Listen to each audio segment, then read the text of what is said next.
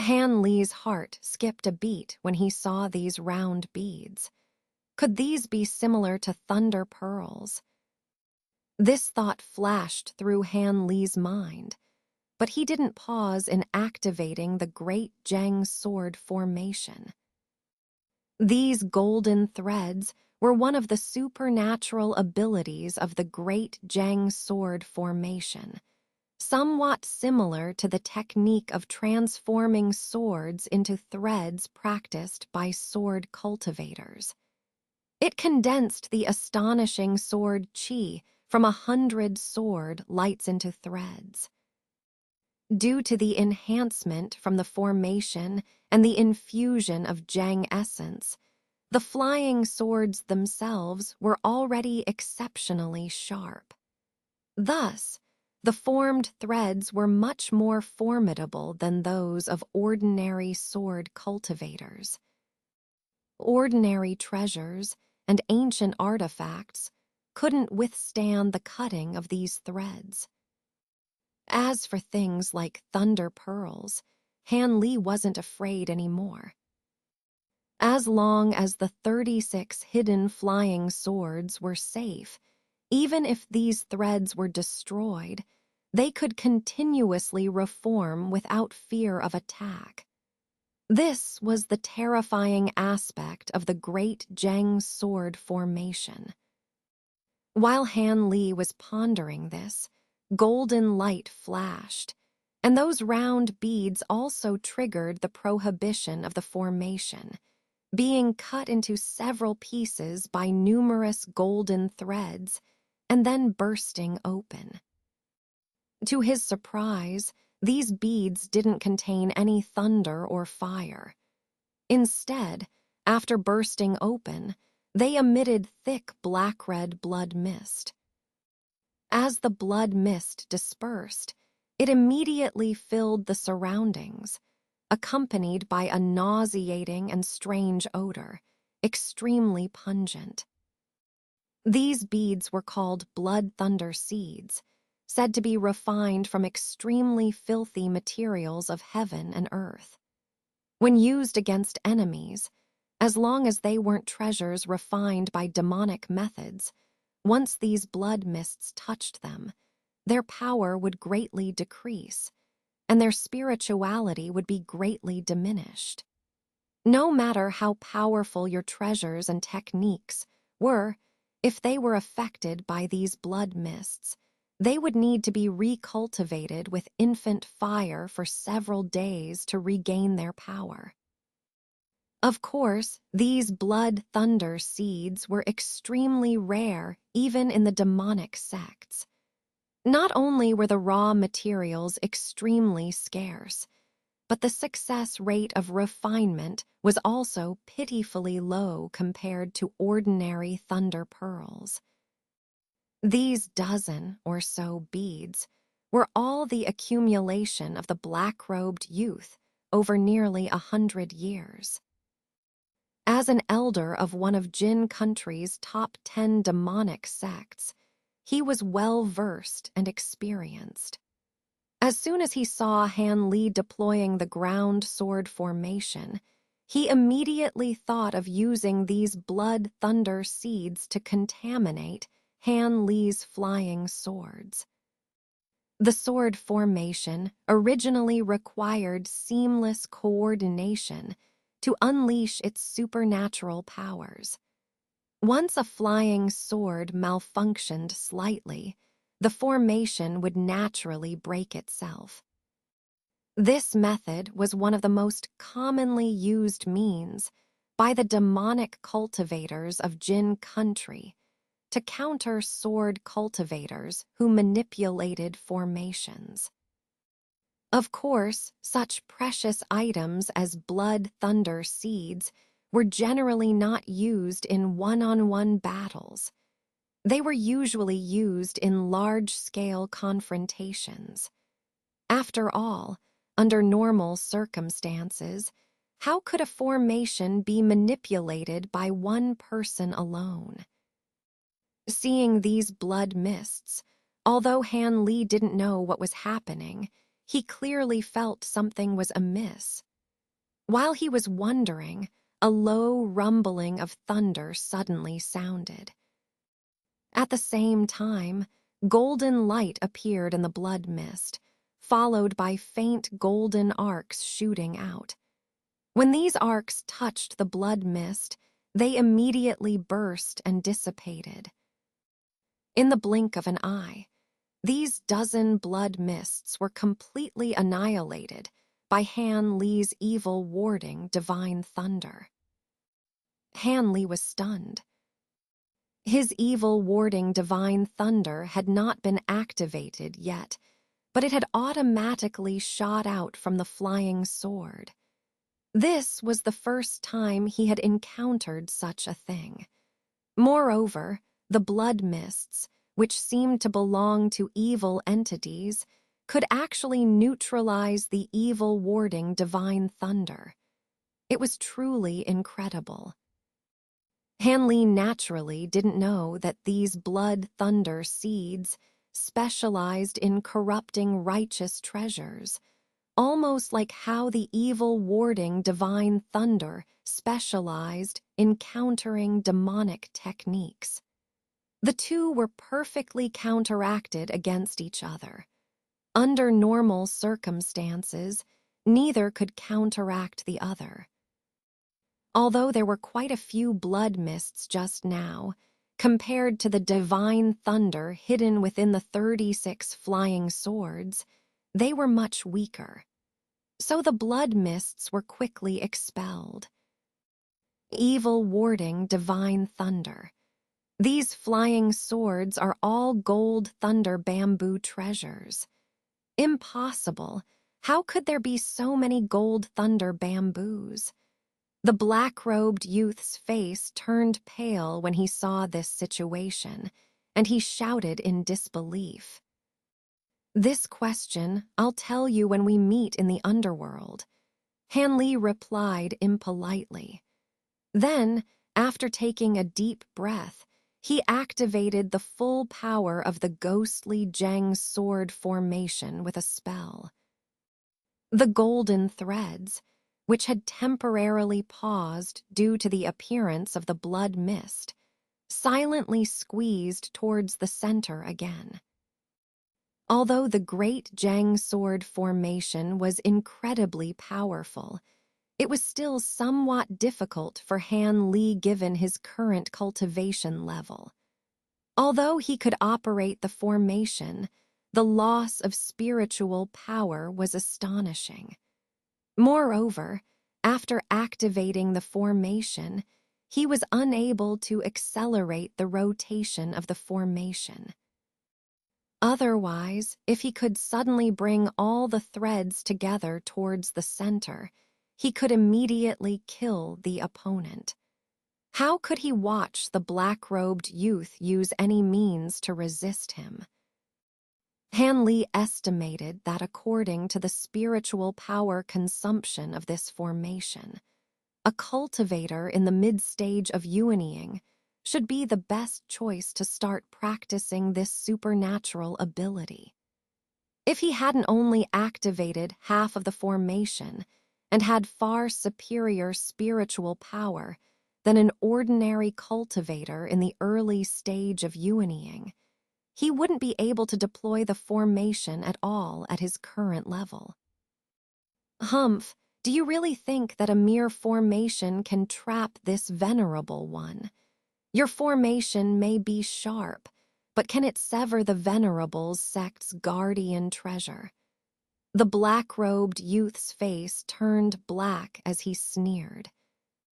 He glanced at the golden threads that were less than 10 zhang away from him and immediately raised his hand without hesitation, delivering a fierce punch to his chest. With a poo sound, a mouthful of black blood spurted out, and within the black blood was a green small banner about an inch long. As soon as this banner appeared, it shimmered with green light, immediately absorbing all the surrounding black blood. The banner turned into a verdant color. The black-robed youth gloomily beckoned to the banner. With a whoosh sound, the small banner turned into a black light and shot into his hand. With a twist of his hands, the light burst forth, and the green banner immediately expanded to several zhang in size.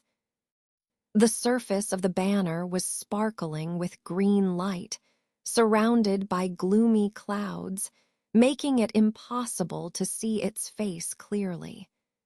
However, it was obviously missing a corner, as if it had been damaged and not repaired. Hanley's pupils shrank, and he murmured, "Ghostly banner." The head of Yin Luo sect had once mentioned using the sect's guardian treasure, the ghostly banner, to deal with Elder Hehuan. Although the latter hadn't really used it, Han Li remembered the name firmly. Now, when the black-robed youth took out this small banner, Han Li naturally guessed most of its smart of you. This is one of the main banners of the 12 ghostly banners.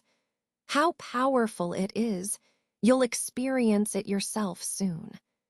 The black-robed youth was momentarily surprised when Han Li recognized the item, but then he spoke coldly, seemingly confident in the artifact. Then he suddenly tightened his grip on the banner and lightly waved it in the direction of the golden threads. With a pu-kai sound, a green cloud emerged from the banner, rapidly expanding and enveloping the youth's figure within. Chilling winds rose around, and numerous dark clouds appeared in the sky, covering the sunlight completely. The sky dimmed significantly, and the surroundings were shrouded in green mist, accompanied by eerie wails. A slight wave of the banner caused such a drastic change in the surroundings. No wonder the black-robed youth was so confident in it.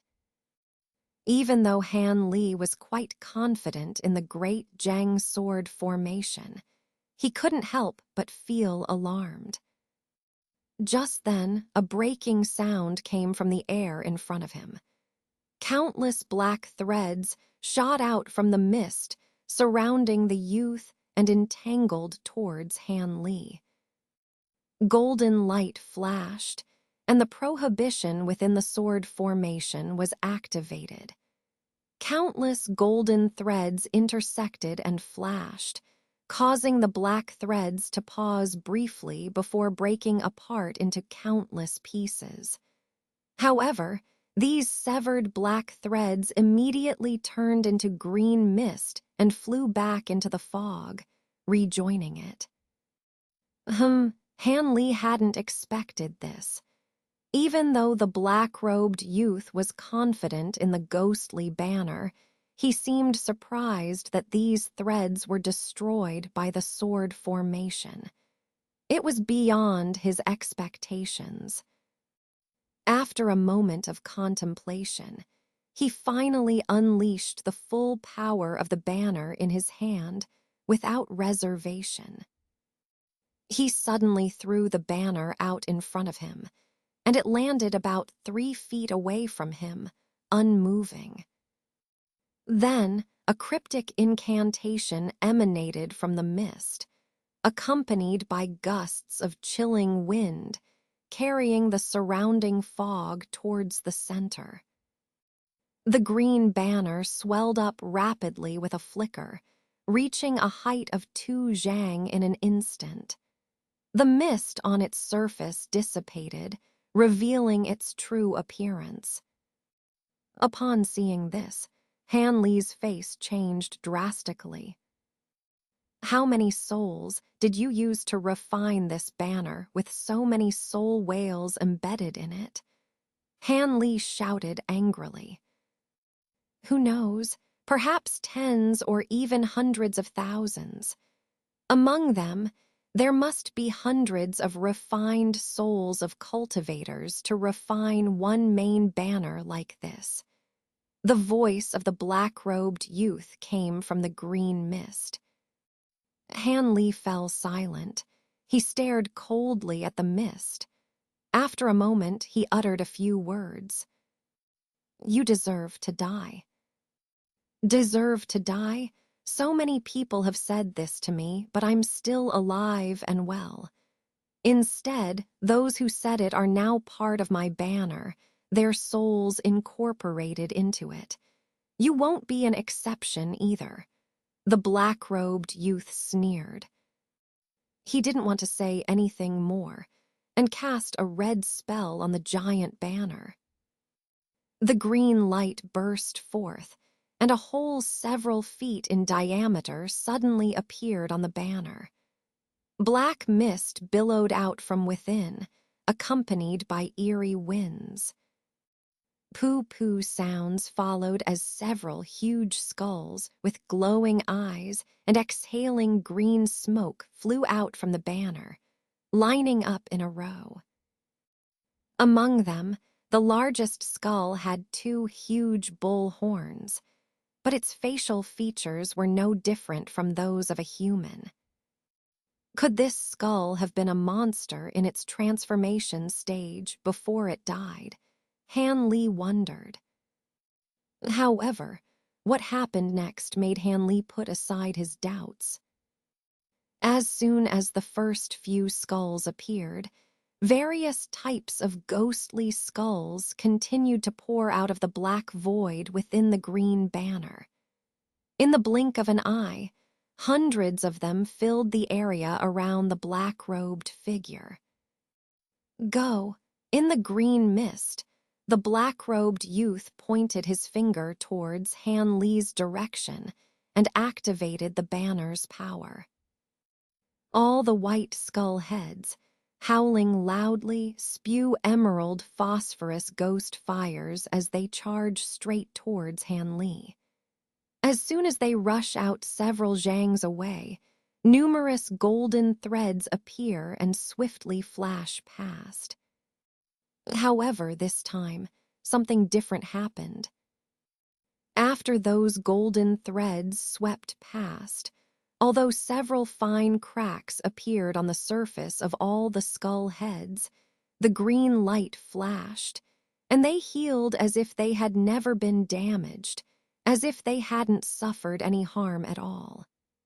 The ghost heads were not hindered at all and continued to pounce towards Han Li.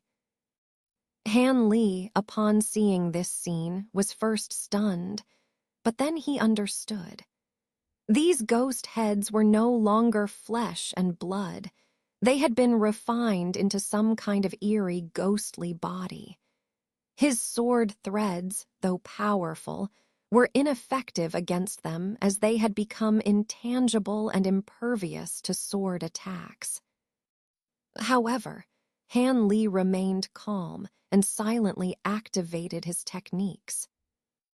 Ahead of the oncoming ghost heads, a thunderous roar resounded, and a flickering electric net suddenly appeared in the air, directly covering them. Since the opponents were ghosts, Han Li naturally didn't hesitate to stimulate the banishing evil divine thunder in his flying sword. But what surprised Han Li was that as soon as the golden net appeared, although the ghost heads hesitated for a moment and showed some fear, under the fierce roar of the leading horned ghost head, they all opened their mouths and spewed emerald ghost fires like terrifying rainbows directly towards the golden net. With a deafening roar, the golden net arced and flickered with electric arcs, instantly extinguishing many ghost fires. However, its descent was halted as it was continuously resisted by the inexhaustible ghost fires, unable to fall. Han Li frowned, showing a hint of surprise. If it were ordinary ghost fires, they would have long been extinguished upon contact with the banishing evil divine thunder.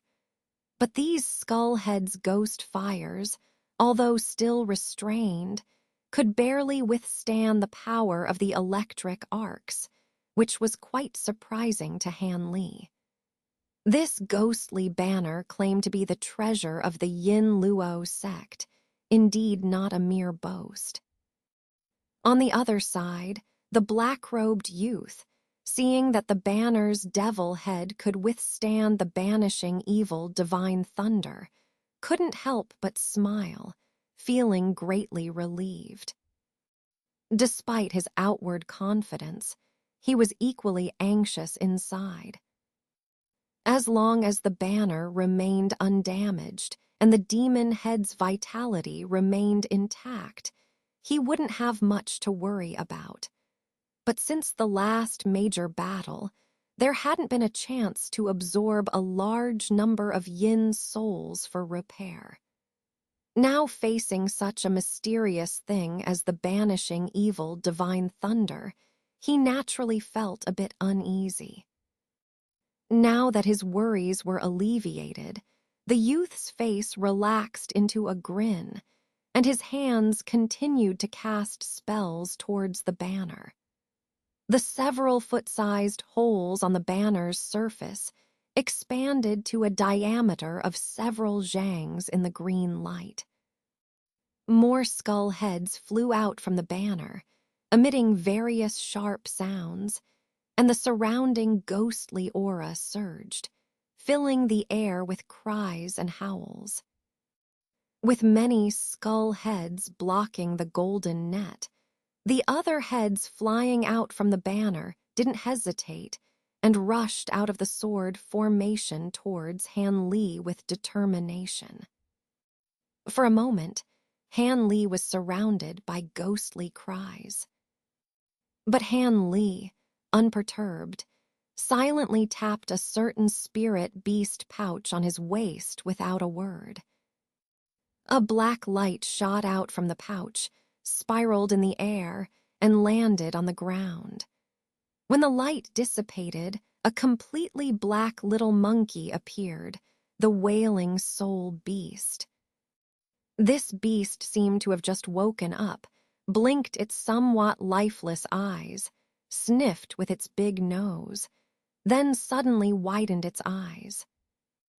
It immediately spotted the numerous ghost heads not far away and began excitedly squealing. The originally imposing skull heads had already crowded within 10 zhangs in front of Han Li, but upon seeing the wailing soul beast, they trembled and immediately hovered in place, refusing to take another step forward. At the same time, their ghostly cries also diminished by half, revealing a timid and fearful appearance. Seeing this, the black-robed youth's heart skipped a beat, and the golden threads of the sword formation manifested closer to him. In his urgency, without much thought, he raised his hand, and a gray light sprayed from his mouth, gently swirling around his hand. Immediately, 5 bloody severed fingers fell from his hand, plop, plop, bursting apart. They turned into 5 blood mists and flew out. After a moment, they flew in front of the leading horned skull head. The ghost head's eyes flashed with green light, and it immediately opened its big mouth, sucking all the blood mists into it. Its ghost fire immediately rose several feet, emitting a rumbling roar of anger from its mouth. Under its coercion, the other skull heads also opened their ghostly mouths, and once again spewed out pieces of emerald green ghost fire towards the wailing soul beast. Seeing this, the wailing soul beast pounded its chest, surrounded by black light, and its body instantly grew to several zhangs tall. With a snort, a yellow mist billowed out from its nose. As the overwhelming ghost fire came into contact with the yellow mist, it was immediately sucked into it. Then, the mist continued unabated, rushing into the group of skull heads behind it. Wherever the light passed, all the skull heads lost all resistance and were sucked into it. The remaining ghost heads, seeing this, scattered and fled in panic. Even the angry horned skull head was powerless. At this moment, when the mist reached above this skull head, it was covered by it. The horned skull head, upon seeing this, flashed a green light in its eyes and suddenly emitted a large amount of green smoke, condensing into form.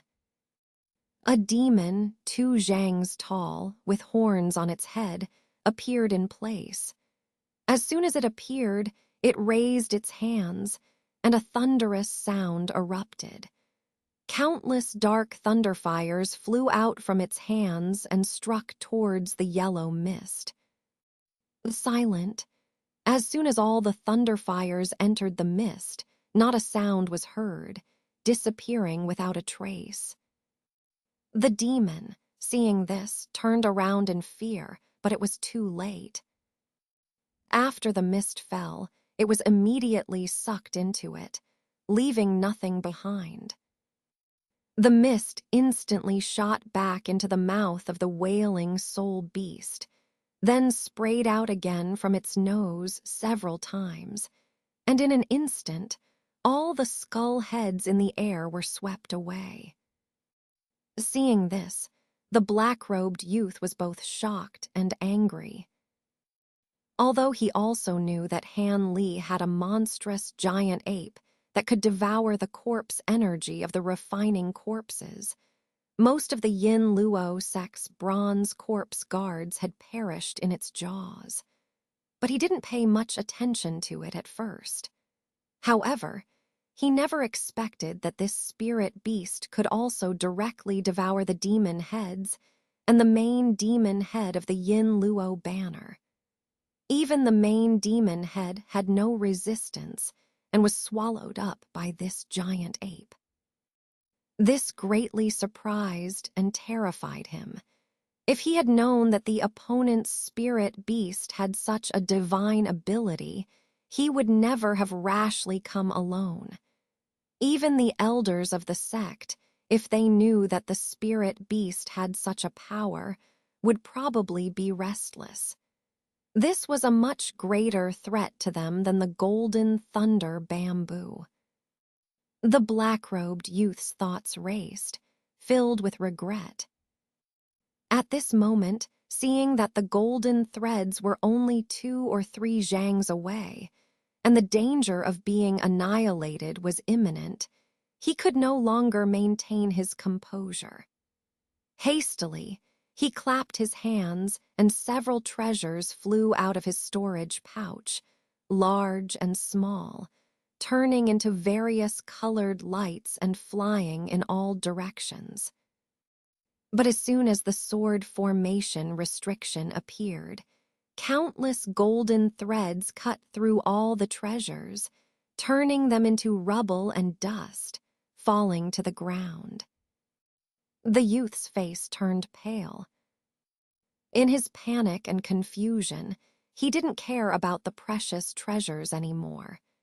He immediately reached out and grabbed the Yin Luo banner in front of him, turning it into a sinister green mist in his hands.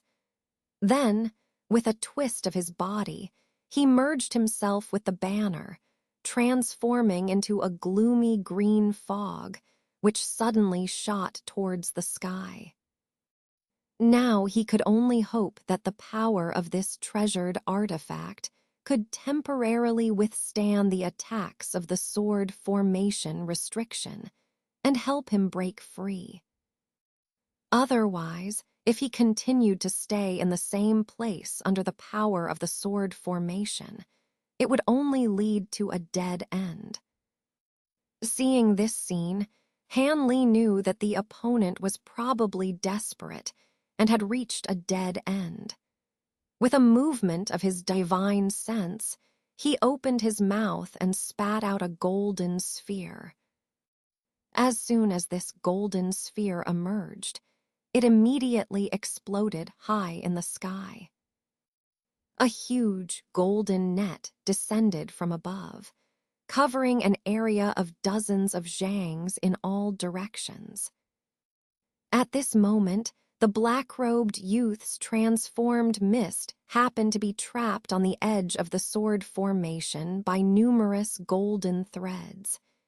Every time a golden thread flashed, a layer of mist would be shaved off. In a blink of an eye, most of the protective mist was gone. The mist struggled to escape in all directions, but there were too many golden threads surrounding it, and there was no way out. Every attempt to break through was met with resistance from dozens of golden threads, bouncing it back. The black-robed youth was completely trapped like a cornered beast. If you truly intend to eradicate me, and don't want the unsealing method of the soul-sealing curse, the youth shouted in horror as the mist layer dwindled to almost nothing. Don't worry. I will find out everything I want to know from your divine sense, Han Li said calmly, without any emotion. Trying to use soul search techniques. You won't succeed. Ah. The youth, in his panic, only managed to say 2 more sentences before the last layer of protective mist was removed by the golden threads. With a scream of despair, his body was instantly torn apart by countless golden threads, leaving only a green light wrapping around his nascent soul, which burst out in a desperate attempt to escape. But outside, the banishing evil divine thunder had already laid down a golden net. With a word from Han Li, the net stopped shrinking and enveloped the nascent soul. The nascent soul struggled desperately inside the net, but as soon as it touched the golden net, electric arcs flashed, and it screamed in agony, unable to escape. If you want to use soul search techniques, I'll just protect my nascent soul. You won't succeed. The nascent soul suddenly emitted a high-pitched scream, filled with resentment. Self-detonate the nascent soul. Han Li frowned, and the golden net stopped shrinking instantly. Seeing this, the nascent soul's expression lit up with joy, and it hurriedly screamed again. As long as you let my nascent soul go, I will tell you the unsealing method, allowing you to save your dual cultivation partner. Otherwise, I have no way out, and I will never let you have the unsealing method. Han Li remained silent, but his gaze flickered, seemingly weighing the pros and cons. But just then, a purple net suddenly spread out from above, trapping the nascent soul inside and immediately contracting to tightly bind it. At the same time, a silver figure silently appeared behind the nascent soul, its lips parted, and a pink mist sprayed from its mouth. At the same time, its 10 fingers flicked, and more than 10 silver lights shot out. When the black-robed youth's nascent soul was enveloped by the fragrant mist, he immediately felt dizzy and powerless, and when the silver lights pierced his nascent soul, his spiritual power condensed, and he lost all his magical abilities. Even if he wanted to self-destruct, he couldn't do it. At that moment, the youth's face turned pale with fear, and he stared in disbelief at another white-clad woman beside Han Li. Well done. Your actions are getting more and more decisive, even though he had secretly instructed Silver Moon to act. Han Li still praised the woman with a smile on his face. It's all because Master chose the perfect timing for me to act. This person only wanted to escape for his life, so he didn't notice that the one left behind was just a phantom. My real body had long hidden elsewhere, Silver Moon said with a smile. Then, with a wave of her sleeve towards the other Silver Moon next to Han Li, it immediately turned into a burst of white light and dissipated. Han Li smiled faintly and said no more. But the enormous golden net that covered the surroundings turned back into a golden sphere with a thunderous sound and disappeared into his hand. As for the great golden sword formation, with a movement of Han Li's divine sense, it reverted back to 36 flying swords and flew into his sleeve on its own. Only then did Han Li calmly glance at the nascent soul of the black-robed youth. The nascent soul of the black-robed youth, filled with terror, wanted to curse angrily, but he was powerless, unable to even open his mouth. Silver Moon, take him to that forest over there and start searching for the method to remove the soul-sealing curse, Han Li said coldly after his expression darkened. Then, he rose into the air and flew alone towards another dense forest. Yes, Master, Silver Moon replied respectfully, raising her hand to lift the nascent soul at her feet and followed lightly. Soon after, a large pink mist emerged from the forest, enveloping the entire area. Hundreds of miles away from the island where Han Li and the black-robed youth fought, there were flashes of spiritual light, and 6 different-colored shocking rainbows were flying towards the direction of the island. The leader was a solemn-looking man, the silver-haired elder of the falling cloud sect. Friend Cheng, are you sure your sensing is correct? That teleportation array looks extremely crude, yet it can send people so far away. It's truly unbelievable, the fat old man with a red nose who followed the silver-haired elder suddenly asked. Absolutely correct. My sensing is crystal clear now. Junior brother Han should be not far ahead. Fellow Taoists, be more careful. That person is at least a mid-nascent soul-stage demonic cultivator. Although there are many of us, we are all at the early stage of cultivation. We need to be cautious when dealing with this demonic cultivator, the silver-haired elder affirmed, then continued with concern. Don't worry. This time, Brother Yu has brought the treasure of our sect, the lost immortal bell.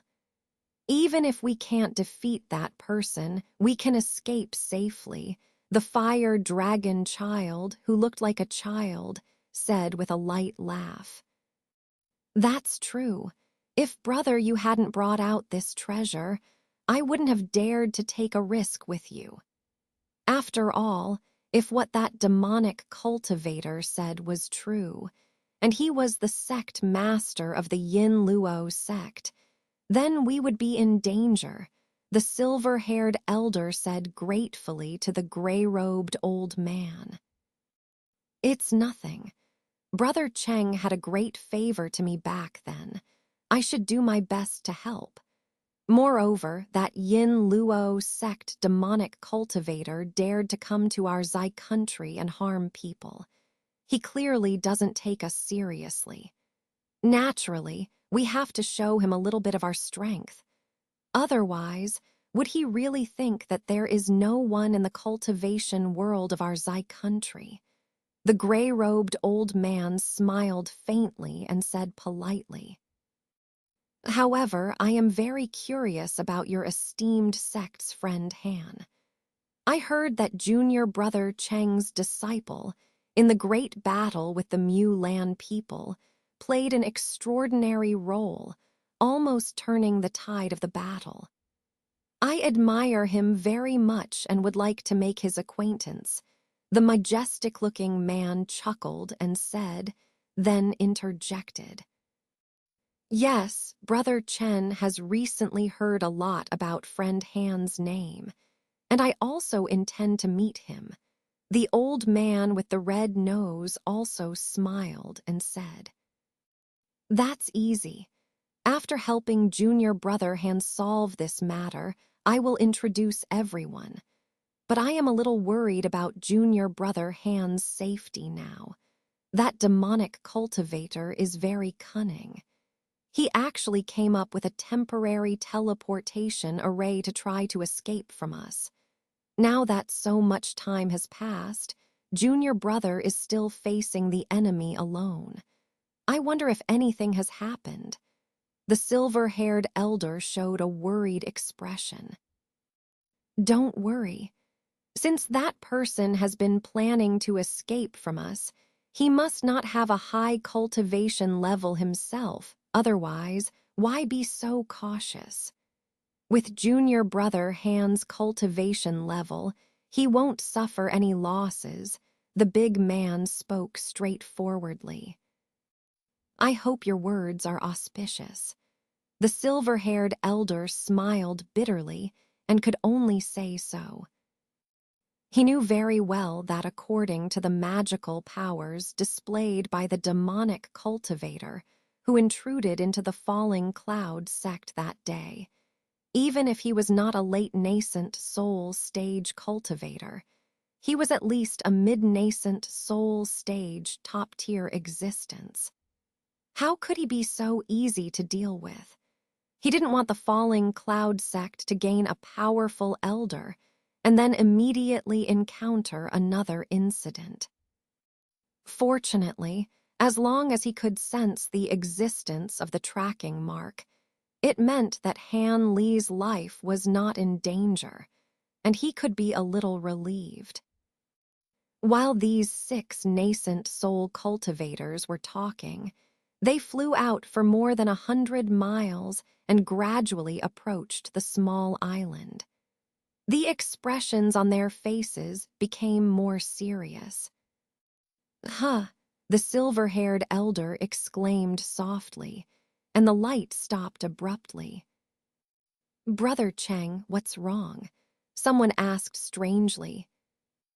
"Junior brother Han seems to be moving towards us. I wonder if he has resolved the matter or if he has been."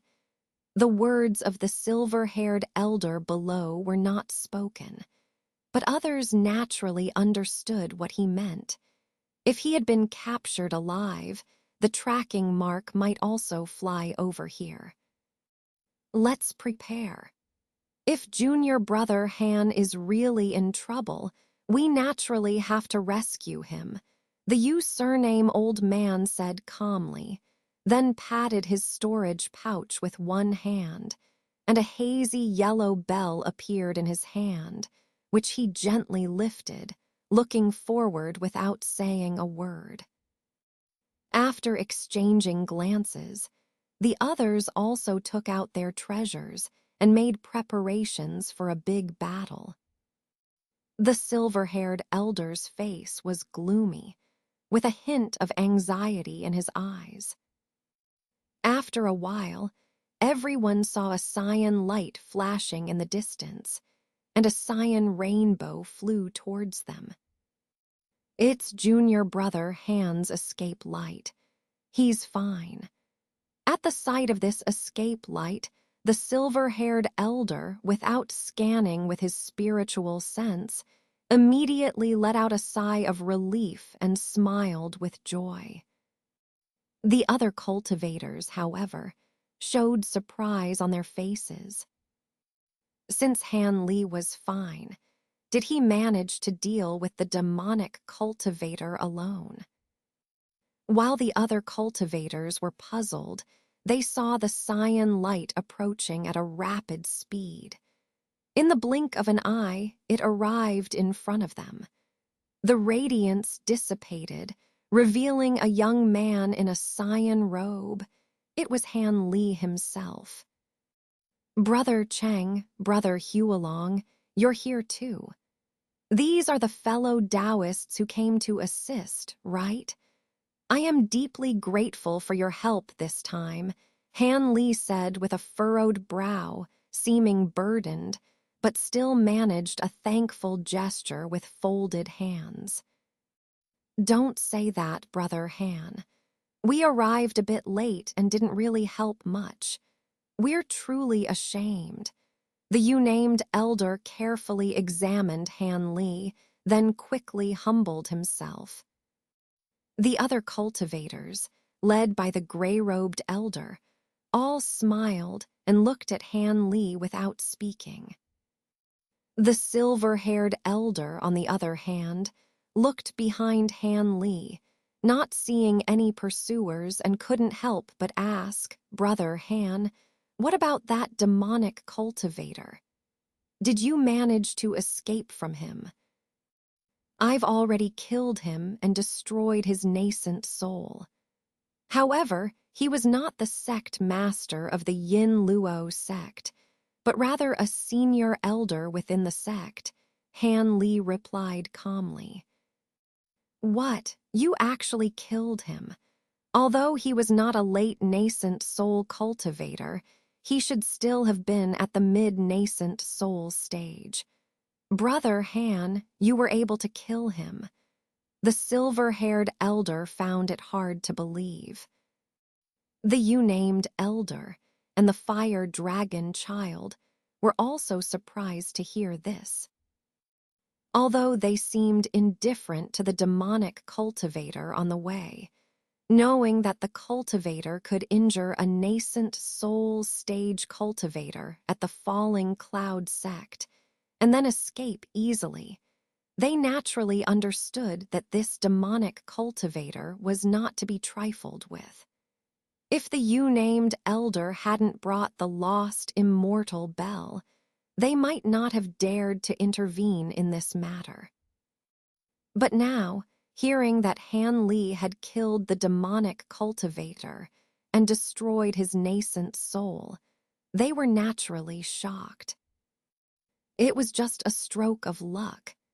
His cultivation technique happened to be restrained by me, Han Li replied vaguely, then pondered for a moment before raising his hand and tossing a black object toward the silver-haired elder. The elder instinctively caught the object, feeling a chilling sensation.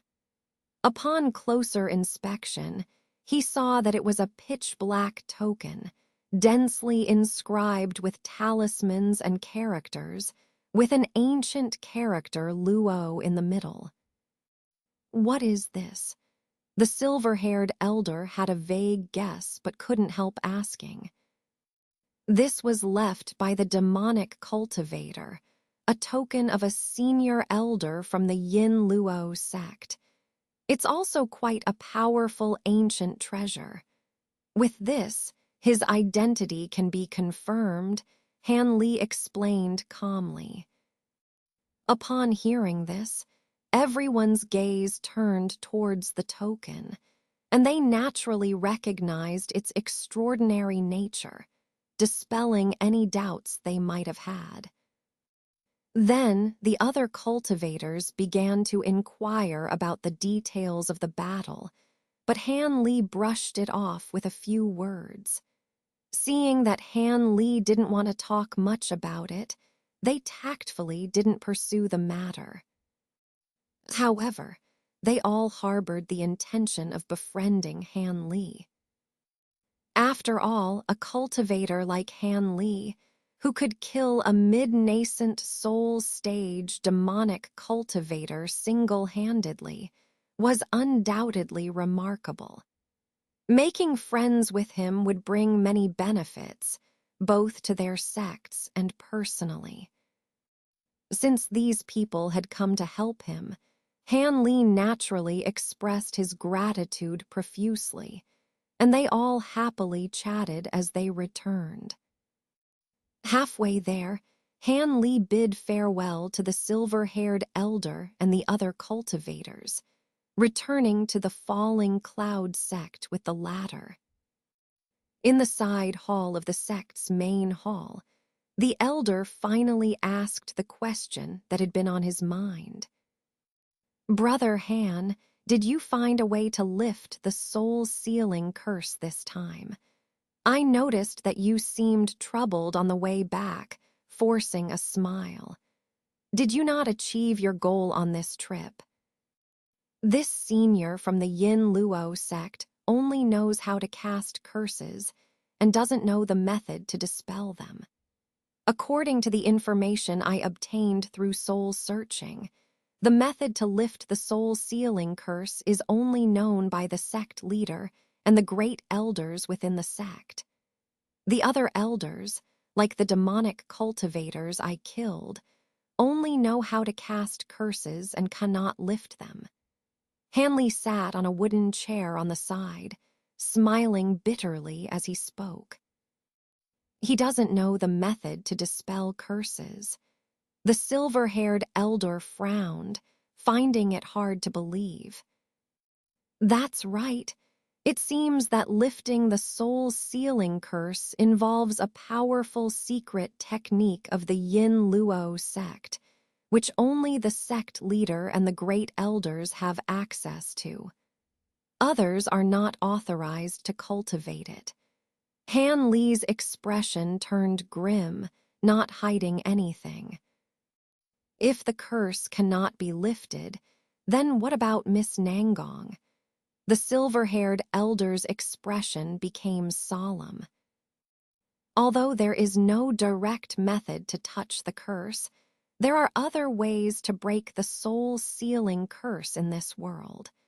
This demonic cultivator is indeed worthy of being an elder of the Yin Luo sect. I found several methods to break the seal using external objects from his divine sense. Han Li's gaze flickered a few times before he continued. What objects can break the soul-sealing curse? Please tell me, junior brother Han. The elder's spirit lifted, asking eagerly. These items are rare treasures that are hard to find in this world. In general, they are probably impossible to find. Han Li sighed and casually mentioned 2 types. After hearing them, the silver-haired elder was shocked and speechless. These items, let alone in our Tian Nan, I doubt they even exist in this world. The elder murmured. That's not necessarily true. I happen to know the whereabouts of one of them. It's just as difficult to obtain. I need to prepare carefully before I can be somewhat confident. Han Li's mouth twitched slightly as he replied calmly. After hearing Han Li's words, the elder showed a surprised expression, but seeing that Han Li seemed reluctant to elaborate, he didn't pursue further. Instead, he said sincerely, "Do you need any help from me and the sect for this matter? Junior brother, don't hesitate to ask." It's better not to. This time, it's not something that can be accomplished with more people. Han Li fell silent for a moment and then politely declined. Since junior brother has a plan in mind, I won't inquire further. However, remember, if you need anything, just call upon the sect's power. The silver-haired elder didn't insist, stroking his beard. I appreciate your kind offer, senior brother. I'll go check on Wanner now. Han Li forced a smile and then bid farewell as he stood up. After seeing Han Li off the main hall, the elder stood at the door for a moment, sighed lightly, and turned into a startled rainbow, flying towards his own cave. The secret chamber containing the ice wall was safe and sound, without any surprises. Hanley stood quietly in front of the ice wall, looking at the innocent and beautiful girl inside, his expression somewhat dazed. This action lasted for an unknown amount of time. After a complex expression flashed in Han Li's eyes, he suddenly muttered softly to himself, "Wanner, you're really bold.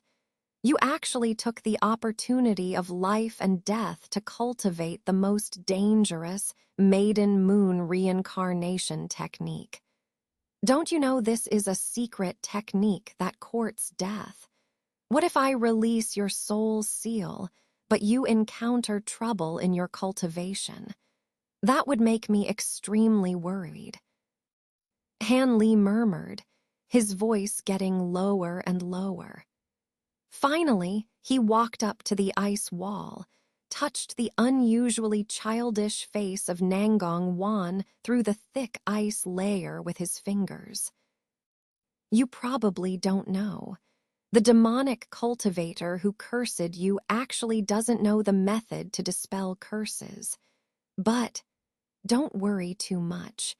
I found another way to awaken you from his divine sense. By using some external objects, the seal can be resolved. Although these items are hard to find in the world, there happens to be one of them in the fallen Devil Valley. The inner core of an ancient fire demon beast, normally impossible to find. But luckily, there happens to be an ancient fire toad beast in the fallen Devil Valley, which fits the conditions perfectly. It seems that the trip to the fallen Devil Valley in a few years is inevitable. Even though this method of using external objects only has a 50% chance of breaking the soul seal, even if it fails, it can greatly weaken the effect of the curse. With this extra time, I can also make a trip to the Jinn Kingdom without worries. By any means, I will obtain the method to dispel the curse at that time." As Hanli spoke, his voice became icy. Facing Nangong Wan in the ice wall, he vented some of his frustration. After staying in the secret room for a quarter of an hour, Han Li finally walked out. Then, turning into a green rainbow, he flew back to his cave in the Submother Peak. In the main hall of the cave, Han Li sat at the main seat with his head slightly lowered, lost in thought. Silver Moon stood obediently beside him, her black eyes rolling around his face, showing a mischievous look. "What are you looking at? Did flowers bloom on my face?" Han Li didn't raise his head, but said lightly, "Master is joking. I'm just wondering what Master's plans are for the future. It's not too long before we enter the Fallen Devil Valley. Both the Purple Spirit Maiden and the Marquis of Nanlong have invited you. Which group do you intend to ally with? And have you really made up your mind, Master? The Fallen Devil Valley is known as the most dangerous place in the South. Even if Master has remarkable abilities, it's still extremely dangerous to enter. Even if you want to save Miss Nangong, there are other ways. Going to the Fallen Devil Valley is too risky." Silver Moon smiled lightly at first, then hesitated and said, "Other ways? Are you talking about the eggshell of the Millennium Profound Gold Bird, or the fruit of the Bodhi flower? Most of these things have long been extinct in this world. Even if they exist, They are probably hidden in some remote and uninhabited corners. There's no way to find them. Only the inner demon core of the ancient fire toad, which is the easiest to obtain. As long as I follow the route provided by Senior Kang Kun without being greedy and reckless, I won't get lost in it. As for which side to ally with, let's talk about it later. Hanley shook his head and said calmly, Master has a point. Everything will follow Master's wishes. Silver Moon thought for a moment and smiled in agreement, looking extremely charming for a moment. However, although the land of the far west is adjacent to our Tian Nan, it's actually quite troublesome to get there. Not only do you have to pass through the Righteous Alliance countries, but you also have to cross a vast desert that stretches for countless miles to get there. Han Li suddenly remembered something and frowned, slowly saying yes, a desert.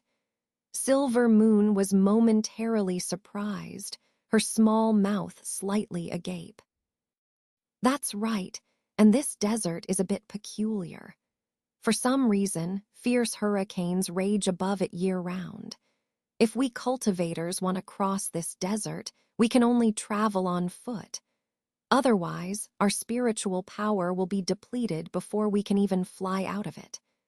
As a result, even though the various factions in Tian Nan know about the land of the far west, they don't pay much attention to it. Firstly, because it's not very large, only about the size of 2 medium-sized countries in Tian Nan. Secondly, its resources are relatively poor. Plus, it's inconvenient to travel to and from Tian Nan due to this desert. Therefore, both the righteous and demonic factions have never paid much attention to this place. The entire land of the far west has always been occupied by the Thousand Bamboo sect. Han Li explained. Since we have to travel through the desert, won't it take a long time? Silver Moon furrowed her eyebrows, looking somewhat worried. Yes, it will take quite a long time. Even if everything goes smoothly, I estimate it will take us several years for the round trip. So before leaving for the land of the far west, there are some things I need to take care of first. Then I can leave with peace of mind. During this time, Silver Moon, you can also help out. I'll leave this to you to take care of. Use the green liquid to nurture it every day for a while and see if there are any signs of revival. Han Li said, reaching into his storage pouch and taking out a jade box, handing it to Silver Moon. The Black Heaven Immortal Vine. Master, are you really entrusting this to me? Silver Moon recognized the contents of the jade box at a glance, somewhat surprised. If it can't be revived, it's just a material for refining tools. There's nothing special about it. I'll take this opportunity to deal with the wooden spirit infant first, plant the second nascent soul, and then deal with that corpse sprite. I obtained a sacrificial refining method for the corpse sprite from the storage pouch of that Yin Luo sect elder. It's a good opportunity to make use of it. After all, that corpse sprite has been a trouble buried deep within the Yunmeng Mountains. With so much to do, I'm completely preoccupied. Everything in the cave will naturally be left to your care. Han Li looked at Silver Moon with a smile that didn't quite reach his eyes, calmly saying, All right, since you are the master, I will do as you say. Silver Moon sighed and took the jade box, somewhat helpless. Han Li smiled faintly, then said a few more words to Silver Moon before intending to leave the main hall. But at that moment, Silver Moon hesitated for a moment, then suddenly called out to Han Li. "Master, there's something that has been weighing on my mind for a long time. May I ask you about it?" Silver Moon blinked her bright eyes and asked seriously. "What's the matter?"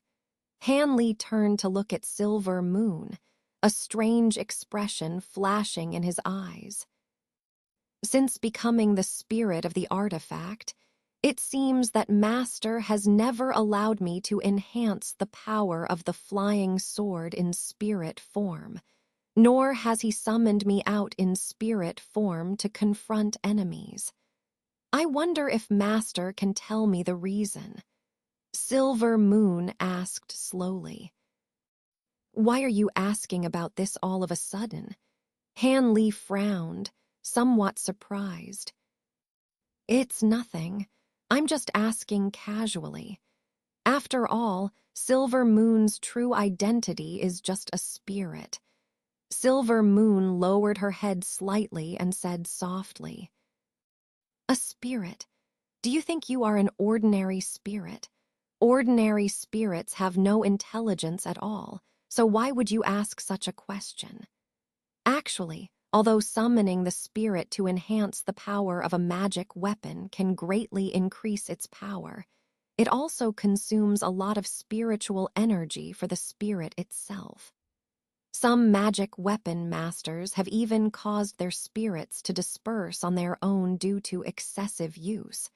So I won't summon you in spirit form to deal with enemies unless absolutely necessary.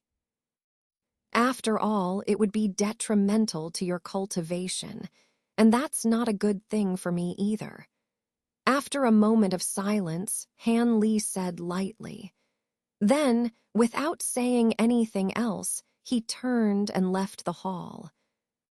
Silver Moon, who remained in the hall, blinked her clear eyes a few times, a pensive look appearing on her jade-like face, pondering something. After a while, she lowered her head to look at the jade box in her hand, and a faint smile appeared at the corner of her mouth before she also walked out. The next day, Han Li appeared in the secret room of the cave mansion, ready to begin cultivating the second nascent soul technique. Ordinary secret techniques simply couldn't compare to such grand techniques, so Han Li had been preparing for today's cultivation for a long time. Now Han Li sat cross-legged on the ground, holding a pale blue jade slip in his hand. It seemed that he was immersing his divine sense in it, comprehending something. This jade slip recorded the mystical nascent soul technique. After a moment, Han Li withdrew his divine sense, closed his eyes, and pondered for a moment. Then he formed seals with both hands and uttered a few low incantations. His body then froze in place, motionless. Above his heavenly spirit aperture, a cyan light flashed, and a baby wrapped in cyan light suddenly appeared there. It was the nascent soul that Han Li had painstakingly cultivated for over 200 years. This nascent soul seemed slightly more robust than a few years ago. Its eyes were black and clear, showing spirituality. Han Li dared to let it out of his body only in extremely safe places like this secret room. Otherwise, if anything went wrong, Han Li's nascent soul would be extremely fragile. After sitting on top of Han Li's head for a while, the nascent soul tilted its head to glance around the secret room. Then, surrounded by cyan light, it transformed into a wisp of spiritual light and began to move slowly in the secret room. At first, it seemed a bit unfamiliar, but gradually it seemed to grasp the method of flight. The cyan light became faster and faster.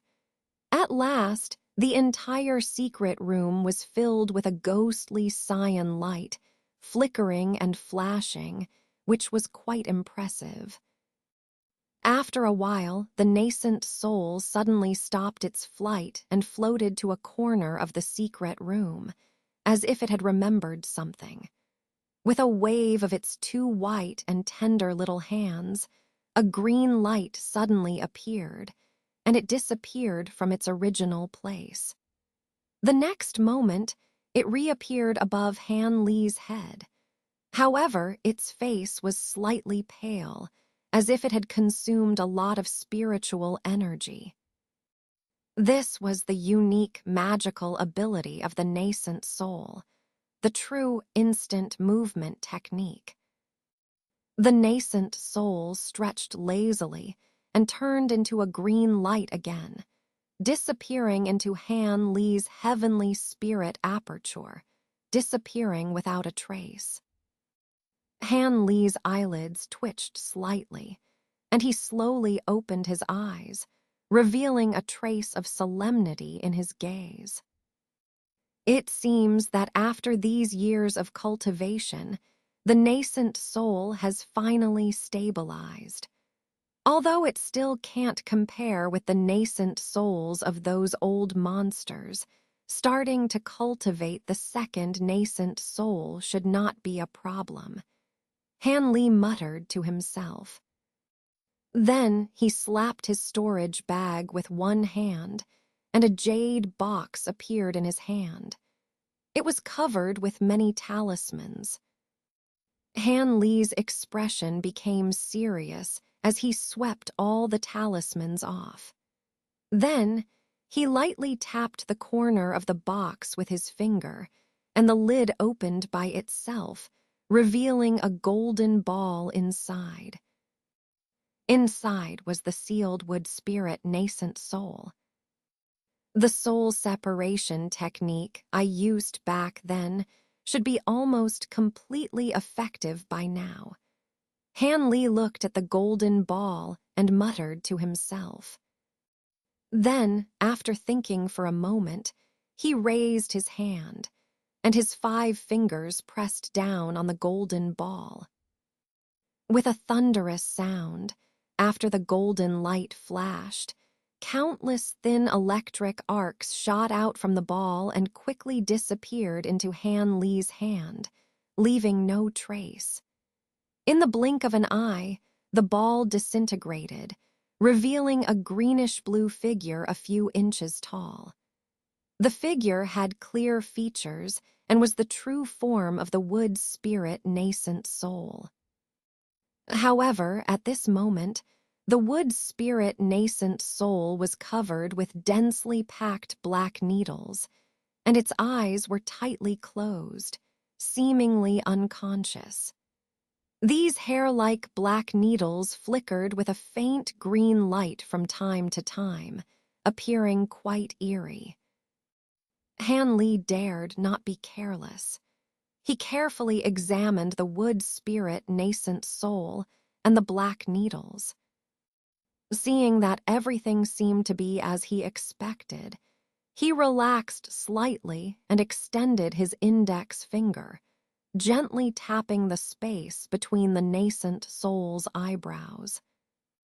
With a poo-kai sound, before his finger could truly touch it, a green light cluster the size of a soybean suddenly erupted. Then, it turned into a green light beam and directly pierced into the nascent soul's eyebrows. Han Li's finger didn't shake at all, remaining steady. It seemed as if he was using the green thread to probe the situation inside the nascent soul. After a full meal's time, Han Li breathed a sigh of relief. He retracted the green thread, which disappeared after a flash. Rubbing his chin, Han Li pondered for a moment, then suddenly raised his hand and dozens of black lights shot out from the nascent soul's body, flying into his sleeve. Meanwhile, the nascent soul still lay unconscious in the jade box, showing no signs of waking up. It seemed that Han Li had made up his mind and didn't hesitate anymore. He formed a strange hand seal with both hands and cast a spell on the wood spirit nascent soul. Suddenly, the nascent soul floated lightly out of the jade box, flying to a height equal to Han Li's head, and then autonomously sat cross-legged facing him, motionless. Han Li gently closed his eyes, and with a wave of his hand, a cyan light burst from his heavenly spirit aperture, once again revealing his nascent soul. This time, the nascent soul did not have a smiling expression on its face, but rather a tense and serious expression.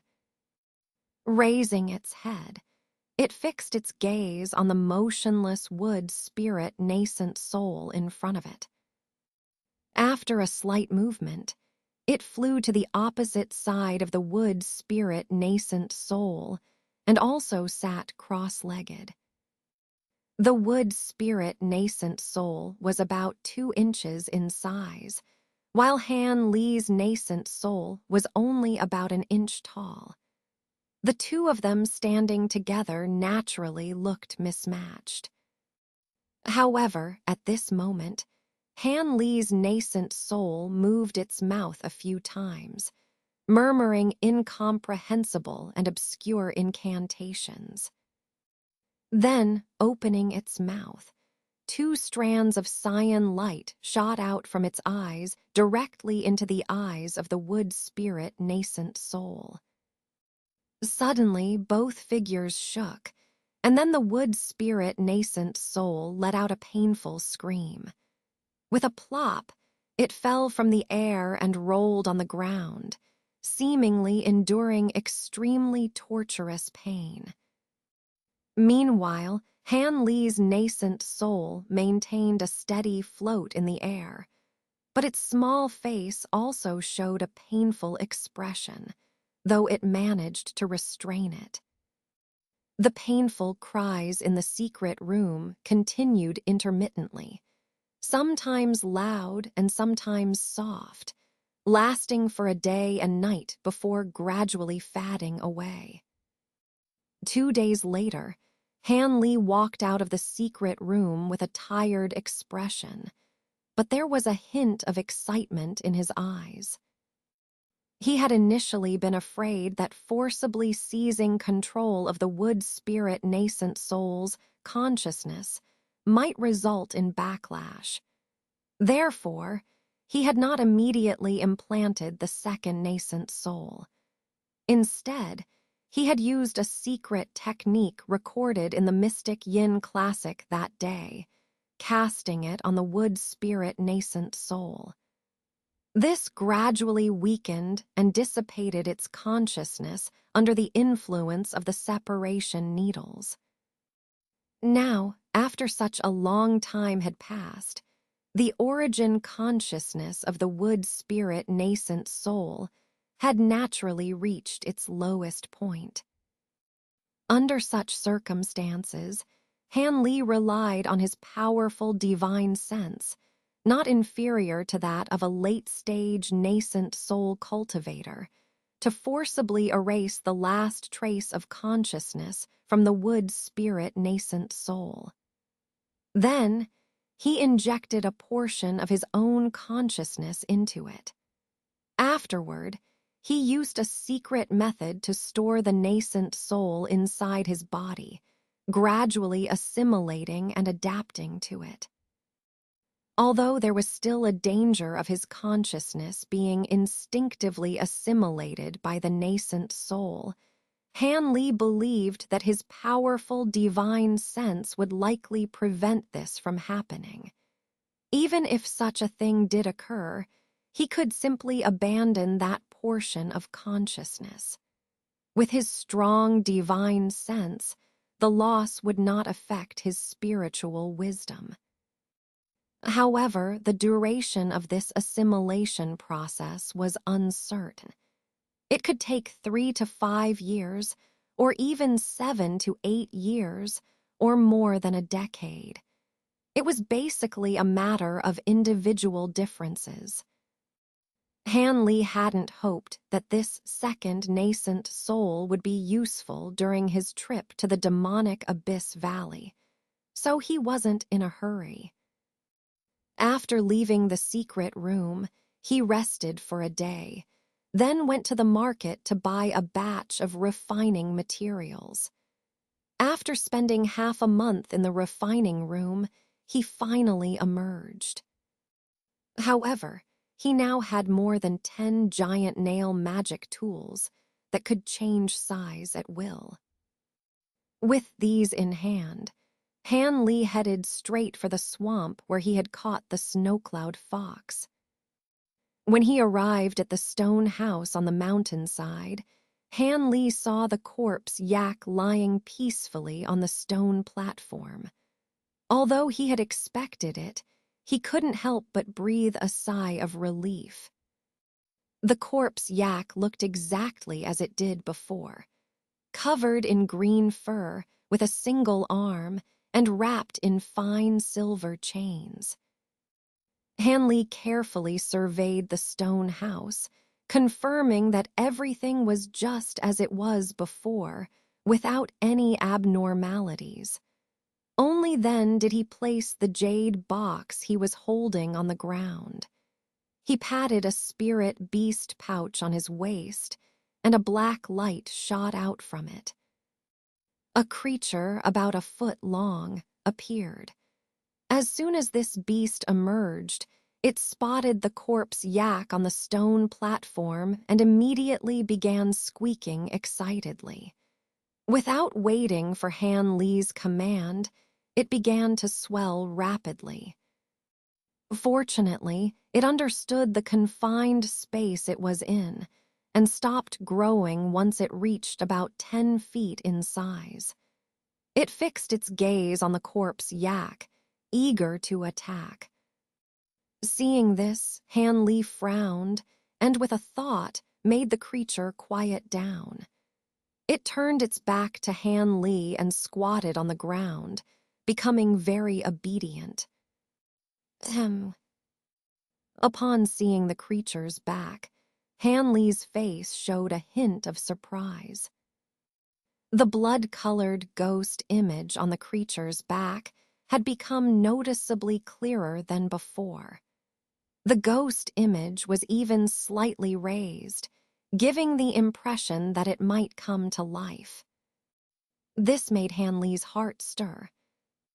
It seemed that after the recent devourings, the creature was about to undergo some peculiar changes again.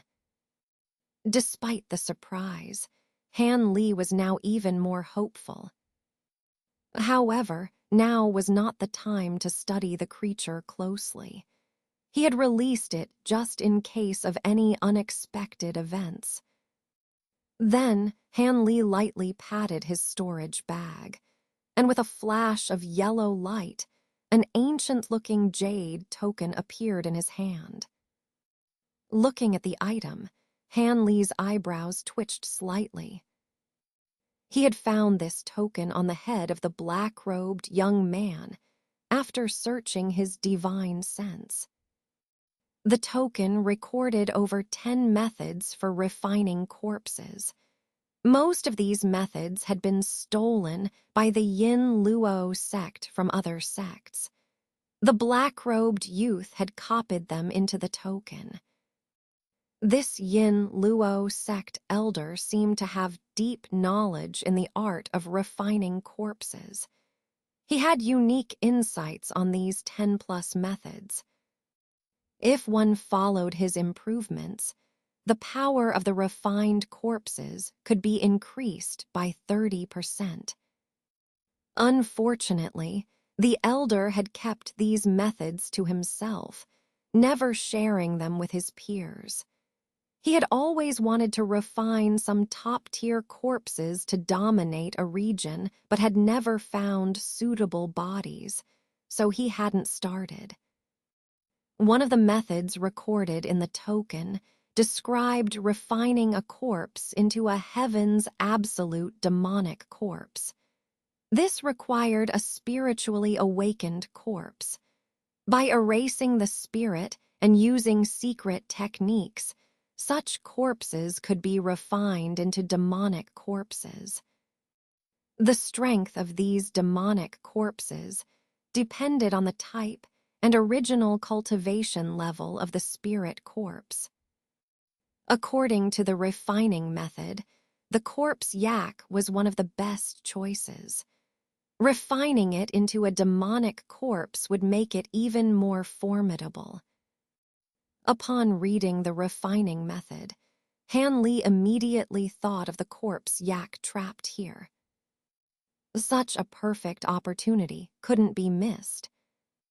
However, before refining the demonic corpse, he needed to completely erase the original spirit of the corpse yak, just like with the second nascent soul. So he had brought the jade box, possibly containing the corpse yak's primary spirit, to cast the spell. Hanley glanced at the silver giant nails before him, and with a gesture, the nails floated up and began emitting a faint silver light in response to his chanting. With a rub of his hands, the sound of thunder echoed, and large arcs of golden lightning covered his palms, dazzling and imposing. Hanley expressionlessly raised his hands. Thin bolts of lightning shot from his palms, striking the giant nails. Gold and silver light intertwined, and the nails trembled. Seeing this, Han Li's face darkened. With a word of command and a spell, the nails turned into streaks of silver light, flying around the corpse yak on the stone platform, then hovered over its limbs and vital points. After completing these preparations, Han Li took a deep breath and glanced at the jade box with the gold talisman. Opening his mouth, he sprayed a blue mist that swept over the box, causing the talisman to tremble and fall off. With a swoosh, the lid flew off as if struck. Han Li's pupils contracted as he stared at the box, his lips tightly shut. A dense green fog rolled out of the box, accompanied by manic laughter. "Ha, I'm finally free. Who's the fool who released me? Since you've set me free, I'll start by devouring you. A nascent soul cultivator." The green fog quickly formed a female face identical to the demon fox Silvermoon, except with vicious green eyes. It hesitated upon seeing Han Li. Han Li was equally surprised by the familiar face, but quickly regained his composure. The demon fox form of Silvermoon was originally controlled by the corpse yak. This jade box indeed contained the corpse yak's primary spirit. The green ghost face paused, then sneered. It opened its mouth, and a cold wind blew, enlarging the ghost face, which lunged at Han Li. But Han Li, having prepared thoroughly, wouldn't let it succeed. No matter how powerful the corpse yak was in life, now it was just a trapped spirit. Han Li wasn't afraid at all. Standing still, his face flashed coldly. The creature nearby, as if receiving a command, let out a snort, and a yellow mist enveloped part of the ghost face, dragging it back. "What is this?" The ghost face struggled, trying to break free. Unfortunately, The creature's power specifically countered spirits and demons. Instead of escaping, the ghost face was gradually engulfed by the mist. The ghost face panicked. Showing its ruthless nature, it severed the trapped part and reformed into a smaller face, darting towards the corpse yak's body.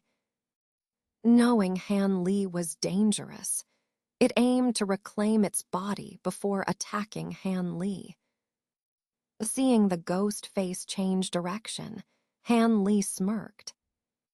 Unhurriedly, he pointed at the lightning-wrapped giant nails. Just as the ghost face entered the corpse yak's body, the nails struck like lightning. With a series of thuds, the nails pierced the corpse yak's vital points. Though the nails couldn't penetrate its iron-hard body, the golden arcs created a net, enveloping the corpse yak. A burnt, foul smell emanated as the spirit was forced out again, now larger, with two ghost faces visible in the green mist. The two faces tried to re-enter the body, but were repelled by the electric arcs, screaming in frustration. It seems there was indeed a secondary spirit hidden. This wasn't in vain. Han Li was delighted. With his last concern gone, he commanded the creature. It snorted again, releasing a blinding yellow mist that engulfed the ghost faces. This time, the faces weren't so lucky. The mist swept them up, silencing their screams, and the creature swallowed them. The creature patted its belly in satisfaction. Han Li smiled. Instead of retrieving the nails, he calmly approached the corpse yak. Standing before the stone platform, Han Li examined the silver chains binding the corpse yak. He snapped his fingers, sending a golden sword aura to slash at the chains. With a crisp clang, the chains remained unscathed. Han Li's expression didn't change, as if expecting this. He spat out a small golden sword. With a spell, the sword gleamed and struck a chain. A similar clang echoed, and a small notch appeared on the chain. Han Li's face changed slightly, surprised. Although he knew the chains were strong enough to bind the powerful corpse yak, he hadn't expected the sword, infused with Jengjin, to only cause minimal damage. Despite his surprise, Han Li continued his spell. The sword repeatedly struck the same spot. After a while, the chain finally broke. Curious, Han Li summoned the chain, which coiled like a silver snake, landing in his hand. He noticed that the chain, seemingly smooth, was covered in fine, almost invisible runes. Han Li's eyes flickered with shock. Such tiny runes definitely couldn't be crafted in the current Tian-Nan cultivation world. It seems to be a rare ancient treasure. With this thought in mind, Han Li's hand flashed with silver light as he put away the two silver chains. He planned to see if he could repair these chains in the future and test their power again. After storing the silver chains, Han Li looked down at the hideous corpse of the zombie ghoul. With a somber expression, he flicked his finger, sending out 10 strands of green light that pierced various parts of the zombie ghoul's body. Han Li began to carefully examine it. After a while, Han Li showed a satisfied expression. Except for a missing arm, this zombie ghoul's body was perfect for refining. Not only was its body exceptionally strong, making it difficult for ordinary magic tools to inflict any damage. But the corpse fire and corpse poison within it were also extraordinary. A mere touch would be lethal to any cultivator. However, looking at the zombie ghoul's severed arm, Han Li had a thought and began to ponder. Suddenly, he patted the spirit beast pouch at his waist, and a swarm of three-colored gold-eating insects poured out.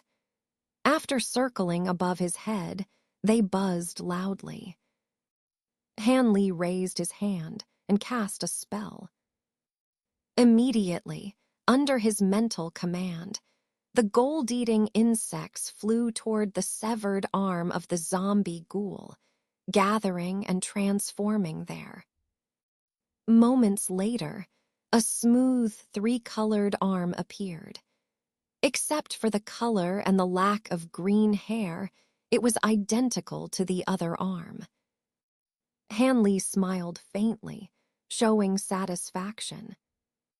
Next, he took out several stacks of formation flags and formation discs from his storage pouch, and unhurriedly set up a mysterious array in the stone chamber. He spent over 2 months in the mountain cavern.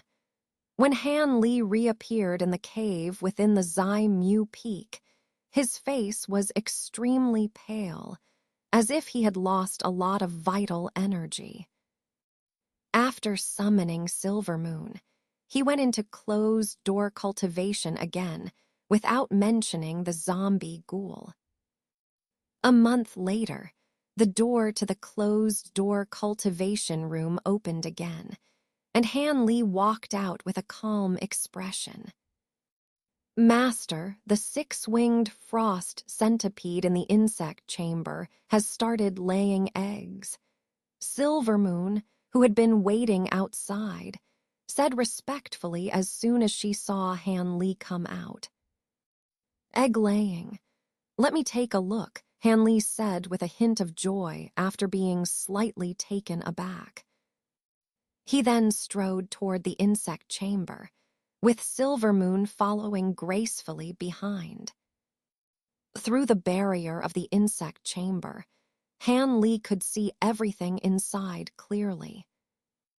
The six-winged frost centipede had advanced once through mutual devouring since it was handed over by Liu Yu. Not only had its size increased by nearly half, but the cold air it emitted was also much stronger than before. Although it couldn't compare to Han Li's Cayenne Lan ice flame, it was still deadly to a cultivator at the core formation stage. Of course, the purple sky fire that Han Li cultivated by fusing this cold air also increased in power. The eggs of the six-winged frost centipede were in the center of the insect chamber, shining black and the size of fists, frozen in a glowing ice block about 1 meter in size, emitting strands of cold air. Obviously, this was caused by the six-winged frost centipede itself, spraying cold air while laying eggs. As Han Li's gaze swept over, several large centipedes in the insect chamber seemed to sense something and raised their heads, hissing in the direction of the stone door, making a threatening gesture. Han Li's expression remained unchanged, but his gaze lingered on the eggs, carefully inspecting them. There are 24 centipede eggs, which is sufficient. Silvermoon, notify my disciple to come and take her spirit insects, Han Li said, satisfied after counting the eggs. Yes, I'll send a transmission talisman right away. Silvermoon agreed readily, pulling out a talisman from her body, murmuring a few words to it before throwing it out. The talisman turned into a red light in the air, and flew away. After examining the centipede eggs, Han Li went next door to check on the gold-eating insects. Due to focusing mainly on the six-winged frost centipede recently, Han Li hadn't observed these gold-eating insects for a while. The swarm of insects in the chamber hadn't changed much, gathering into a large golden ball, hanging upside down on a spiritual tree that Han Li had specially transplanted there. Although he had anticipated this, Han Li still frowned after a thorough inspection. These insects should evolve into their mature forms with one more advancement. Despite the presence of the Nyosho grass to catalyze their evolution, the process at this stage was likely to be exceedingly lengthy. Han Li had never expected these gold-eating insects to complete their final evolution in just a few decades. Silver Moon, how is the Xuan Tian immortal vine? After several months, we should know if that root segment can be saved, Han Li suddenly asked. Well, it's hard to say. Master should take a look himself, Silver Moon replied hesitantly. What's hard to say? Han Li asked, somewhat surprised. After thinking for a moment, he didn't press further but followed Silver Moon to the herb garden. Upon seeing the exposed segment of the Xuan Tian immortal vine root, Han Li's eyes flashed with astonishment. The root had turned from pale yellow to green, but it was still bare and showed no signs of sprouting or growing leaves. What's going on? Is this vine revived or not? Han Li asked, sensing no signs of life from the root. That's what I wanted to tell you, Master. When I first used the green liquid to water it several times, there was no change at all. Unable to solely accelerate its growth, I later tried using both the 10,000-year spiritual liquid and the pure liquid simultaneously, which finally produced some effect. The root turned green. Initially, I thought it had revived, but except for the color change, the vine root remains the same, and the green liquid can't induce further growth. So I'm not sure if this vine root is alive or dead, Silver Moon explained with a sigh. Since there's a reaction, it means it can still be revived. We just haven't found the right method, but we don't have time to continue testing now. Everything will have to wait until we reach the far west. It's about time we set off, Han Li said calmly, glancing at the Xuan Tian immortal vine. Leave now, Silver Moon asked, slightly stunned. We leave tomorrow. I'll first bid farewell to Senior Brother Cheng and then seal the cave. Take all important things with us. There shouldn't be any high-level cultivators in the far west, so it shouldn't be too dangerous. It will just take some time. We must return within 3 years to avoid missing the best opportunity to enter the fallen Devil Valley, Han Li replied firmly.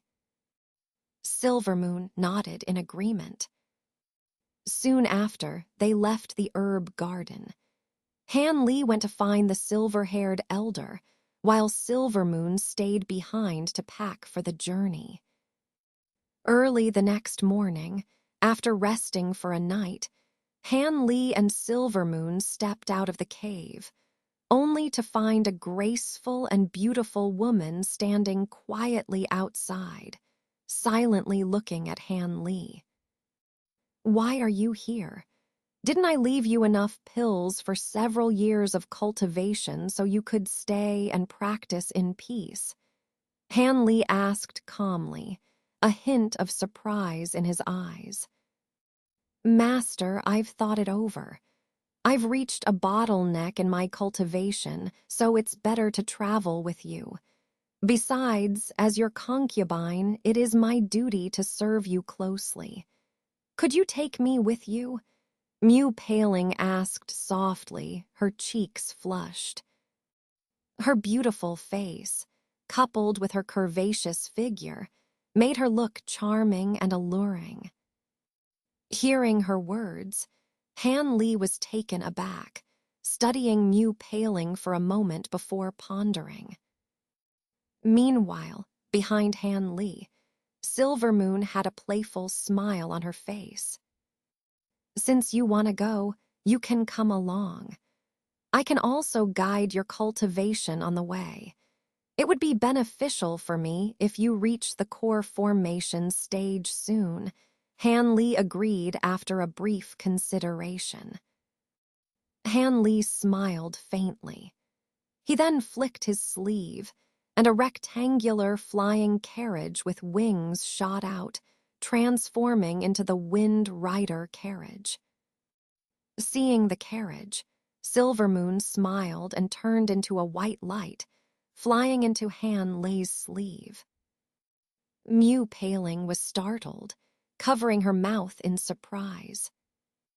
I'll explain Silvermoon's situation on the way. Get on the carriage, Han Li said calmly. Yes, master. Mew Paling quickly composed herself, gracefully landing on the carriage. As soon as she stepped onto the carriage, Han Li appeared beside her, casting a spell that enveloped the carriage in a white light shield. With a clear cry, the Wind Rider carriage disappeared, turning into a streak of white light that shot through the sky. Shortly after, everyone in the Loyun sect learned that Elder Han had decided to go into seclusion for several years to recover his strength after a battle with a demonic cultivator. During this period, he wouldn't be accepting visitors. The other two sects on Yunmeng Mountain sent people several times to inquire about Elder Han's condition, but the silver-haired elder responded ambiguously each time. Other friendly cultivators who came to visit were similarly turned away. Thus, the news of Elder Han's severe injury quickly spread throughout Zai country and even reached the sects of other countries. Cultivators from these sects didn't doubt it, as the demonic cultivator Han Li had defeated was a mid-stage nascent soul elder from the Yin Luo sect in Jin country. It was natural that Han Li would suffer significant injuries after killing him. Even so, Han Li was seen as a powerful cultivator on par with the old monster Tianhin in the eyes of many sects' cultivators. The reputation of the Loyun sect soared.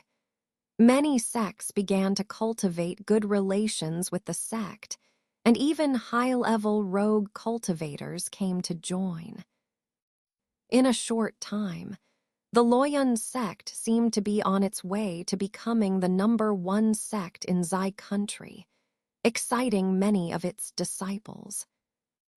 Han Li, the mysterious elder who rarely appeared before ordinary disciples, became a highly revered figure among them.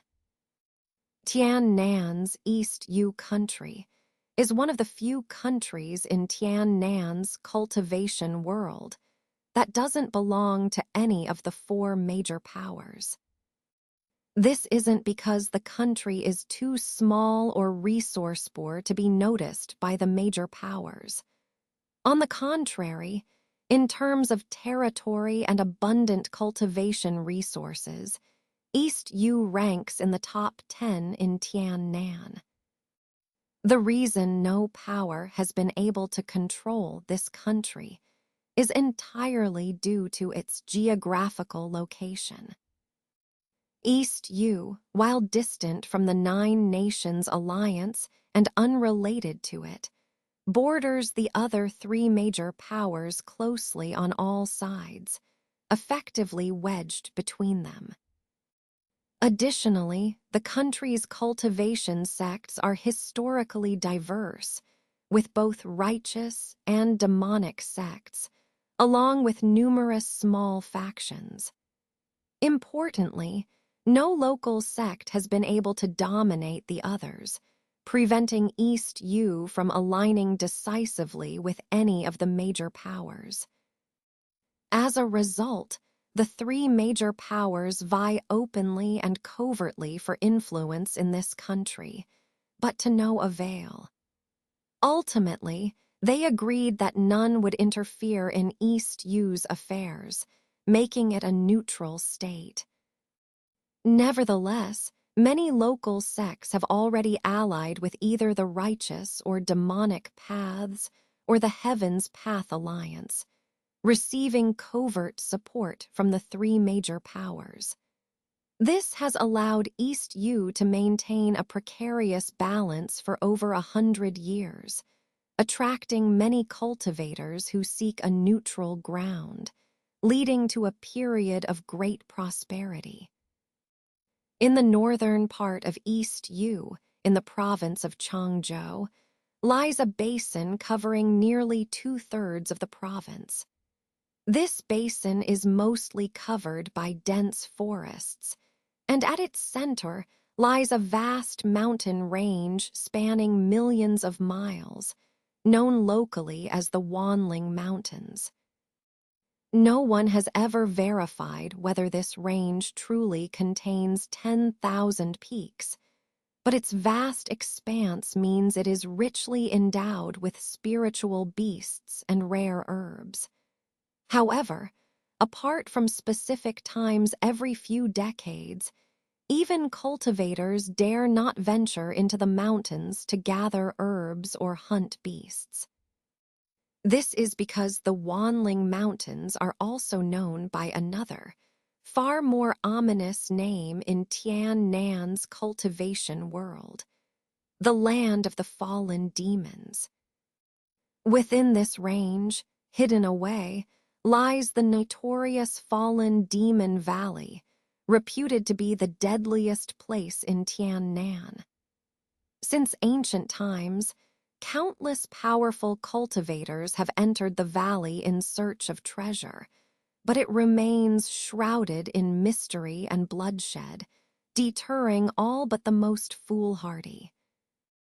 Of course, the reputation of the Fallen Demon Valley alone couldn't entirely deter cultivators. However, the entire Wanling Mountains have long been enveloped in thick, multicolored miasma, supposedly influenced by the valley. This miasma is not only highly toxic, but also dense like a barrier, obscuring visibility to the point where one can't see their own hand. It disorients anyone who ventures into it, making them lose their way. In such an environment, even if cultivators could survive the miasma, they couldn't gather herbs or hunt beasts effectively.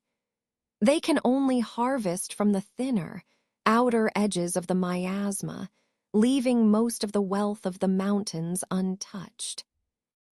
Every 50 years or so, however, the miasma dissipates for a brief period, coinciding with the time when the spatial rifts in the Fallen Demon Valley are at their most stable. During this short window, treasure seekers from across Tian Nan rush into the mountains. Despite the vastness of the mountains and the abundance of spiritual herbs and beasts, only a few cultivators typically find significant treasures. Nonetheless, during this period, thousands of cultivators flock to the area.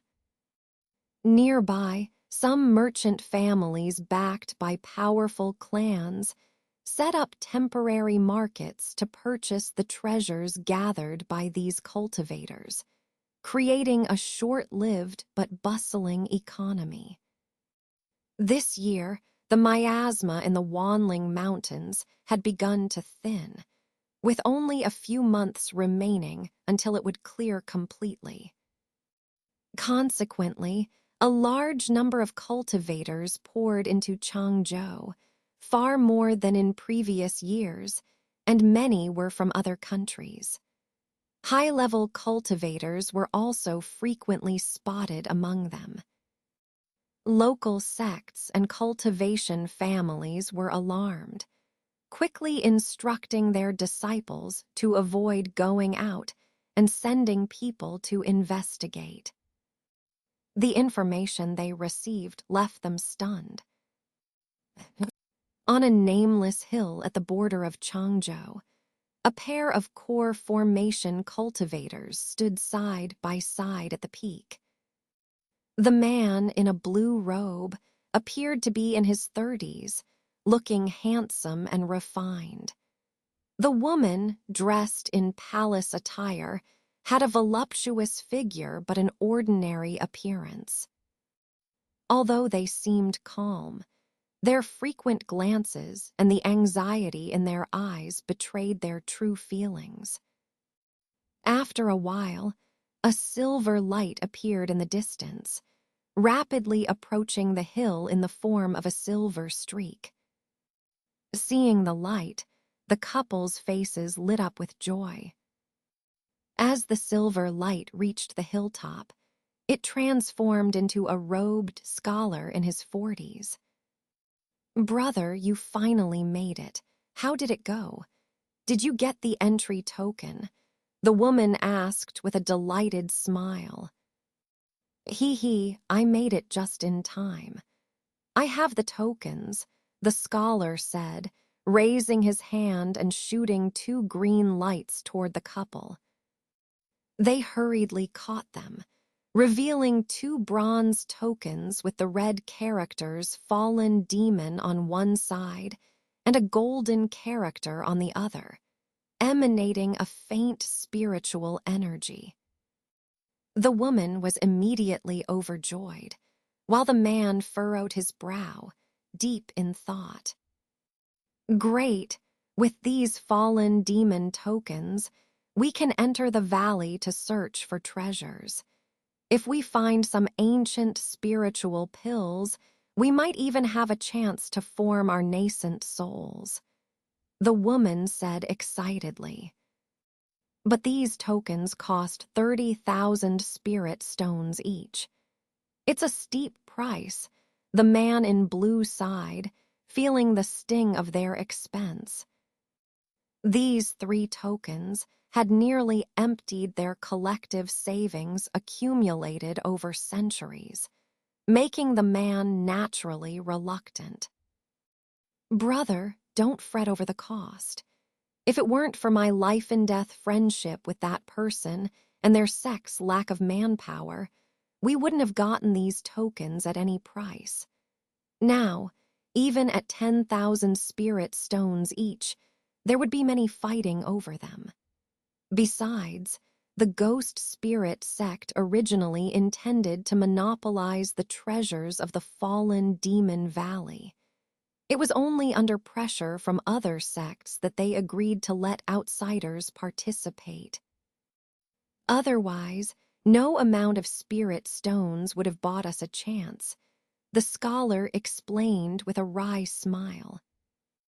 The man in blue had no rebuttal, but still looked worriedly at the token.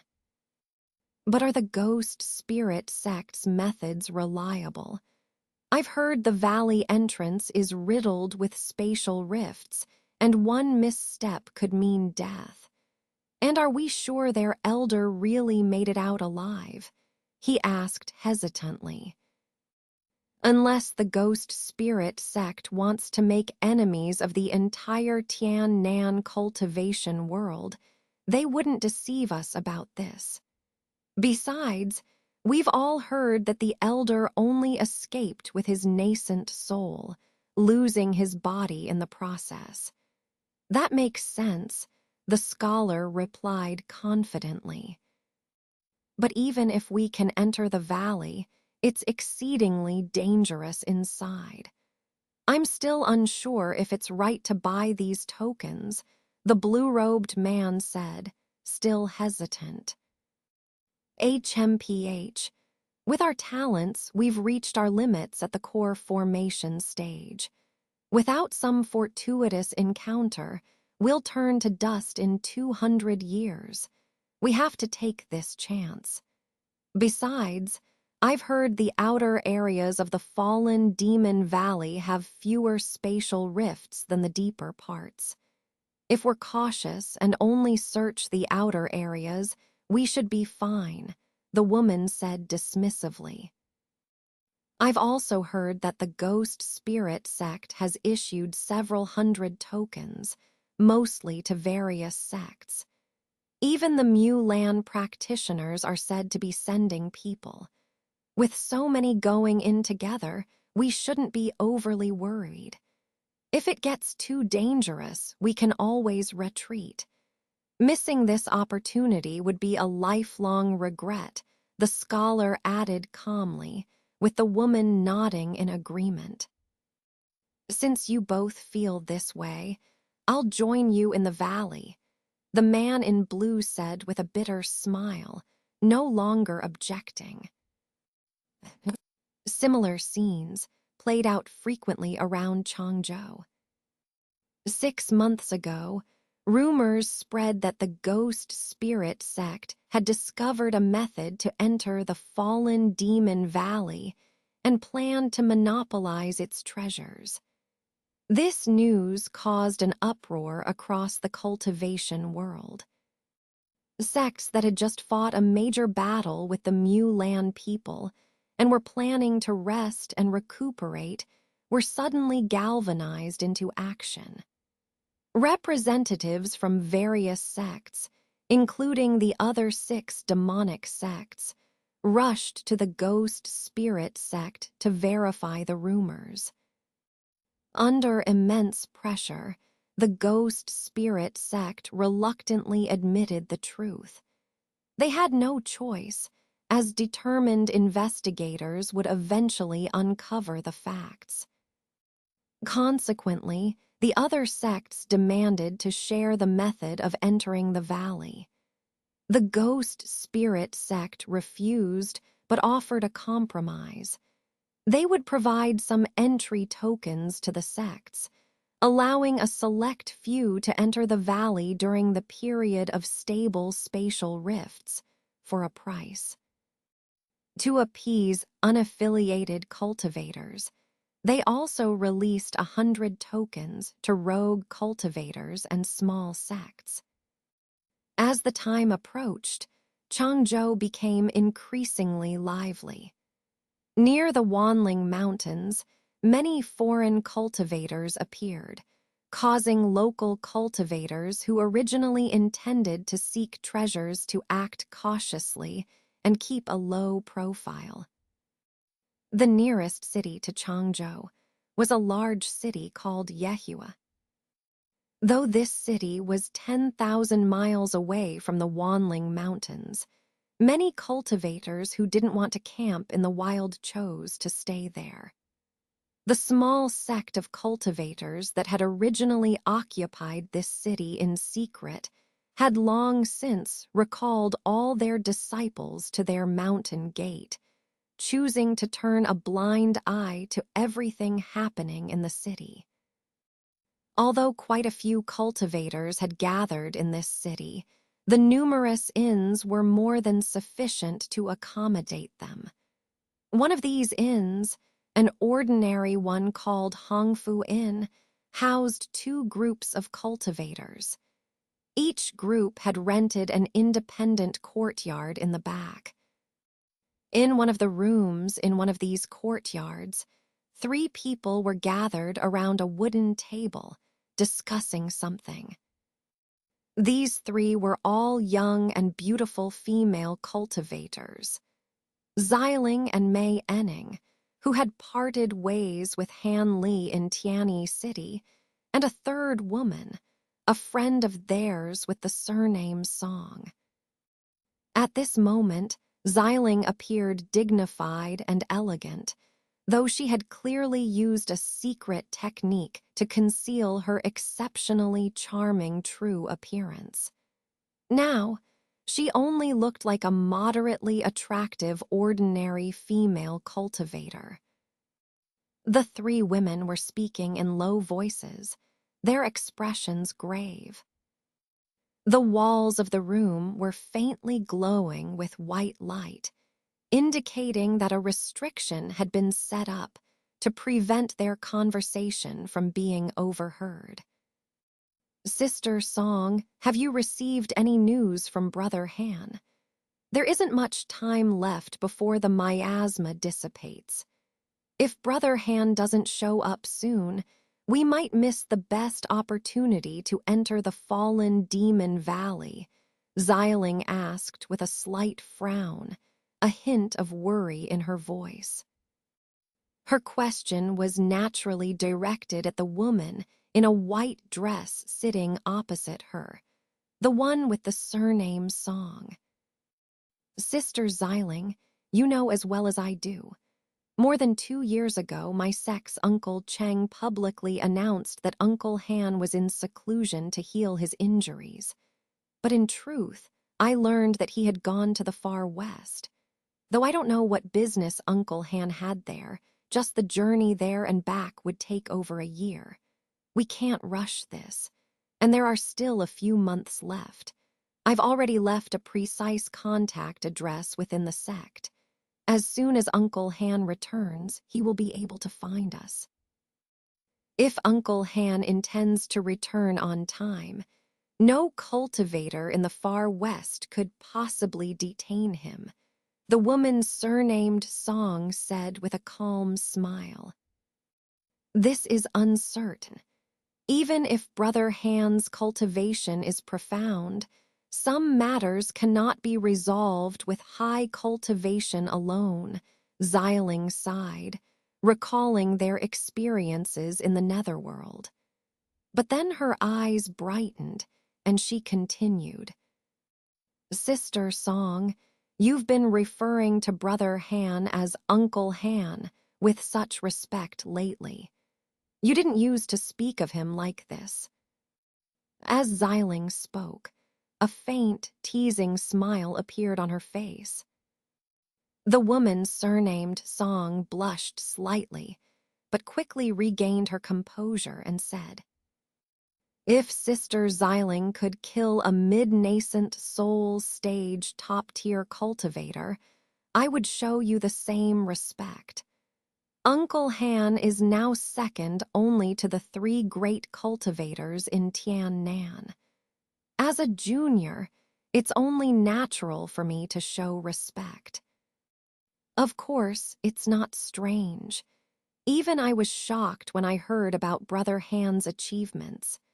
10 years ago, he was still a core formation stage cultivator like me. But now his divine abilities are so astonishing that we can only look up to him. It's hard to believe. If I had known, I would have insisted that Sister may marry him. Her path of cultivation would have been much smoother," Xiling said with a playful smile. Mei Enning blushed deeply at this remark, but didn't say anything. She simply sighed inwardly, regretting the missed opportunity when Han Li had given her the choice. Now that Han Li had such a great reputation, it was not easy for her to bring up the matter again. Sister May almost became Uncle Han's concubine.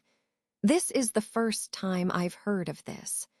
I always thought there might be something between Uncle Han and Sister Xiling, given your unparalleled beauty. I can't imagine any man who wouldn't be moved," the woman surnamed Song said with a teasing smile. "HMPH. If I had known Brother Han would have such great divine abilities, I might have offered myself to him long ago. Being his dual cultivation partner would surely be much better than slowly cultivating on my own, Xiling said with a half-smile, leaving it unclear whether she was serious or joking. This left the usually reserved woman, surnamed Song, somewhat at a loss. However, with Brother Han's divine abilities, if he agrees to help us, we'll have a great chance of obtaining the spirit candle fruit. Sister Song, have you really decided not to enter the fallen demon valley? Sister May's reluctance is understandable given the sudden influx of high-level cultivators. With her cultivation, it would be too dangerous, Xiling said hesitantly. I've thought it over carefully. I'm different from you too. Although I'm only at the early core formation stage, I'm close to the peak of this stage and can reach it with just 20 or 30 years of hard work. It's not worth taking such a huge risk. As for the other treasures in the valley, they require risking one's life to obtain. I know my limits, the woman surnamed Song said seriously after some thought. Since Sister Song has made up her mind, I won't try to persuade you. If Brother Han doesn't show up, I wouldn't dare to enter the valley alone either. With so many high-level cultivators entering, the danger has increased significantly. There will surely be a lot of killing and treasure snatching. I'm not foolish enough to walk into that trap alone, Xiling said with a bitter smile, feeling somewhat dejected. This left both Mei Enning and the woman surnamed Song stunned. No one expected Ghost Spirit Sect to leak the news. At first, I even suspected that it was Sister Xiling who leaked it to fish in troubled waters. The woman surnamed Song murmured with a strange expression. Fish in troubled waters? What good would that do? The fewer people entering the valley, the better. Only then could we surprise Ghost Spirit Sect and seize the spirit candle fruit, Xiling said with a huff, looking somewhat annoyed. Oh, the news wasn't leaked by Sister Xiling. It seems someone else did it. A familiar male voice suddenly came from outside the door. Uncle Han. Brother Han. Both the woman surnamed Song and Xiling were startled, but then called out Han Li's name in surprise, their faces lighting up with joy. Xiling waved her hand, and a spell struck the door. The door glowed white for a moment, and then slowly opened inward. A young man in his 20s, wearing a slightly worn green robe, stood there with his hands clasped behind his back. He looked at the three beauties in the room, a smile playing on his lips. This young man was none other than Han Li, who had returned from the far west after more than 2 years. On his back was a yellow bamboo tube about a foot long, its contents unknown, but he did not seem inclined to store it in his storage pouch. A closer look revealed that Han Li himself had changed slightly. His spirit and demeanor had both improved, giving him a more composed and profound aura. Greetings, Uncle Han. The woman surnamed Song quickly stepped forward and bowed respectfully. Brother Han, you finally made it. I was afraid you had been delayed and couldn't arrive on time, Xiling said, blushing slightly and feeling a bit uneasy as she also stood up to greet him. She wondered how long Han Li had been there and whether he had heard their conversation. Thinking about her earlier remark about offering herself, Xiling felt a rare blush and a bit of embarrassment. I promised you, so of course, I would be on time, Han Li said with a meaningful smile at Xiling before calmly walking into the room. Mei Enning also bit her lip and came forward to greet Han Li with a bow. Han Li waved his hand, dismissing the formalities, and then walked to an empty wooden chair, inviting everyone to sit down.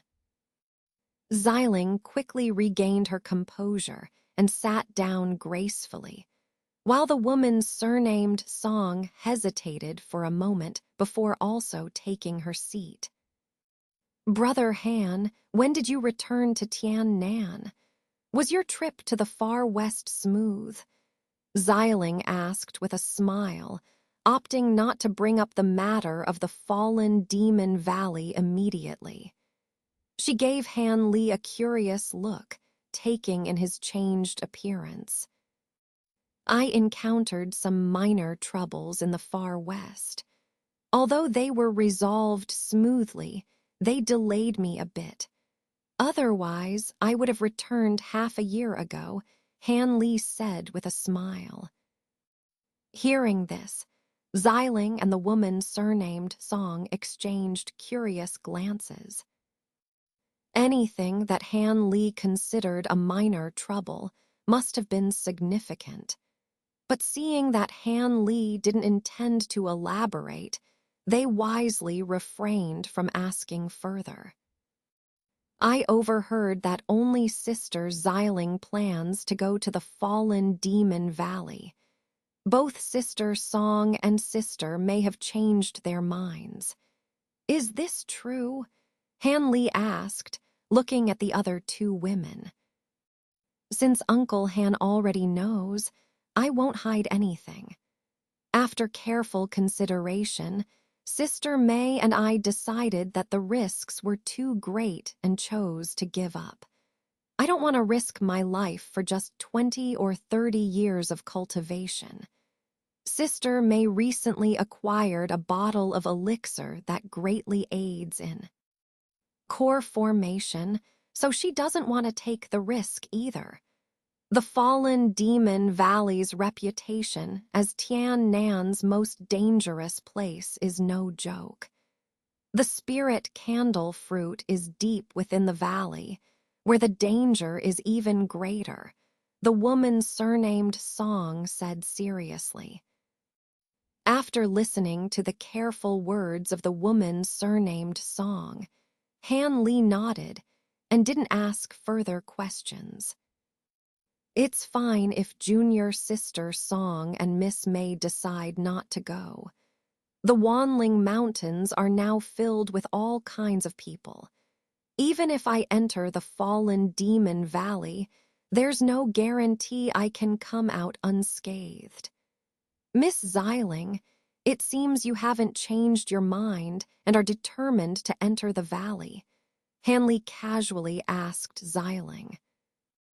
As long as Brother Han is willing to enter the valley, I'm willing to take the risk.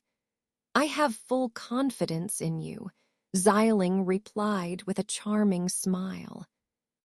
Since Miss Xiling insists, I won't try to dissuade you.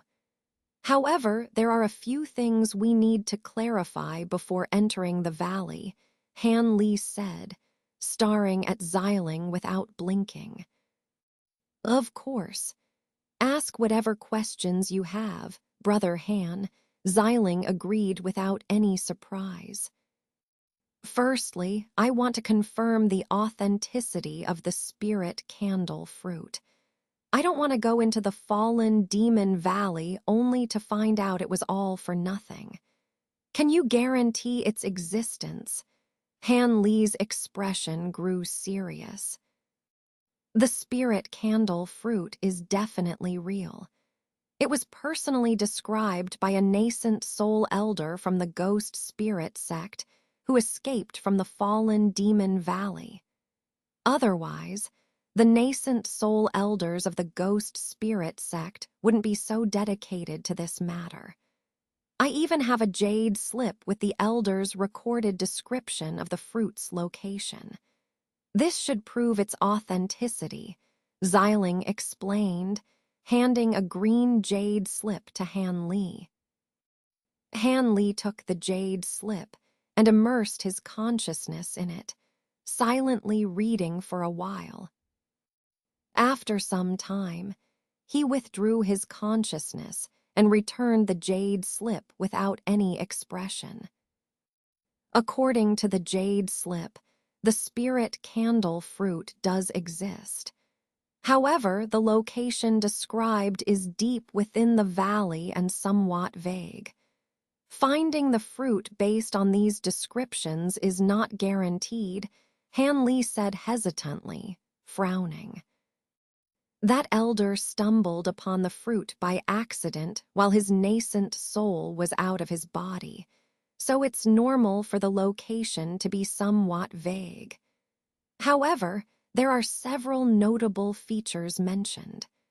Finding the fruit shouldn't be too difficult, Xiling explained, seemingly worried that Han Li might have second thoughts. Han Li pondered the contents of the jade slip, weighing the pros and cons.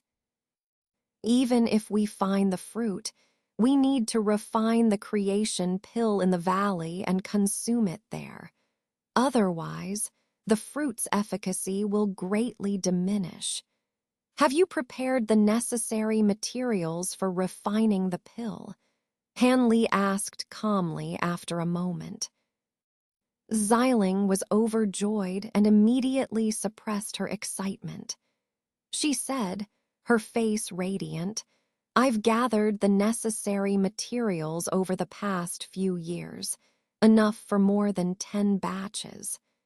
As long as we have the spirit candle fruit, we should have no problem refining the creation pill. Since that's the case, I'll venture into the fallen demon valley. However, Miss Xiling, the dangers within the valley are well known. I will protect you as best as I can within my capabilities, but if we encounter something beyond my power, you must be prepared to fend for yourself," Han Li said solemnly. Of course. If such a thing happens, it would be my fate, and I wouldn't dare blame you, Brother Han. Besides, I have some confidence in my ability to protect myself, Xiling replied without hesitation, shedding her usual delicate demeanor and revealing a hint of resolute spirit. Han Li was momentarily taken aback, but was satisfied with her response, his expression relaxing. Have you three heard how the ghost spirit sect plans to enter the valley? I heard they issued fallen demon tokens to limit the number of entrants. This seems odd. With the current situation, whether a few hundred or 1,000 cultivators enter at once doesn't make much difference. There must be some restriction on the method of entry. Otherwise, why would they charge tens of thousands of spirit stones for a token? Han Li inquired. Brother Han is indeed insightful. You've guessed correctly, Xiling said with a surprised expression, smiling sweetly. Although we stopped probing for specific details after the news leaked, we did learn that entering the valley seems to require the help of many ghost spirit sect disciples and a large expenditure of spirit stones at a specific time. That's why the number of entrants is limited, Xiling explained, looking a bit helpless. No matter how the ghost spirit sect plans to enter, our sect was given 3 tokens. I secured one when I returned to the sect. Entering the outer valley shouldn't be a problem. As for the inner valley, that's much more dangerous. Most cultivators will likely stay in the outer valley to search for treasures. Only nascent soul cultivators and a few daring core formation cultivators will venture into the inner valley. In the outer valley, Miss Xiling, you should be able to handle yourself. Once we enter the inner valley, Han Li's eyes flashed, and he began to whisper something to Xiling through voice transmission. The woman surnamed Song and Mei. Enning had no objections. Given the dangers of this mission, it was reasonable for Han Li to be cautious. Everything will be as Brother Han says. Xiling agreed after a brief hesitation. Then we'll meet again in the fallen demon valley. By the way, junior sister Song, I heard from the disciples that senior brother Cheng is also here. Do you know his whereabouts? Han Li asked, turning his attention to the woman surnamed Song. I don't know, senior brother Han. Senior Uncle Cheng traveled with a few friends and hasn't contacted me since arriving, she replied, slightly surprised. It seems senior brother Cheng plans to take his chances in the valley before his time runs out, Han Li murmured, appearing deep in thought. I've heard that this time, the Mulan Fa masters might participate. Do you know if there's any truth to this rumor? Han Li asked, frowning after a moment of silence. We've heard the same, but the information is conflicting. So we're unsure, Xiling replied, looking frustrated. Han Li stroked his chin, remaining silent. Moments later, his expression changed suddenly. He stood up abruptly, said a brief farewell, and left swiftly. The three women left in the room, looked at each other in confusion. What happened? Why did Brother Han leave so suddenly? Xiling asked, her eyes full of curiosity. I don't know. Perhaps he had some urgent matter to attend to, Mei Enning replied, her brows furrowed with disappointment. The woman surnamed Song stared at the door, lost in thought. Old ghost, what are you doing? Do you really want to risk annihilation? Han Li walked down a secluded street, his steps measured and calm, but inwardly he was berating someone furiously. Heth, I was just admiring that Xiling girl's beauty. It's only natural, a raspy voice responded nonchalantly in Han Li's mind. HMPH, do you not realize that the 7 emotions art you previously used links your feelings to my second nascent soul? Your feelings are not a problem, but don't drag me into it. My second nascent soul and I are closely connected. Besides, Xiling isn't that remarkable in appearance. How did you see through her disguise? You, who claim to have countless concubines and seen all the world's beauties. A single girl affects you so much. Were your previous claims lies? Han Li coldly interrogated. I used the 7 emotions art to deal with your primary soul. Who knew a mere nascent soul stage cultivator like you would have a second nascent soul, blocking my attempt? Otherwise, I wouldn't be in this situation. The 7 emotions art can't control your soul, but it can manipulate your emotions enough to make you suffer. As for that girl, despite her disguise, she can't hide from my spiritual senses, the old voice retorted with a touch of defiance. No matter how powerful your 7 emotions art is, it's useless if you target the wrong person. My second nascent soul's connection to me is minor. But if you keep meddling with my emotions, don't blame me for being harsh. Han Li's tone grew menacing. Kid, you know as well as I do that even with the help of the soul-keeping pearl made from your soulwood, my spirit will dissipate in a few decades. If not for my nearly completed ultimate puppet, I would have preferred reincarnation long ago. Living as a soulless puppet for thousands of years has been more than enough for me. If you hadn't seen a woman for thousands of years, you'd be worse off than me. The old voice grumbled dismissively. Hanley rubbed his nose, feeling a headache coming on. Dealing with this old monster hidden within a bamboo cylinder was incredibly troublesome. If not for the promise of learning the final 3 layers of the Great Evolution technique and the methods for crafting powerful puppets, he would have disposed of the old man long ago. Annoyingly, the old man's spiritual sense was overwhelmingly strong. Even using soul-searching techniques was ineffective and almost led to his own mind being controlled. This scare made Hanley abandon that approach entirely. Facing the Grandmaster of Dayan, a monster who had lived for thousands of years, Hanley felt at a loss on how to proceed. Old monster, when you possessed the puppet, didn't you think about moving your soul away from it?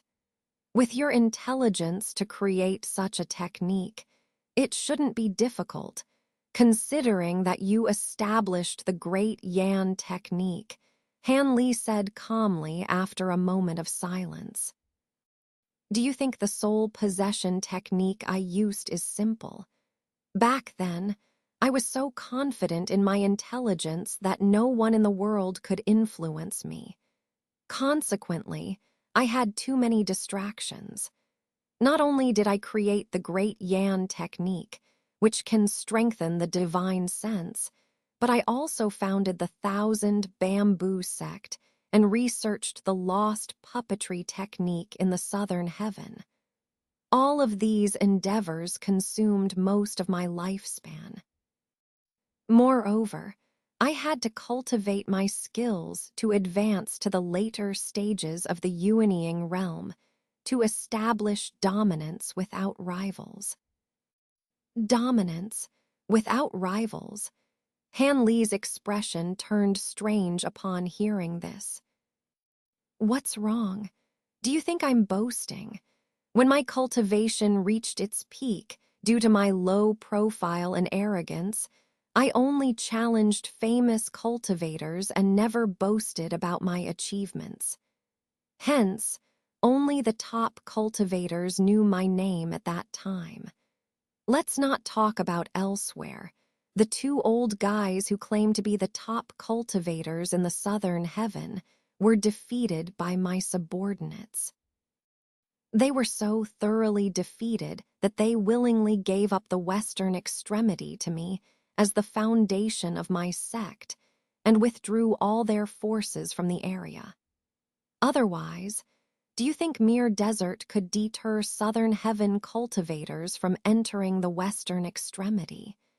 You should know that despite its barrenness, the western extremity has the territory of 2 countries, enough to accommodate many major sects. The great Yan God Emperor's tone was filled with pride as he spoke. The western extremity was conquered by you. Hanley's expression became speechless. Not only that, I also forced those 2 old guys to personally swear that none of their descendants would enter the western extremity for 10,000 years. The old man became somewhat smug. With their status, would they be so obedient? Hanley's mouth twitched, finding it hard to believe. If they refuse, I'll exterminate their descendants without hesitation. Do you think I'm a soft-hearted person? As for relying on numbers to besiege me, I have crafted thousands of puppets. However, even now, cultivators from both sides have not encroached upon the western extremity. It's rather surprising. Could it be that the cultivators from both sides have truly adhered to their ancestors' words? The great Yan god emperor felt somewhat puzzled. Hanley fell silent. This old monster was either boasting or truly had reached an extreme level of madness back then. Even if those puppets were all at the foundation establishment stage, it would still be terrifying. As for whether the cultivators from both sides refrained from seizing the western extremity due to their ancestors' oaths, or simply because the western extremity was distant and barren, Han Li couldn't be bothered to think about it. It had nothing to do with him. While Han Li was astonished, he heard a sigh from the old man in his mind. When I achieved all this, I believed I had reached the pinnacle of the cultivation world, only to realize I had made a fatal mistake. I didn't have much lifespan left, yet I was still stuck in the later stages of the Yuanying realm. Even if my talent and intelligence were astonishing, with only 200 years left, it was impossible for me to break through to the nascent soul realm. If I hadn't been distracted by puppetry and creating techniques, I might have reached the nascent soul realm easily. Otherwise, I would have ascended to the spirit world long ago. Instead, I've been trapped in a puppet for tens of thousands of years, on the brink of spiritual dissolution. The great Yan god emperor's voice grew somber, sounding somewhat dejected.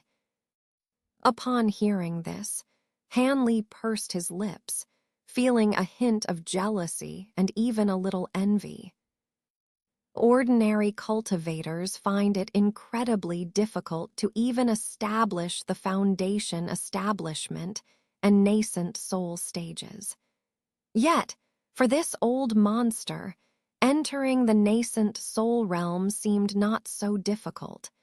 If what he said was true, then he truly was an extraordinary existence.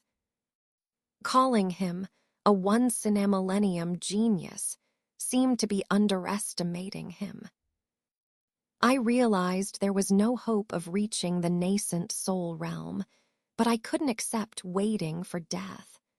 Although the soul can reincarnate after death, without memories and emotions from this life, am I still me? I would be nothing more than a stranger. Moreover, in the next life, I might become an ordinary and mediocre person. The opportunity to possess spiritual roots and become a cultivator again would be scarce. With this fear in mind, I disregarded everything in the remaining 200 years of my lifespan and tirelessly attempted to create a technique for eternal life or maintaining consciousness during reincarnation. After countless failures, I finally created the soul possession technique based on the Great Yan technique. It's an unprecedented secret art. The Great Yan god emperor said with a bitter laugh. I ended up abandoning most of my cultivation just to keep my divine sense attached to the puppet, becoming a walking dead for nearly 10,000 years. Han Li interjected suddenly, with a hint of amusement in his tone. What do you know? I was running out of time. I only completed half of the soul possession technique and had to use it out of desperation. As a result, I ended up like this. After attaching to a specially crafted puppet, I didn't expect my cultivation base to be completely lost, except for my divine sense, which can still be used. However, attempting to release my soul from the puppet is nothing but wishful thinking. Furthermore, The secret chamber where I am imprisoned is guarded by powerful formations and over 100 puppet guards. Without my physical body and mana, I can't even break the restrictions or summon the puppets. Moreover, fearing revenge from my enemies, I never told anyone about the secret chamber. Only those disciples and subordinates at the Foundation establishment stage couldn't find it. As a result, I have been trapped here for tens of thousands of years. If not for being a puppet and storing many spirit stones in the secret chamber, I would have been annihilated long ago. The old man's voice turned cold as he spoke. Hanley furrowed his brows slightly, feeling skeptical. However, after calming down, he still asked, "Old monster, why are you so talkative today? Whenever I wanted to ask you about the past, you always brushed me off and acted indifferent. Why are you suddenly so detailed today?" HMPH, who else would I talk to if not you? Since you have practiced the Great Yan technique, you can be considered half my disciple. Besides, if you hadn't stumbled upon me when I was on the brink of death in the secret chamber of the 1,000 Bamboo sect, I would have perished immediately. After all, the soul possession technique is not a true method of eternal life. Even if the puppet body remains intact for thousands of years, my soul has not received nourishment from a true physical body for a long time, and my time is running out. What I didn't expect was that you, a little BR, were quite clever. You immediately noticed the difference between me and other puppets and almost killed me first. I almost died at your hands if it weren't for the 7 emotions technique suddenly attacking me. Although I found your puppet suspicious, I wouldn't have done anything if you hadn't attacked me first. In the end, the second nascent soul and I became enemies. Indeed, you could make my second nascent soul uncontrollable with the 7 emotions technique. But I could also control it with the primary nascent soul and use assimilation technique to simultaneously destroy your soul and the second nascent soul. Hanley retorted without reservation. How was I supposed to know that you, a brat, had cultivated a second nascent soul at such a young age? At that time, besides being able to use divine sense, I had no mana and could only defend myself. The great Yan God Emperor said unapologetically. This time, Han Li remained silent and chose not to respond. All right, let's not talk about that. What surprised me was that you still had the soul-nurturing wood, a treasure of such magnitude. Otherwise, even if I managed to control you, I would have disappeared from this world in a year or 2 at most. It seems like our fates are intertwined. The great Yan God Emperor paused for a moment, sounding somewhat self-deprecating. I lent you the soul-nurturing wood because you promised to teach me the last 3 levels of the Great Yan technique, and I was interested in your puppetry techniques. After all, for nearly 10,000 years, besides long periods of sleep, you've been researching puppetry. Since I've practiced your Great Yan technique, I won't miss out on puppetry techniques. This was just a transaction between you and me, Han Li said calmly, coming to a halt. Haha, Han boy, I'm starting to like you more and more now. Back then, I despised those hypocrites who spoke with double tongues. If it weren't for your poor aptitude, I would have been unable to teach you my techniques. I truly wanted to take you as my disciple and pass on all my knowledge to you. The great Yan God Emperor laughed madly in Han Li's mind. Just by practicing my current techniques, I'm already overwhelmed. Even if you gave me your techniques 100 times better than what I've learned now, I wouldn't start over. However, I'm somewhat interested in your secret arts. Han Li blinked after a moment of surprise, a faint smile appearing at the corner of his mouth. Secret arts? You'll be disappointed. All my secret arts are related to my main cultivation techniques. Without practicing my techniques, you won't be able to practice my secret arts, the old man said nonchalantly. Then forget it. I'm already satisfied with learning the Great Yan technique and those puppetry techniques. It wasn't in vain for me to travel all the way to the western extremity. However, I'm a bit puzzled. Why didn't you teach the true last 3 levels of the Great Yan technique to your disciples? Instead, you circulated a pseudo-method that seemed genuine. Han Li expressed his disappointment but quickly shifted to his confusion. My disciples. After hundreds of years, not a single one of them advanced to the Yuanying stage.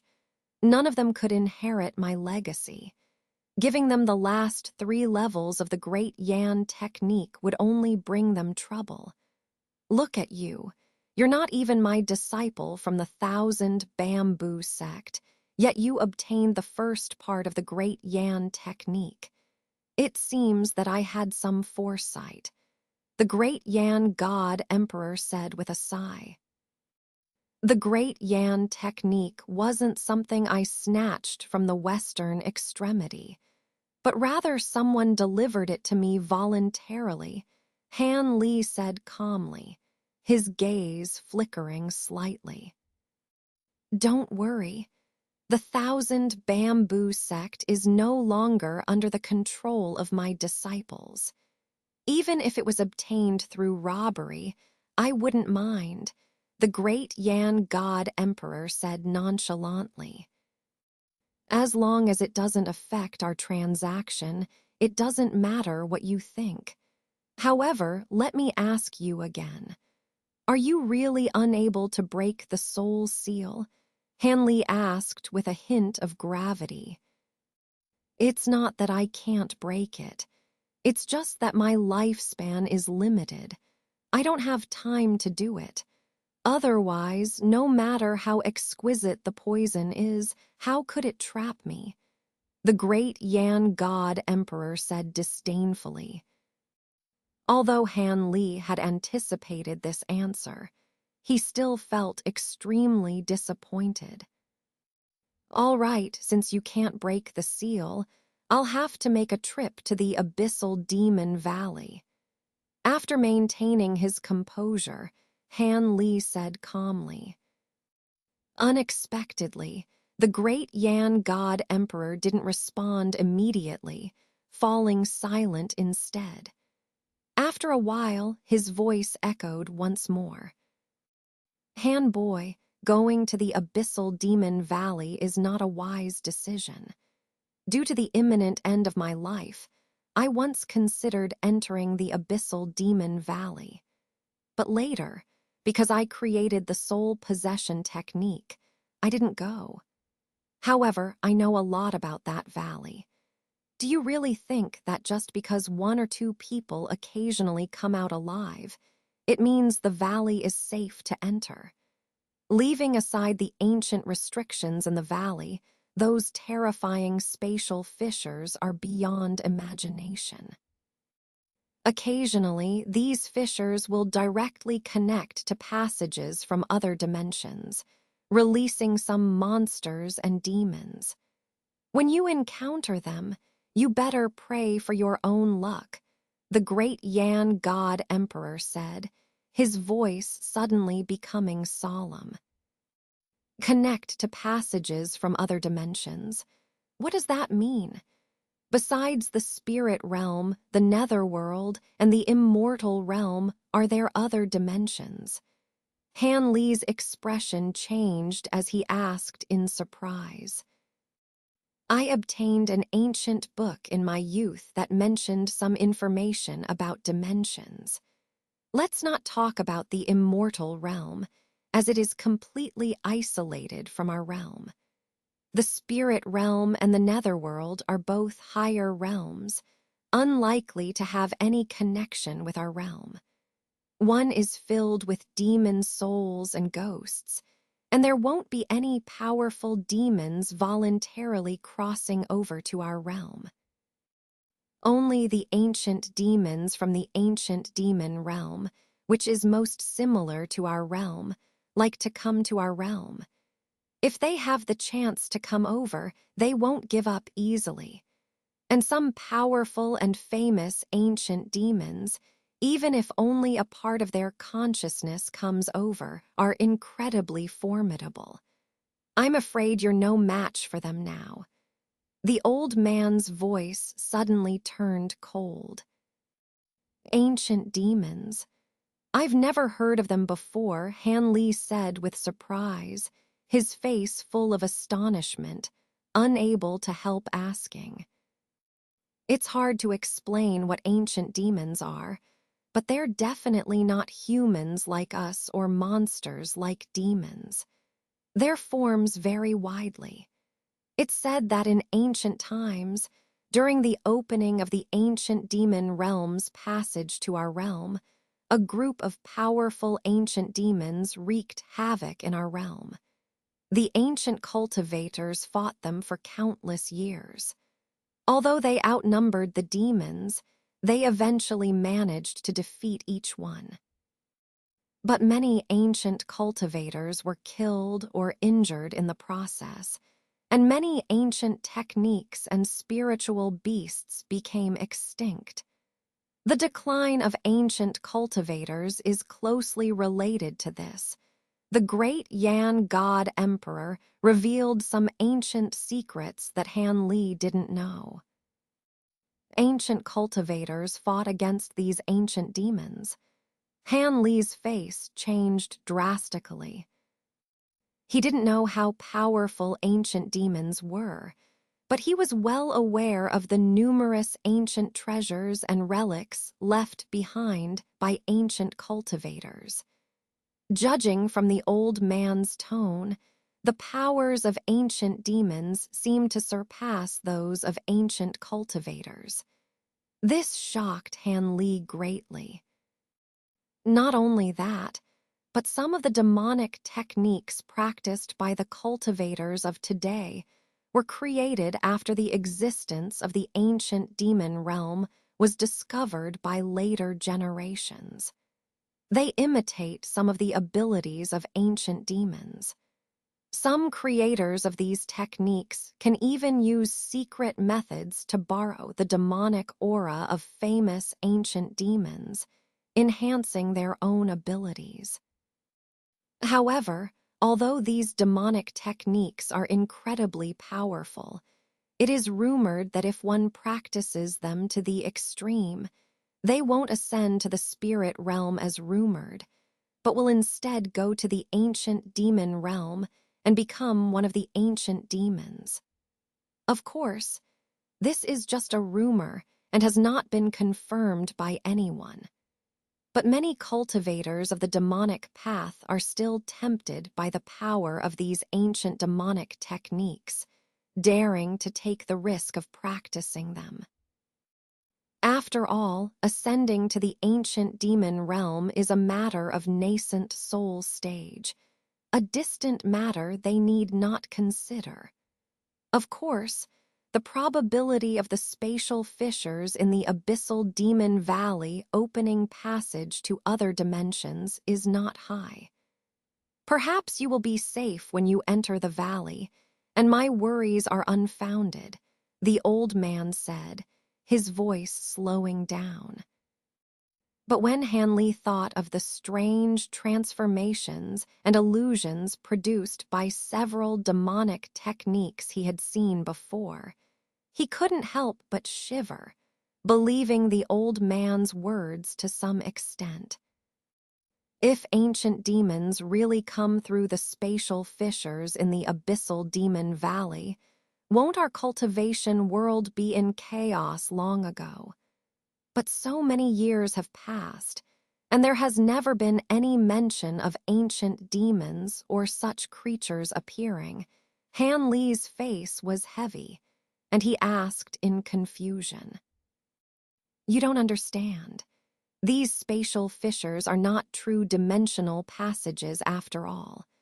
The monsters and demons that can come through are only some incarnations or low-level existences.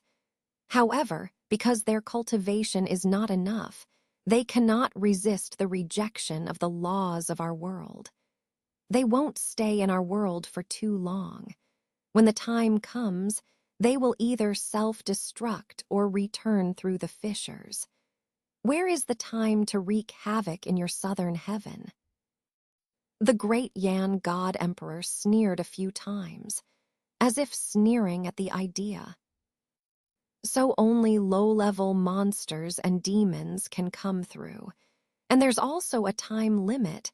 Han Li's nervous expression relaxed a bit, letting out a sigh of relief. At the same time, he remembered the demonic bird summoned by Mulan Master with the ancient lamp, which seemed to be a similar case. Han boy, don't rejoice too soon. Although only speculations, if ancient demons and other creatures appear in the valley, even if they are weak, they are not weak enough. And the techniques of ancient demons are incredibly bizarre. Even if the cultivator's cultivation is equivalent, human cultivators are no match for demons of the same level. The great Yan God Emperor reminded him soberly. Han Li furrowed his brows, already deep in thought. Since you haven't been to the valley, how do you know so much about it? Could it be just exaggeration? After taking a deep breath, Han Li changed the subject, calmly asking, I haven't been to the valley. But a few good friends of mine joined hands to enter the abyssal demon valley. Unfortunately, their luck was bad. They ran into an ancient demon as soon as they entered the valley.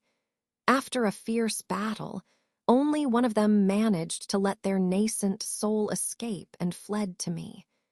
Like me, these people were not well known in their lives. So few people in the southern heaven cultivation world know about their entry into the valley. All right, I've said enough for today. If you're going to explore the abyssal demon valley, take care of yourself.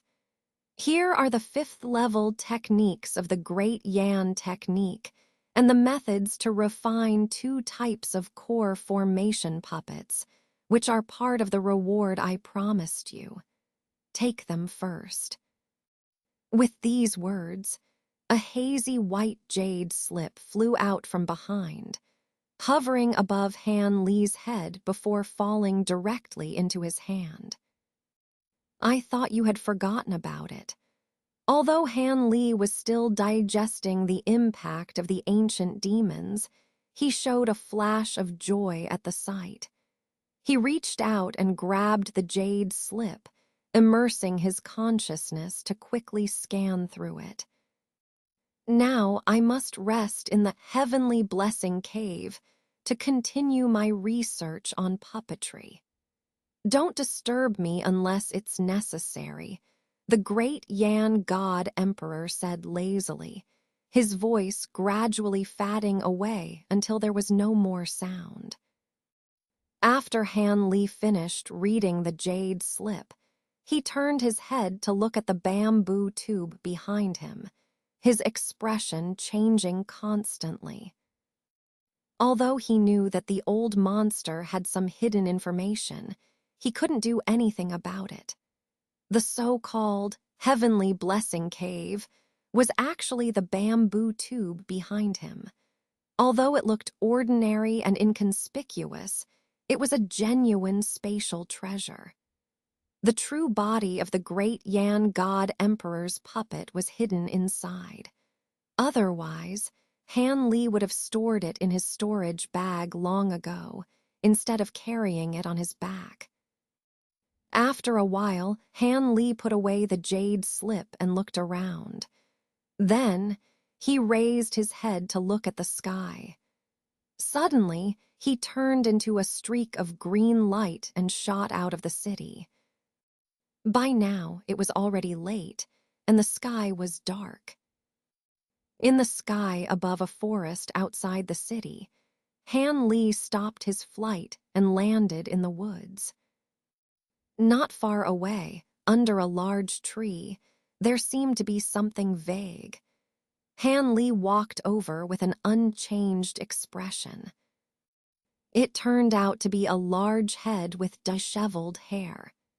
If an ordinary person saw it suddenly, they would be scared, but upon closer inspection, it was clear that it was a person buried in the ground, with only their head exposed. The person's long, strange green hair covered their face.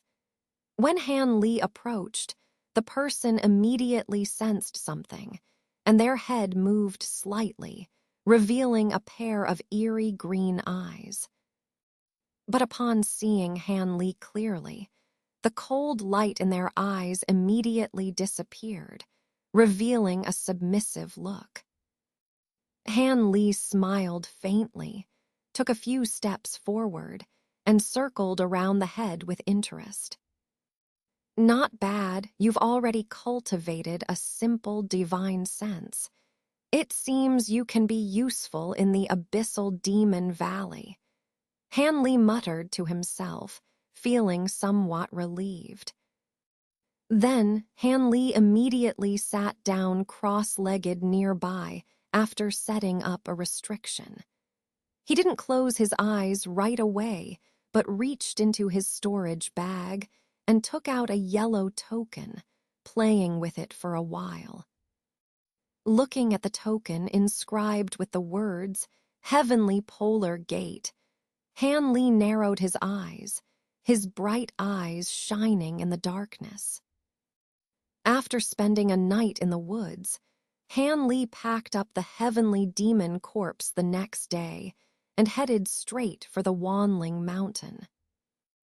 Before finding Zai Ling and the others yesterday, he did not find any traces of Heavenly Polar Gate disciples in the city. Therefore, even though he had the token given to him by the elder of the Heavenly Polar Gate, he couldn't use it for the time being, let alone find Nan Longhu. It seemed that either the Heavenly Polar Gate cultivators had another residence, or the people from this sect had not yet arrived here. Han Li wasn't in a hurry about this. He planned to find a place near Wanling Mountain to temporarily settle down and refine some core formation stage puppets. With the 2 yin-yang rings in his hands, even if he didn't go looking, Nan Longhu would probably come looking for him. By now, Han Li vaguely understood that the North Pole elemental light mentioned by the other party was definitely not at the entrance of the outer valley, most likely appearing in the passage leading to the inner valley. Otherwise, even if the ghost spirit sect was extremely capable, it would be impossible for hundreds of cultivators to simultaneously avoid the North Pole elemental light and enter the valley. As Han Li pondered, he turned into a streak of green light and calmly advanced. With Han Li's speed, he quickly left Yehua City far behind, disappearing dozens of miles away in a blink of an eye.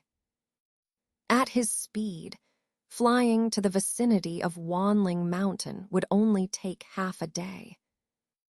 It was said that several markets near Wanling Mountain had already opened in response to the news. Han Li planned to go to these markets first to purchase some materials for refining puppets.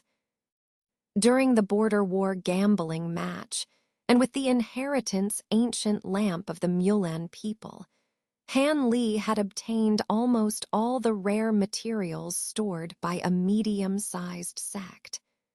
With these materials worth nearly 10 million spirit stones, he could refine a large number of high-level puppets that were awe-inspiring. So, what he was going to purchase at the market were just some common materials commonly used in puppet refining. As for the ancient, nascent soul stage puppets he was eager to refine, although he had found 2 or 3 types of missing materials from the 1,000 Bamboo sect in the far west, there was still one type of material called blood phoenix wood that had not been collected. This kind of material was a rare top-grade refining material. Although it was not as hard to come by as Jengjing, it was still something that was difficult to find. When he could collect it, it would depend on luck. Fortunately, Han Li had already instructed the disciples of the Falling Cloud sect to keep an eye out. As soon as there was news of this material, they must either seize it in time or simply inform him. Gathering this material was only a matter of time. However, it was impossible to do so before entering the abyssal demon valley. Suddenly, Han Li's expression changed, and his flight slowed down significantly. Because not far ahead, there was a surge of spiritual energy in the forest, with flashes of light, indicating that cultivators were engaged in a fierce battle. Han Li frowned slightly, but didn't pay much attention to it. In this area, where dragons and snakes mingled, and there was no one to oversee the situation, it was normal for enemies to encounter each other and fight. With Han Li's cultivation base, he approached within 100 meters of them in the blink of an eye. But these cultivators were still unaware and continued to fight. There were 4 men and 1 woman, divided into 2 opposing sides. With a glance, Han Li saw that they were all at the core formation stage, mostly in the early to middle stages.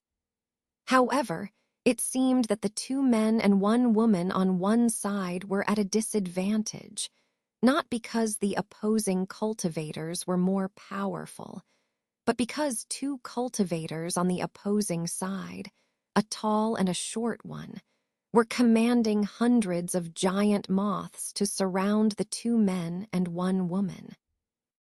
These palm-sized, terrifying moths would definitely spray colorful, poisonous powder when their wings flapped, covering the area.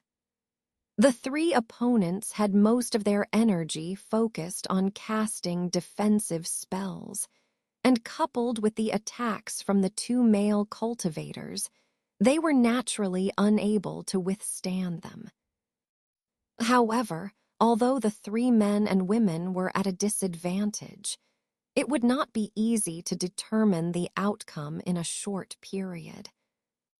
Moreover, with the cultivation base of these people, except for the poisonous moths and a scholar in a brocade robe who wielded a silver giant pen and a golden scroll, which caught Han Li's interest, the other cultivators' techniques were not worth his attention.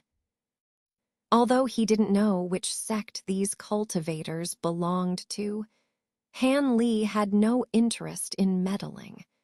Just as he was about to pass by without a word, he suddenly noticed a yellow maple leaf symbol embroidered on the cuff of the scholar's robe.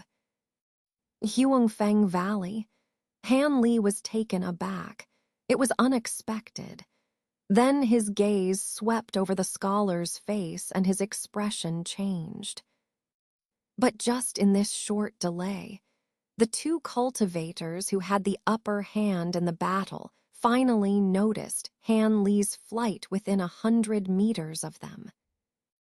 Under the shock, the two cultivators who controlled the moths hurriedly scanned with their divine sense, but their faces changed drastically at the same time. I don't know which senior has arrived here.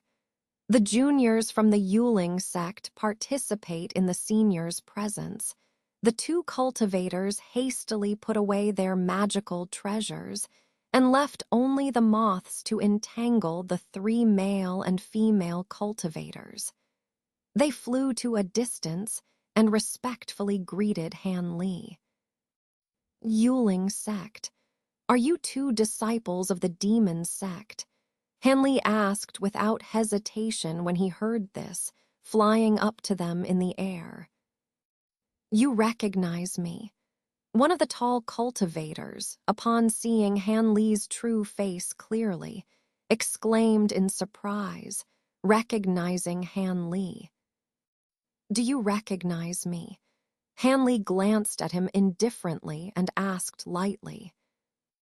The juniors once participated in the border war and witnessed Senior Han's great power. Although the Yuling sect cultivator was greatly unsettled, he replied with even more respect on the surface. You recognize me, too. I'm not interested in interfering in your affairs, but I have some old ties with Huangfeng Valley. If you collect those spirit insects, today's fight will end here. Han Li's expression turned slightly cold, and after a glint in his eyes, he straightforwardly said. Upon hearing Han Li's words, the two cultivators looked at each other and couldn't help but hesitate. What's wrong? Do you two feel very embarrassed? Han Li's face sank, his tone becoming somewhat unfriendly. Since it's seniors' order, the juniors will naturally comply. The tall cultivator was quite clever, feeling Han Li's displeasure. Once he saw Han Li's expression, he immediately realized his mistake. Since this senior had intervened in the matter, they had no room for further hesitation and quickly agreed. Then he exchanged a glance with the other cultivator, and both of them quickly cast spells and summoned 2 spirit beast bags into the air. Suddenly, the poisonous moths entangling the 3 male and female cultivators scattered and flew towards the spirit beast. Bags in the air in a swarm.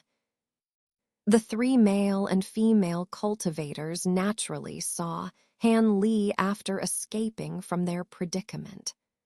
Although they were attacked by the poisonous moth's poison powder just now and did not hear Han Li's conversation with the opponent, they naturally knew that it was definitely related to Han Li.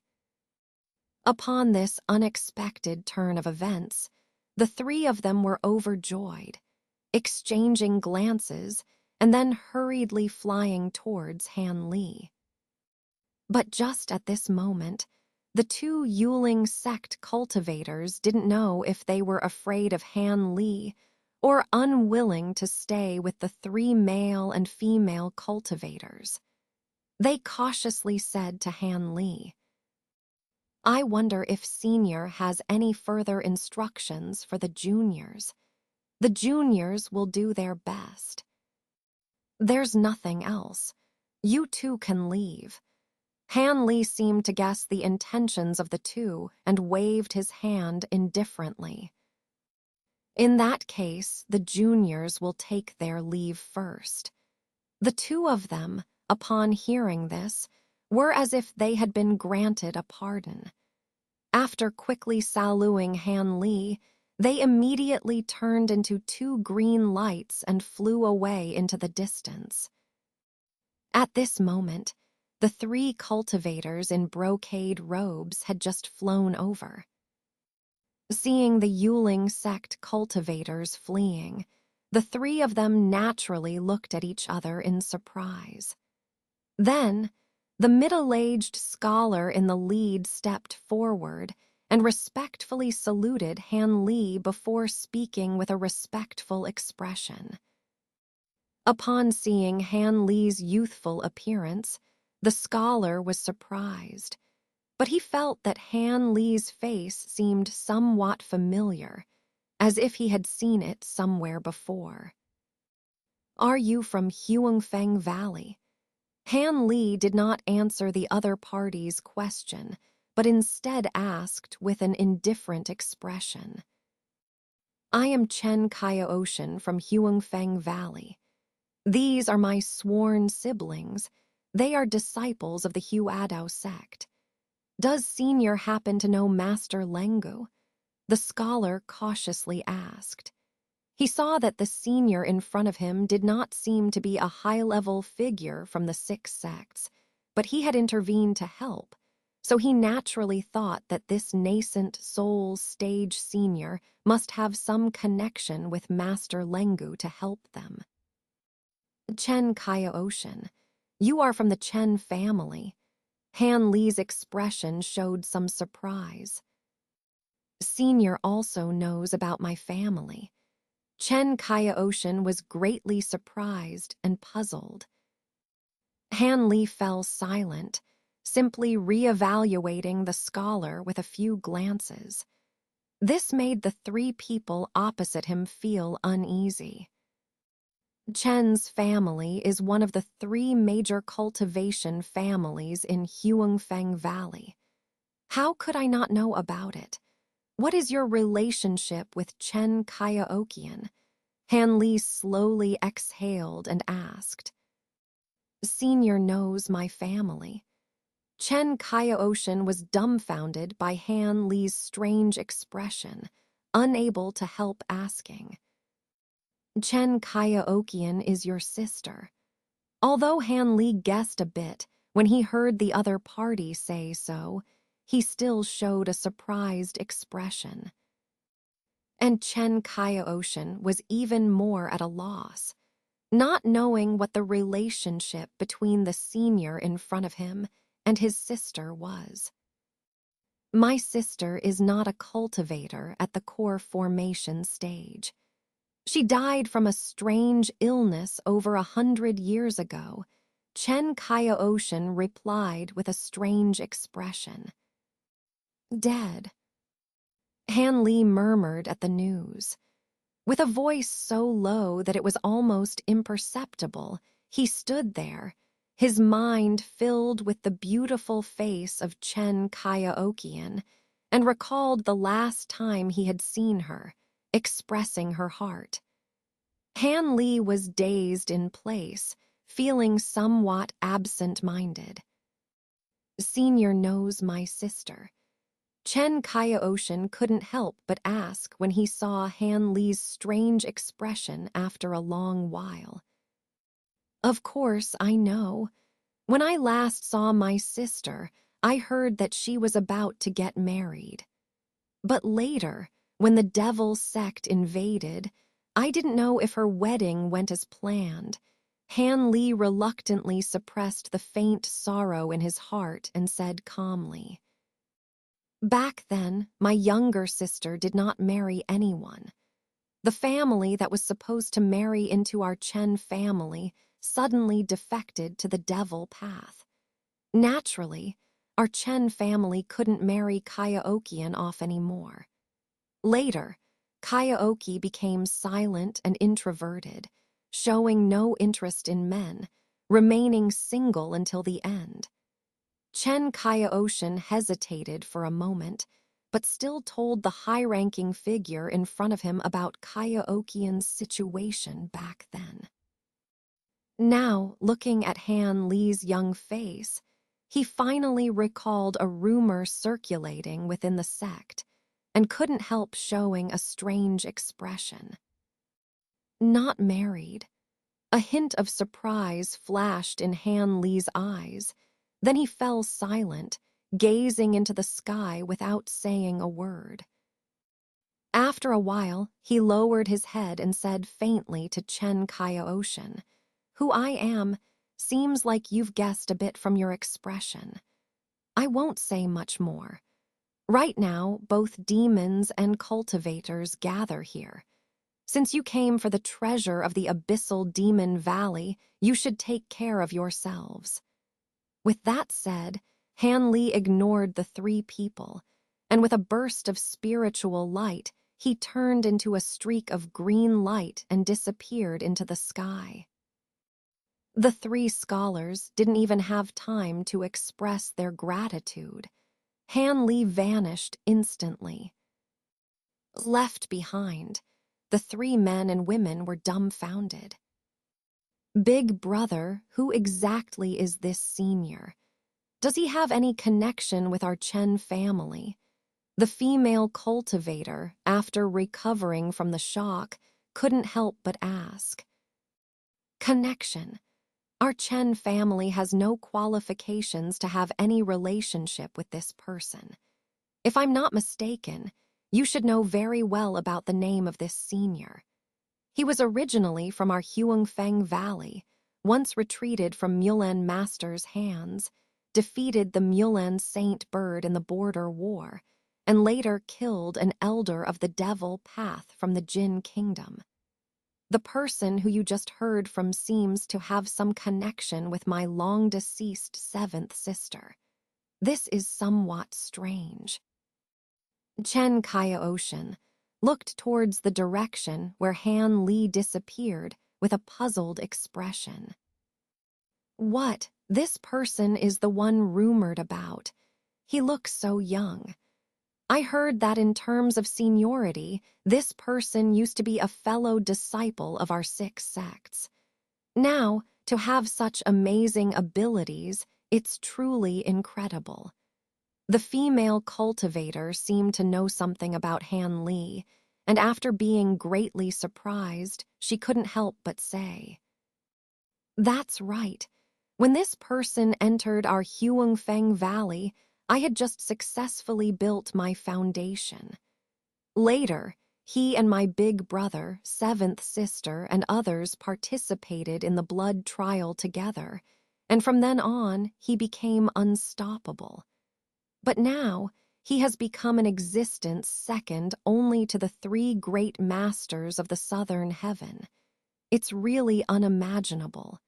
Chen Kaioshin sighed and said, "I heard that Senior Lengu from your valley once tried to persuade this person to return to Huangfeng Valley, but it seems that this person is unwilling to come back.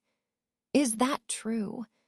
Another male cultivator in blue robes, curious, also asked. "I'm not sure about that.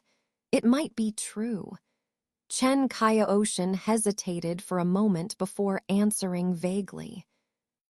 It seemed that even facing his sworn siblings, he was unwilling to mention this matter too much. Fortunately, the 2 male and female cultivators didn't pursue further. The male cultivator in blue robes changed the subject and said, this time, we're considered lucky. Firstly, Big Brother just refined the treasure of gold book and silver pen, which blocked most of the poison powder from the moths. Secondly, with this senior Han interfering, we managed to get through this crisis without any danger. I believe that when Big Brother completely refines the gold book, we won't need to fear the Yun brothers anymore. That's right. I heard about the ancestral treasure of the Chen family, the gold book and silver pen, but I didn't expect there to be a similar method of refining.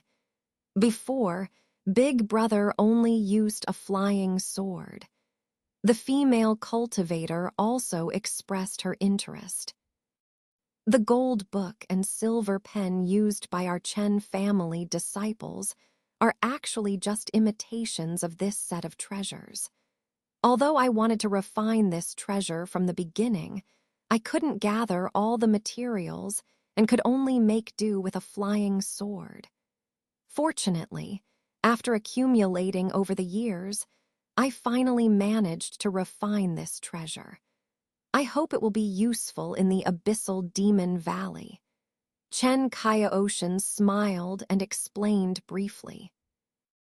Then his expression became serious, and he continued, anyway, we should be careful in the future.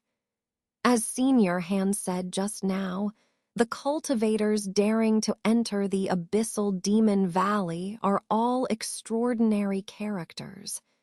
The three of us should be more cautious. It's best to find other senior brothers from the 6 sects to form a group. Big Brother is right. Okay, let's do as Big Brother says. The male and female cultivators nodded repeatedly. So the 3 of them didn't stay here any longer and immediately turned into streaks of light, flying away. After Han Li left, after some emotional turmoil, he finally suppressed the grief for Chen Kaioukian and buried it deep in his heart. Then, he forced himself to continue forward with determination. After several hours, he vaguely saw the Wanling Mountains. Because the scenery was still on the outskirts of the mountains, the miasma on the mountain surface was extremely thin, and the verdant trees and towering mountains could be vaguely seen. These mountains were not majestic, but the word vast was enough to describe them all. In the visible range, a black line stretched on both sides, extending out of sight. Han Li slowed down his flying speed. After looking around nearby, he didn't see any other cultivators' traces. But Han Li remained calm. After flying a little closer, he closed his eyes slowly. Immediately, his powerful spiritual sense covered an area of hundreds of miles, searching rapidly. After a moment, Han Li's eyebrows moved, and he opened his eyes suddenly. Without a word, he activated his flight technique, and a streak of green light shot towards a certain target. In just the time it takes for an incense stick to burn, the green light arrived on top of a small hill, where an old man and a young man were sitting facing each other, conversing. The dazzling green light flashed above their heads, and Han Li's figure appeared in midair. The 2 men were naturally startled, and they immediately jumped up. The old man managed to remain calm, but the young cultivator showed a panicked expression. Han Li's gaze swept over the 2 men. Their cultivation levels were not high. The old man was at the middle stage of foundation establishment, while the young man seemed to be at the 5th or 6th level of qi condensation. Han Li couldn't understand why cultivators with such low cultivation levels would come to the Wanling Mountains. At this moment, the old man also swept Han Li with his spiritual sense, but with his cultivation level, he couldn't discern Han Li's realm at all. Shocked, he hurriedly wanted to step forward to pay respects, but Han Li's cold voice came from above. No need to panic. Where is the nearest market from here? Just point me in the direction. Han Li's voice was devoid of emotion, full of unquestionable authority. 400 miles to the west, there is a newly opened market. Senior can go and take a look. The old man felt relieved when he heard this and quickly replied with a respectful expression. 400 miles away, I see. With these words, the streak of green light flashed, and Han Li disappeared from the original location. The old man was surprised and looked around, but he found that the streak of green light had already gone 100 yards away. After flashing a few times, it turned into a dot and disappeared. The old man and the young man were both stunned. 400 miles to the west, there was indeed a crude and unusual small market hastily built with petrification art. There were few cultivators inside. Han Li didn't care about this. He bought a large amount of materials from the raw materials shop in the market and immediately left the market, heading straight for the mountains. After traveling deep into the mountains for more than 10 li, Han Li saw that the miasma in the mountains began to increase sharply. He casually found an inconspicuous small mountain ridge and landed. Han Li was already familiar with the process of opening a temporary cave mansion. Under the release of more than 10 flying swords, a simple small cave mansion appeared on the mountainside after a quarter of an hour. After completing it, Han Li nodded in satisfaction. He immediately set up 2 simple arrays outside the cave mansion before entering. He released Yin Yue and let her cultivate in the cave mansion. Then, he released the heavenly corpse of heaven's demise and let it continue to be buried in the soil in a dimly lit secret room. Then Han Li, carrying a large number of materials, entered the secret room of the cave mansion.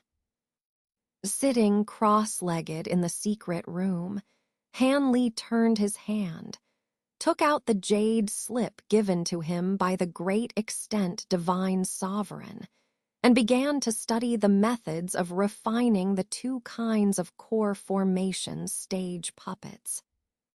These 2 puppets were quite different from the giant ape Han Li had refined at the foundation establishment stage. The strengths and weaknesses of the 2 puppets were very obvious, obviously meant for people to choose and refine according to their own needs. One was a giant turtle-shaped puppet with thick skin and flesh, able to withstand several attacks from an infant transformation stage cultivator and spew out thunder fireballs from its mouth, comparable to the full-strength attack of a mid-core formation stage cultivator. Its only flaw was its clumsy body and slow movement. Once it was attacked up close by a cultivator, it would immediately become a sitting duck without any resistance. The other was a humanoid tiger demon puppet, the opposite of the former. This puppet had no long-range attacks and had only average defense, but it excelled in agility. With a pair of tiger claws, it could release crystal-clear claw energy half a foot long, easily tearing through the ordinary shields of core formation stage cultivators. It was a purely melee-oriented puppet. After understanding the characteristics of these 2 puppets, Han Li decided without hesitation to refine a few of each. In this way, he would be better prepared to deal with the complex situations in the abyssal demon valley. With his decision made, Han Li immersed himself in the jade slip, focusing all his thoughts on the methods of refining. 3 days and 3 nights passed. Han Li sat motionless in the secret room, his expressionless face not moving an inch. But on the 4th day, Han Li's expression changed slightly. He moistened his dry lips and withdrew his spiritual sense from the jade slip. Then, after a moment of contemplation, he suddenly turned his hand, and after a flash of white light, the jade slip disappeared without a trace. Then he removed the storage pouch from his waist and threw it into the air. Immediately, a white mist sprayed out from the pouch, followed by countless refining materials pouring out. Rare wood, common iron essence, various types of crystals, large and small jade boxes. After a while, these items were piled up in front of Han Li into a dense pile. With a wave of his hand, Han Li retracted the storage pouch and tied it back to his waist. Then his gaze swept over the materials in front of him. After a moment, he fixed his eyes on a piece of unusually black ironwood, took a deep breath, and gently pointed at it.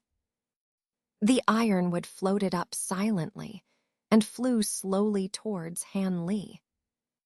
The gate of Han Li's secret chamber remained closed for a full month, while Yin Yue, constantly vigilant outside the cave, watched for any sign of Han Li missing the opportunity to enter the abyssal devil valley. With the gradual thinning of the miasma in the mountains, the number of cultivators near the Wanling Mountains suddenly increased. Most of them gathered in the area facing Yihu City because entering the mountains from this direction was much closer to the abyssal devil valley than from other directions. Cultivators from various sects who had obtained the abyssal devil order gradually arrived here. Many of them, like Han Li, set up temporary caves nearby and temporarily settled down. The array set up by Han Li outside the cave was not a top-tier restriction. Many high-level cultivators discovered Han Li's cave. Some even came to visit. However, no matter what kind of sound transmission talisman was thrown into the restriction outside, there was no response from the cave. These cultivators understood that the owner of the cave did not want to see outside guests.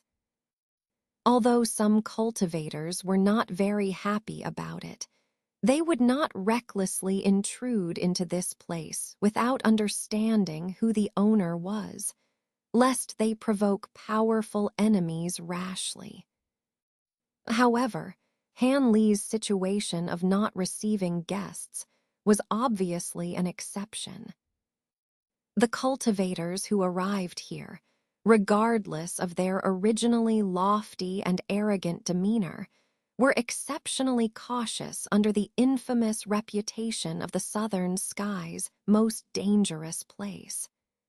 Before entering the abyssal devil valley, most of them began to form groups, either in small groups or by making friends and relatives. This resulted in many groups of varying sizes. Although it is not necessarily an advantage to have more people in treasure hunting, when encountering danger, the chances of survival are indeed much higher than being alone. With this in mind, even cultivators who used to be solitary began to make friends during this time. At this moment, as the miasma in the mountains gradually receded, Yin Yue, who was guarding the cave, was considering whether to summon Han Li out of the secret chamber. Finally, the door of the secret chamber opened. Han Li walked out calmly. After months of seclusion and refining, Han Li successfully refined more than 30 puppets, half of them in the form of turtles and the other half in the form of tiger demons. Fortunately, Han Li had collected a large number of high-level demon souls in the chaotic Star Sea, which made the process go smoothly. Otherwise, even with sufficient materials, these powerful demon souls would have been nowhere to be found. As a result, even the great Yan god, who had been focused on studying puppetry in the Cave of Blessings, couldn't help but be surprised when he saw Han Li take out one high-level demon soul after another. He couldn't help but exclaim, "Little monster," before falling silent again. Although there were still some materials left, Han Li estimated that there was not enough time. Making 3 or 4 more puppets wouldn't make much of a difference, so he came out of the secret chamber. Yin Yue reported to Han Li about some events that had occurred near the cave during the puppet refining process. After carefully listening, Han Li just nodded and didn't say much. He then went to another secret room to observe the demon corpse. Everything was normal with the demon corpse. Satisfied, Han Li put it away and also stored Yin Yue's fox body in his sleeve before leaving the cave. Instead of leaving immediately, Han Li sat down on the mountaintop where the cave was located, released his divine sense again, and scanned the gathering places of various cultivators and the temporary caves nearby. With Han Li's powerful divine sense, even early Yuan Wying stage old monsters couldn't detect his probing divine sense if they weren't careful. As a result, except for a few places with particularly strong auras and some places with restrictions, everything within a radius of hundreds of miles was immediately under Han Li's control.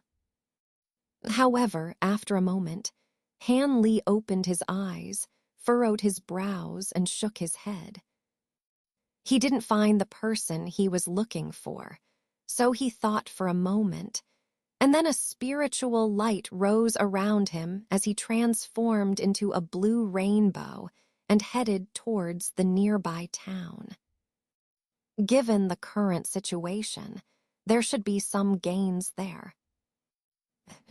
The town nearest to Han Li's cave in the Wanling Mountains was established by a certain major cultivation clan in the Dongyu Kingdom.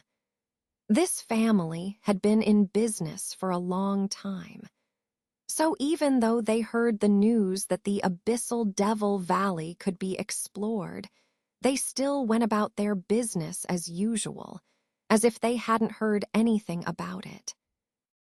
As a result of the increase in high-level cultivators coming to the Wanling Mountains, business in the town boomed. Some ordinary cultivators who had no intention of entering the Abyssal Devil Valley had already made some gains on the outskirts of the mountains as the miasma began to thin. In a simple medicinal herb shop in the town, a pair of cultivators dressed in white robes were pointing at a certain spiritual herb and talking to the shopkeeper. After a while, it seemed that a deal was reached between the two parties. The male and female cultivators, holding a pile of spirit stones, left the medicine shop with joy. "Sister Yuan, we're really lucky this time. We just arrived in this town not long ago and managed to buy this golden spirit fruit. Sister, you've been looking for this spiritual herb for a long time. With this, we can start refining the breath-transforming pill. the young man, handsome and elegant, said with a smile as they walked down the only street in the town. It's also thanks to Brother by lending me the spirit stones. Otherwise, I would have missed this opportunity. The white-clad woman, with an ordinary appearance but charming peach blossom eyes, said with a hint of charm, "Your matter is my matter, sister. What's a few spirit stones?" Although the young man felt a pang in his heart from spending the spirit stones just now, he put on a nonchalant appearance to please the woman. The woman pursed her lips, smiled, and was about to say something when someone approached them from the opposite direction. With a raised hand, a yellow light shot towards them. The male cultivator was startled and instinctively grabbed the yellow light in midair with a flickering white light in his hand. Only then did he realize that it was a golden token. The heavenly pole token. Are you Senior Han? The young man named Bai Shujun was surprised when he saw the token clearly, and then he looked carefully at the person who approached, unable to help but blurt out in astonishment. The person in front of them was dressed in a blue robe, with a calm expression, and was none other than Han Li, who had appeared in the town without a sound. The woman named Yuan Zhu, on the other hand, looked at Han Li with some surprise, her eyes flashing a few times, but she didn't say anything. Immediately, under Bai Shujun's guidance, the three of them left the town and flew towards a certain place. After flying east for a while, they stopped in front of a small mountain after traveling dozens of miles deep into the Wanling Mountains. When Han Li's gaze swept over, he found that this place was indeed quite secluded. Although the peak was small, it was surrounded by several tall mountain ranges, making it difficult for anyone to discover easily. A faint blue light flashed in his eyes, and Han Li's gaze fell on the seemingly ordinary piece of bluestone mountain wall in front of him, revealing a pensive expression.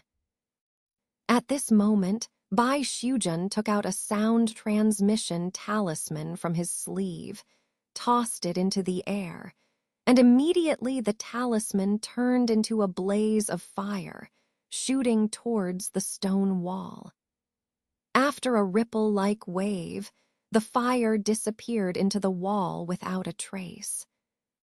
The young man next to him then explained diligently to Han Li, "This is Master's temporary residence, usually concealed by a minor Zumi restriction. Master instructed us disciples not to disturb him without important matters. Even Senior Lu has been unable to see him easily during this time. But since Senior Han came to find Master, it must be something important. Master will not blame the juniors." The Tianji Gate woman, upon hearing the young man mention this, fed disdainfully, showing a displeased expression on her face. However, in front of Han Li, she didn't say anything to Bai Shujun. This woman had already guessed Han Li's identity.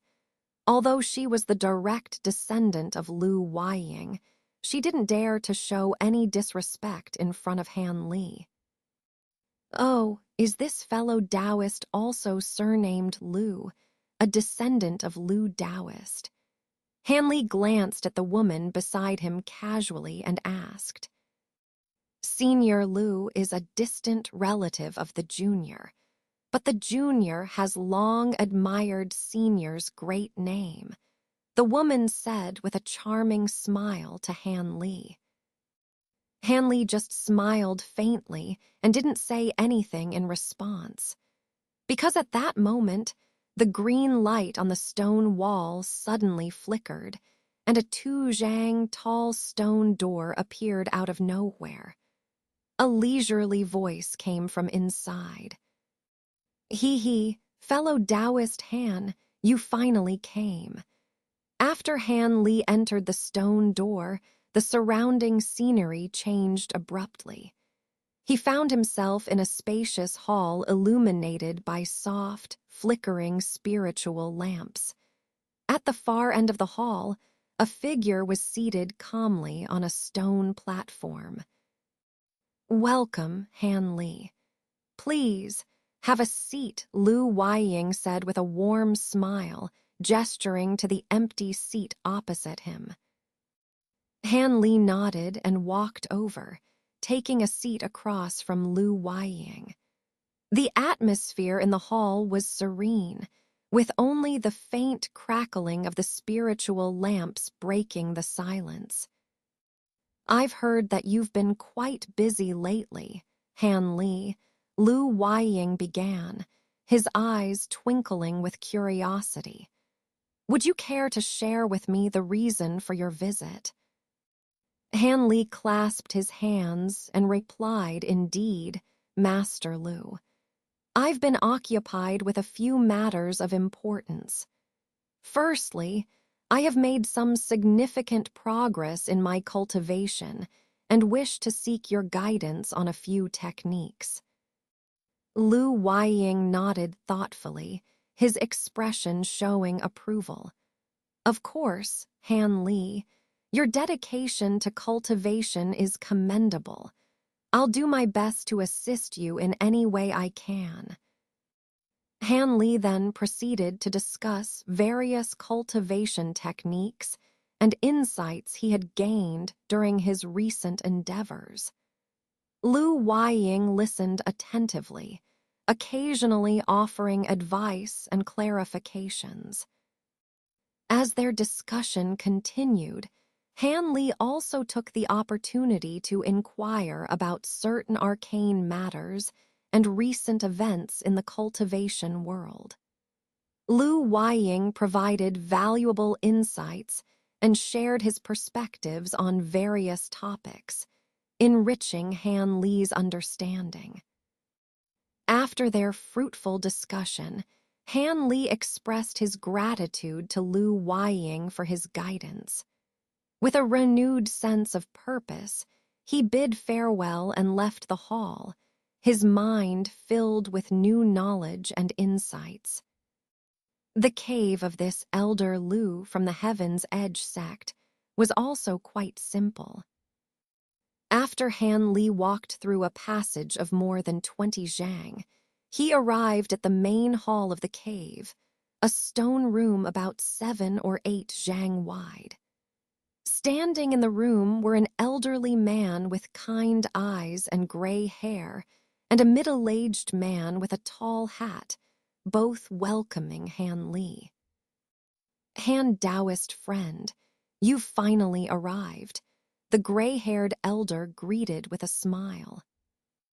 "Han Xing, you've kept us waiting for quite some time.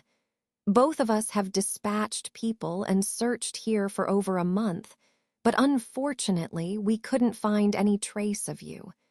We almost thought you had changed your mind," the Marquis Nanlong said with a bitter smile, though a hint of joy flashed in his eyes. "The place where you two reside is quite hidden, and it wasn't easy for me to find it either. Besides, I just finished seclusion not long ago. It's normal that you two couldn't find me," Han Li sighed, explaining with some helplessness. Then, without further ado, he took a seat with the 2 men. "Your reputation is now soaring, Han Xing. Not only did you shine in the border wars, but you also managed to injure a mid-nascent soul stage elder from the devil sect of the Jin Nation. With such divine abilities, I had a hard time concealing my admiration, the Marquis Nanlong said with a strange expression on his face as soon as Han Li sat down. As for my abilities, Marquis Nanlong has seen them before. If I truly had such extraordinary abilities, I wouldn't have fled in disarray on the Mulan grassland back then. My current reputation is merely a stroke of luck.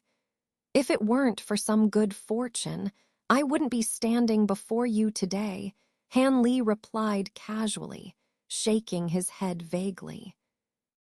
Upon hearing this, Elder Lu and the Marquis Nanlong exchanged glances, both somewhat skeptical. With their spiritual sense, they naturally saw that Han Li's cultivation was still at the early nascent soul stage. They also knew that Han Li was extraordinary, not just an ordinary early nascent soul cultivator. But the fact that Han Li could kill a mid-nascent soul stage, or even possibly a late-stage earth-devouring demon, made them somewhat incredulous. However, with rumors about Han Li spreading far and wide, and his fame becoming terrifyingly widespread, they couldn't help but feel puzzled. Hence, they showed this expression. Han Taoist friend is too modest. In fact, the greater your abilities, the greater the help you can provide to us on our trip to the demonic Abyss Valley. We both hope that your cultivation can rival that of the three great cultivators, Marquis Nanlong chuckled, somewhat insincerely. Han Li chuckled lightly in response, not dwelling on the matter. On the other hand, Elder Lu spoke in a deep voice. Since Han Xing is willing to find us, it seems that you have considered our previous suggestion. Would you be willing to enter the valley with us and help us kill that ancient fire toad? Upon hearing the elder's question, Marquis Nanlong also stared at Han Li, his face showing a solemn expression. With such a good opportunity, Han Li naturally doesn't want to let it slip away easily. However, before I make a decision, I have to ask one question. How will we divide the treasures from the remains of that ancient cultivator after we succeed? If you can satisfy me, I don't mind taking the risk, Han Li said calmly, without showing any surprise. This is not a problem. The inner core of the ancient fire toad should belong to you, Han Xing. It's only natural for you to have some use for it, Elder Lu said with relief, readily agreeing. Indeed, even if Han Taoist friend didn't say anything, the inner core should have belonged to you since you were the one to take action, Marquis Nanlong echoed, showing a relaxed expression. Seeing this, Han Li smiled faintly. Since both of you agree so generously, I'm not one to be greedy. Let's go on this trip together. With Han Taoist friend accompanying us, we will surely succeed in obtaining the treasure. We really have to rely on Han Xing this time. Seeing Han Li agree, both Marquis Nanlong and Elder Lu couldn't conceal their excitement. They spoke one after another. Both of you are too kind. I'm aware of my own cultivation level. This trip into the valley should be led by you two, with me assisting. And we can only make it out safely if we cooperate fully, Han Li said with a smile, not swayed by their flattery. Naturally, since we've invited Han Taoist friend to cooperate with us, we naturally trust you. That's why we invited you. If the people from the ghost spirit sect obtain the 2 yin rings, I'll just kill them directly, Marquis Nanlong said with a bit of gritted teeth when mentioning the ghost spirit sect. It seemed that the loss from last time was indeed quite significant. Hanley listened to this and glanced at Marquis Nanlong's face again. Marquis Nanlong looked fine on the surface, but it was unknown how much his depleted energy had recovered. Speaking of the ghost spirit sect, I wonder what you two think about the method they provided to enter the valley. Hanley changed the subject and brought up the ghost spirit sect. What else could we think? This time, we just slightly disrupted the ghost spirit sect's plan to monopolize the treasure. Now that other cultivators have entered the valley, not only did it cover our tracks, but it also avoided the danger of being besieged by the ghost spirit sect in the valley, Marquis Nanlong said coldly, his face showing a strange expression. Hearing Marquis Nanlong's words, could it be that the ghost spirit sect knew about the method to enter the valley from you two deliberately? Hanley looked slightly surprised. This was indeed arranged by us. Before going to the great grasslands, I already knew that the ghost spirit sect was also researching the method to enter the valley. Since they suddenly turned hostile and plotted against me, I naturally wouldn't be polite, Marquis Nanlong said with a gloomy face, not intending to hide this matter from Hanley. Hanley didn't express his own opinion on this matter, just nodding thoughtfully. Elder Lu furrowed his brows and said slowly, "But we didn't expect the ghost spirit sect to directly issue the demonic abyss tokens, selling favors to all sects while ensuring their dominance in the valley. They probably also have the idea of letting others explore the route for them. With this, while they can't monopolize the treasure in the valley, they've also greatly reduced the danger. This world has nothing that is perfect. Your actions, two Taoist friends, are more advantageous than disadvantageous. Most likely, the person in charge of the ghost spirit sect is itching with hatred towards you two." Hanley touched his chin and smiled, speaking as if he were just casually taking advantage. Indeed, as long as the ghost spirit sect suffers a loss, it's not bad. After we come out of the demonic abyss valley, we will slowly settle the score with them, Marquis Nanlong said spiritedly. After that, the three of them shifted the topic away from the ghost spirit sect and began discussing the specific arrangements for entering the valley. Time passed bit by bit. 7 days later, the miasma in the 10,000 mountains finally dissipated completely. Many cultivators who had been hiding on the periphery appeared one after another, flying towards the direction of the demonic abyss valley. Other cultivators with lower cultivation bases, or those unwilling to take risks, took this opportunity to start gathering spiritual herbs and searching for spiritual beasts in the mountains. The demonic abyss valley was located in the northwest of the 10,000 mountains, with an area of tens of thousands of li. However, it was surrounded by layers of ancient restrictions set by the ancient demonic cultivators, which were extremely powerful. These restrictions were interlocking and interlacing, affecting the entire area and making it impossible to break through. The only place without restrictions was the entrance to the demonic abyss valley. a narrow passage 100 zhang wide and tens of li long.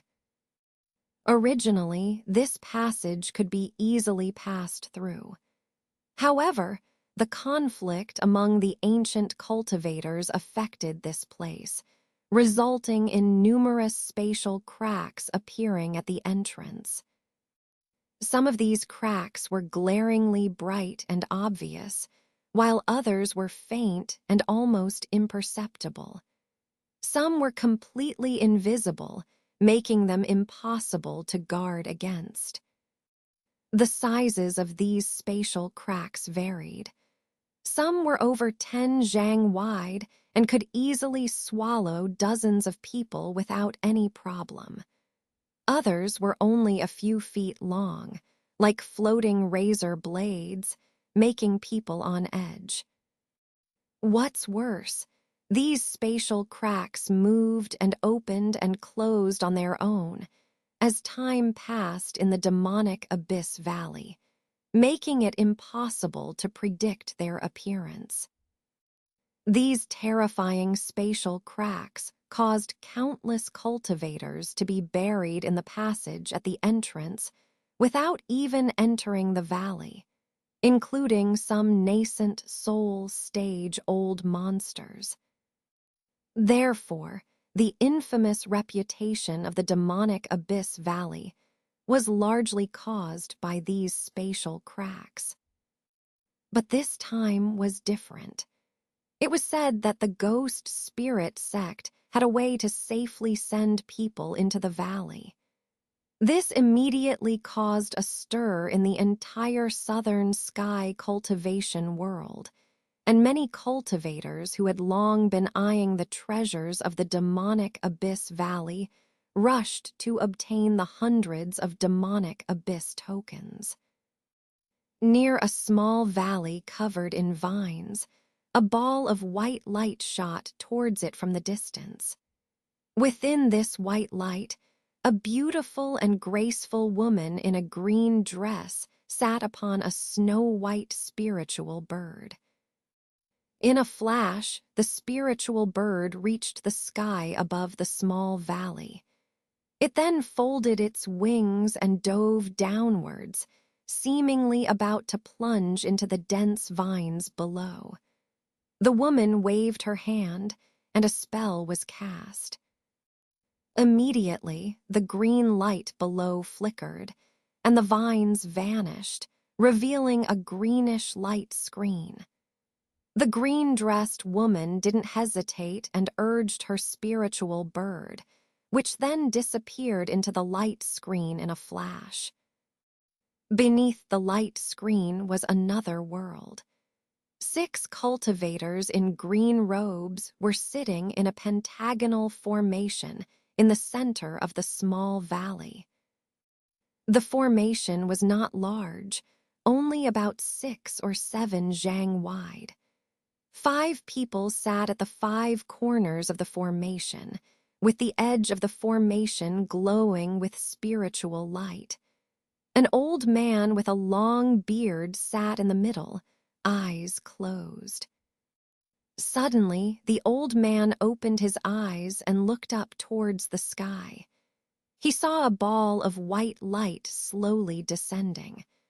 Moments later, the green-dressed woman arrived before him and bowed respectfully. Disciple greets martial uncle.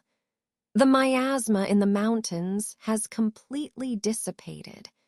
Many cultivators have already headed to the demonic Abyss Valley, the green-dressed woman reported respectfully with her head lowered. Have the ghost spirit sect members departed? The old man with the long beard asked slowly while stroking his beard.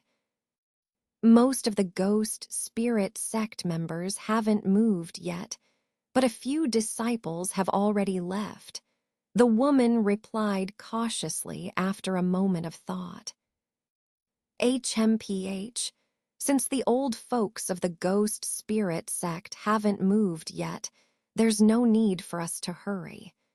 As long as we keep an eye on their elders, nothing will go wrong. Marshal niece Han, continue to monitor their movements. Report back immediately if there's any change, the long-bearded old man instructed calmly. Yes, Marshal Uncle. I will leave at once, the green-dressed woman responded without hesitation, accepting her orders. She bowed again to the old man, then gracefully mounted her spiritual bird and flew into the sky. Shortly after, she passed through the light screen and disappeared. The old man watched the green-dressed woman disappear, his eyes flashing with contemplation, but soon his expression returned to normal. Around the formation, the 5 male and female cultivators remained motionless, their faces expressionless, like wooden mannequins. The long-bearded old man seemed used to this scene, showing no surprise as he closed his eyes again.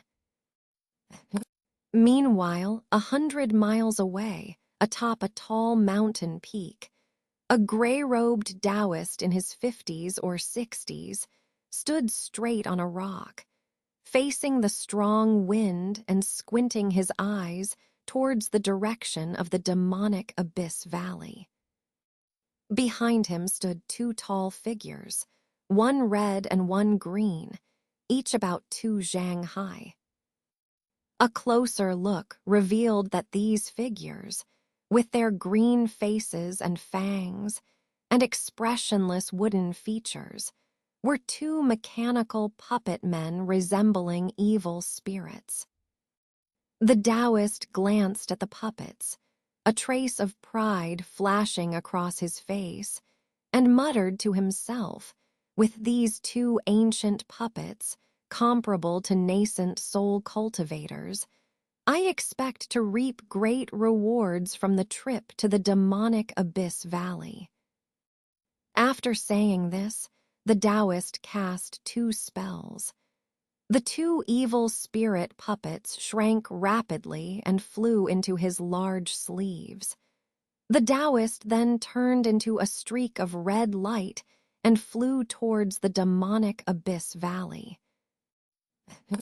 In another high sky, 3 streaks of rainbow light flew side by side.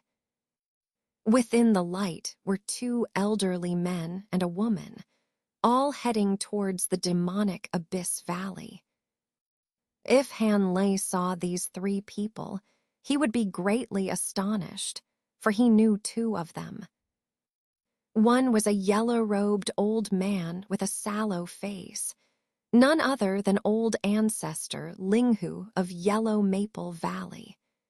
Beside him was a pale-faced, cold-looking woman in white, the great elder of Moon's sect and Nangong Wan's senior sister. The only person Han Li didn't recognize was another elderly man with deep-set eyes, bushy eyebrows, a lion-like nose, and a peculiar appearance. The 3 of them traveled silently, focusing only on their journey. Their lights shone brightly as they streaked across the sky, turning into 3 dots of light and disappearing instantly. Similar scenes were occurring near the 10,000 mountains. Many cultivators were confident about their trip to the demonic Abyss Valley. At this moment, Han Li had also arrived near the demonic Abyss Valley. Sitting on a dirt mound more than 10 li from the entrance, he gazed thoughtfully towards the valley, silently pondering. Even without using his spiritual sense, Han Li knew that within a range of tens of li, there were thousands of cultivators gathered, including some hidden nascent soul stage elders.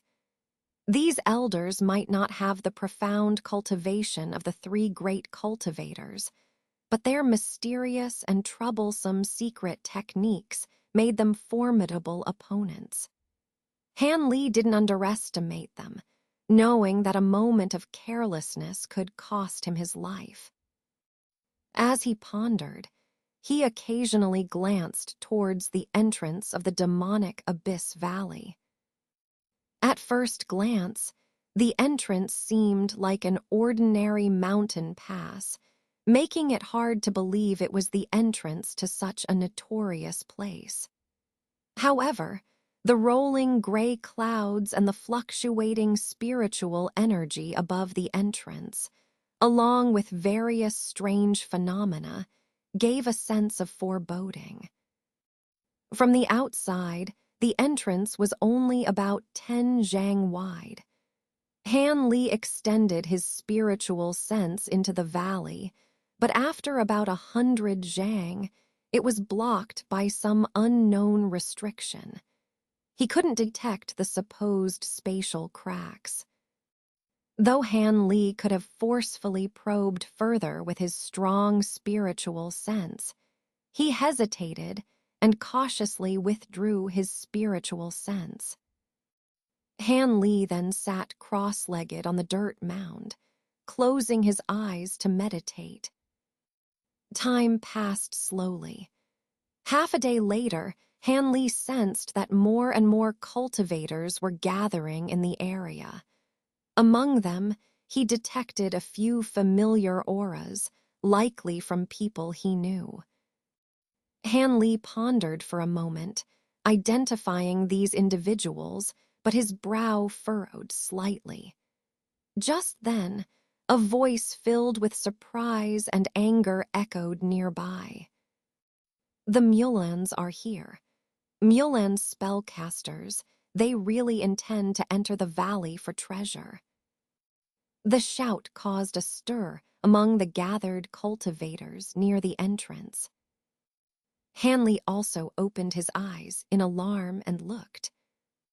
In the distance, a strange flying chariot approached unhurriedly. This chariot, larger than usual, was cone-shaped, over 20 zhang long, covered in shining silver light and inscribed with dense talismans. It was clearly not an ordinary object. Standing on the chariot were more than a dozen cultivators in Mulan attire, unmistakably Mulan spellcasters. Seeing this, Han Li's face showed a trace of surprise. Though he had heard rumors that the Mulans would join the fray, he found it hard to believe. Despite the recent truce, the border war had left many dead and injured on both sides, creating deep grudges that wouldn't easily dissolve in just a few centuries. In this context, the Mulans dared to venture deep into southern sky to enter the demonic Abyss Valley, a truly bold move. Did they not fear vengeful cultivators attacking them from behind? While Han Li was puzzled, the large flying chariot reached the sky above the entrance. The figures on the chariot became clearly visible. Han Li's gaze fell upon the two leading figures, and he understood. With these two leading the group, they indeed had little to fear from ordinary cultivators seeking revenge. However, it was still surprising that the three Mulan great cultivators allowed them here. At the forefront of the chariot stood a man and a woman, Mulan spellcasters. Scholar Zhang and the woman who controlled the ancient lamp, both Mulan masters. With Scholar Zhang's mid-nascent soul stage powers, he could indeed deter common cultivators from seeking revenge.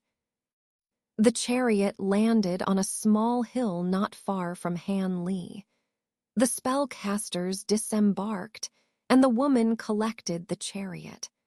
The others gazed intently at the valley entrance, showing surprise similar to Han Li's. While the cultivators coldly watched the Mulans with hostility, Another spectacle appeared in the sky. Over 100 streaks of light flashed, approaching quickly. "It's the ghost spirit sect," someone exclaimed, recognizing the newcomers. The attention of the cultivators shifted to the sky. Han Li's expression turned cold, his eyes flickering. These streaks of light, though not fast, flew steadily towards the valley entrance. They descended about 100 zhang from the entrance. When the light faded, more than 100 black-robed ghost spirit sect cultivators appeared. 3 leading figures drew Han Li's attention. He recognized the leftmost figure, Wang Tiangu of the ghost spirit sect. Han Li's eyes scanned the crowd, spotting Wang Chan and Yan Ruyan. Wang Chan appeared intact, while Yan Ruyan looked slightly pale and weary. Could it be that my yin demon slash didn't cause him serious harm? Or did he reattach his severed limb so perfectly it's unnoticeable? Han Li wondered, several unconfirmed answers crossing his mind. Given his current cultivation and reputation, Wang Chan no longer posed a threat. Han Li's gaze then shifted to the other 2 leading nascent soul cultivators. The middle figure was a black-robe, stern-faced middle. A commanding presence. He exuded an aura of authority. The absence of ghost spirit sects, soul-shattering elder, replaced by this somewhat unfamiliar old man, naturally took Han Li by surprise. Though mobilizing 3 nascent soul cultivators was indeed a rare show of force for any major sect, considering the perils of demonic Abyss Valley and the multitude of treasure-seeking cultivators, it seemed somewhat insufficient. Could it be that the ghost spirit sect had other plans in store? As Han Li pondered, the ghost spirit sect disciples at the valley entrance busied themselves, seemingly setting up a large formation. Nearby cultivators, naturally, did not disturb them at this time, and watched from the shadows with cold eyes. The Mulan spellcasters gathered together, with Scholar Zhang and the woman surnamed Le whispering among themselves. Han Li stared at the formation, his eyes clear and his expression calm. But after a while, Han Li suddenly raised his head, looking at the sky with a trace of surprise and doubt. At that moment, in the distant sky, a dazzling white rainbow appeared, speeding toward them. Wherever it passed, clouds dispersed, and its momentum was astonishing. Other cultivators also noticed the anomaly, raising their heads in surprise. The white rainbow arrived above the valley entrance in an instant. The dazzling white light converged, revealing an expressionless old man in a green robe. Wei Wai. He's here too. Does the 9 Nations Alliance really covet the treasures of demonic Abyss Valley? Seeing the old man's face clearly, the hidden cultivators around them were stirred, most of them inwardly shocked. However, to everyone's surprise, after revealing himself, Wei Wai glanced down indifferently and slowly descended in front of the ghost spirit sect members. The stern-faced, middle-aged man showed a hint of a smile, cupping his hands in greeting. "Brother Wei, you finally arrived. I thought you were delayed. Otherwise, we would have had to postpone our entry into the valley." Since Wei promised Brother Wang, I will not easily change my mind. But Wei hopes your words hold true. If the item you mentioned is not in the valley, don't blame Wei for turning hostile. Wei Wei's expression was cold, seemingly ignoring the middle-aged man's smile. This was not surprising, given the lack of harmony between the Nine Nations Alliance and the demonic path. Don't worry, Taoist. How dare I deceive Brother Wei, the middle-aged cultivator replied, not at all offended by Wei Wei's rudeness. He welcomed Wei Wei inside while speaking. This scene left the surrounding cultivators stunned. As the Grand Elder of the Nine Nations Alliance, Wei Wei was now mingling with the ghost spirit sect. It was hard to believe there was nothing suspicious about this. Han Li's brows furrowed at the sight. If a conflict arose with the ghost spirit sect in demonic Abyss Valley and Wei Wei intervened, Han Li would have no choice but to flee. This was an unexpected development. Thinking for a moment, Han Li glanced towards Scholar Zhang. If no other late nascent soul stage cultivators intervened, these two would be the most powerful in the valley.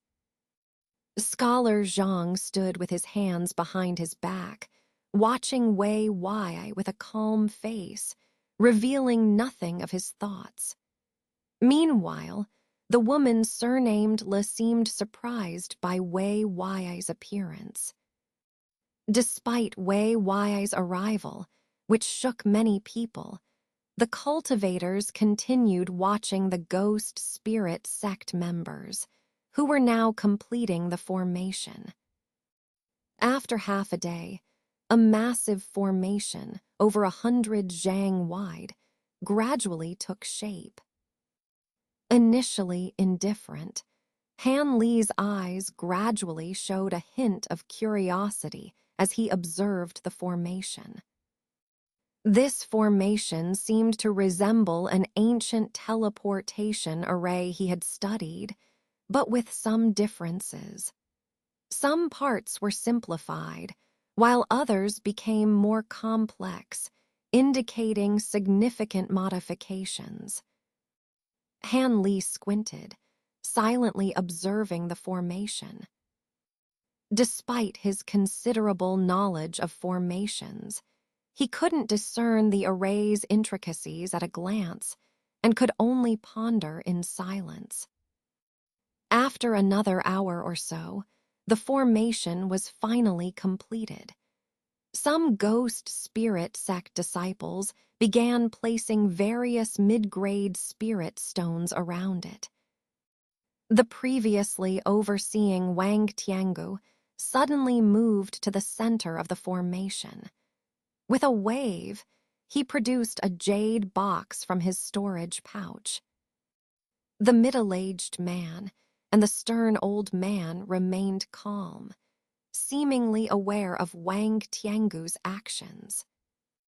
Carefully opening the jade box, Wang Tiangu revealed a golden spirit stone. As the stone was exposed, a wave of astonishing spiritual energy spread out. A high-grade spirit stone, someone exclaimed in recognition, causing a stir among the cultivators. Even Han Li's expression changed slightly upon hearing this. Though the total spiritual power of a high-grade spirit stone was equivalent to hundreds of mid-grade spirit stones, it was almost impossible to trade 100 mid-grade spirit stones for one high-grade one. Even offering 1,000 mid-grade spirit stones might not suffice. This was because high-grade spirit stone mines, with their overwhelming spiritual energy, were easily discovered and had long been exhausted in this realm. Existing high-grade spirit stones were rare finds in lower-grade mines, making them extremely scarce. Moreover, many powerful ancient formations and restrictions required high-grade spirit stones to activate. Even common formations enhanced with high-grade spirit stones saw their power increase significantly. For nascent soul cultivators, holding a high-grade spirit stone could significantly replenish their spiritual energy. Thus, high-grade spirit stones were highly valued, becoming increasingly rare over time and almost extinct in the southern sky cultivation world. As Wang Tiangu carefully placed the golden high-grade spirit stone at the center of the formation, Han Li couldn't help but feel a pang of envy. Despite having killed numerous cultivators, he had never obtained a single high-grade spirit stone, highlighting their rarity. Even with deliberate searching and attempts to trade in markets, Han Li had never succeeded in acquiring one. Undoubtedly, the remaining high-grade spirit stones in southern sky were hoarded by major sects for emergencies. The ghost spirit sect's use of this stone demonstrated their serious commitment to the demonic Abyss Valley endeavor. However, given the substantial spirit stones gained from selling entry tokens, the expense seemed justifiable. After securing the high-grade spirit stone, Wang Tiangu spoke quietly with the middle-aged cultivator, who nodded in response. He then issued a command, and the ghost spirit sect disciples withdrew from the formation, each holding a light yellow formation flag. The disciples, apparently well-practiced, took to the air and arranged themselves in a peculiar formation above the array, their flags emitting a faint glow. Is this man the sect master of the ghost spirit sect? Otherwise, why would Wang Tiangu, with similar cultivation, be so respectful? Han Li mused, noticing the details. Just then, the middle-aged cultivator surrounded himself with black mist, slowly rising into the air. After a cold glance around, he spoke. I am Wang Tiancheng, sect master of the ghost spirit sect. I will keep this brief. The path to enter the valley is prepared, and the spatial rifts have been greatly reduced and stabilized, making it safe to enter. This formation is a special teleportation array developed by our sect's formation masters after years of effort. It can transport people directly from the valley entrance to a location within the outer valley, a significant convenience. However, due to its unique nature, it requires a high-grade gold-attributed spirit stone to activate. We went a great lengths to obtain this stone, so the number of people it can teleport is limited. Only those with entry tokens, regardless of sect affiliation, can use this array. Others are not our responsibility. However, let me be clear, this is a one-way teleportation array. The destination is not fixed, and although the chance is small, there's a possibility of being transported into a spatial rift within the valley. If that happens, it's just bad luck, and we won't be responsible. This array is still experimental and was hastily completed to meet the deadline. There are inherent risks. Those unwilling to take the risk can avoid using it. With that, Wang Tiancheng crossed his arms. but added one more sentence. Those without entry tokens shouldn't try to take advantage. We will transport everyone at the end and destroy the array. His voice was not loud, but it was clear, reaching everyone at the valley entrance and causing a buzz of quiet discussion. Some cultivators used voice transmission to discuss it in detail. If entry requires the teleportation array, how do we exit? Do we have to wait for your sect to set up another array inside? A young voice asked from a forest, full of doubt. Many people nodded, sharing the same question, but Han Li coldly smiled, seemingly unconcerned. This concern is unnecessary. As far as I know, many ancient restrictions in the demonic Abyss Valley are one way. Entering is difficult, but there are many ways to exit. There are even a few intact ancient teleportation arrays inside that can send people out directly. Exiting is very simple, Wang Tiancheng replied emotionlessly. Upon hearing the words of the ghost spirit sect's master, Wang Tiancheng, some cultivators were overjoyed, while others remained skeptical. After all, very few people truly knew the details about the fallen Devil Valley. To ease everyone's concerns, I will send my son and elder Zhang in first. Then the rest of you may proceed as you wish, Wang Tiancheng said, signaling to Wang Chan and Yan Ruyan in the distance. Wang Chan, wearing a silver mask, walked silently with Yan Ruyan from outside the formation to its center.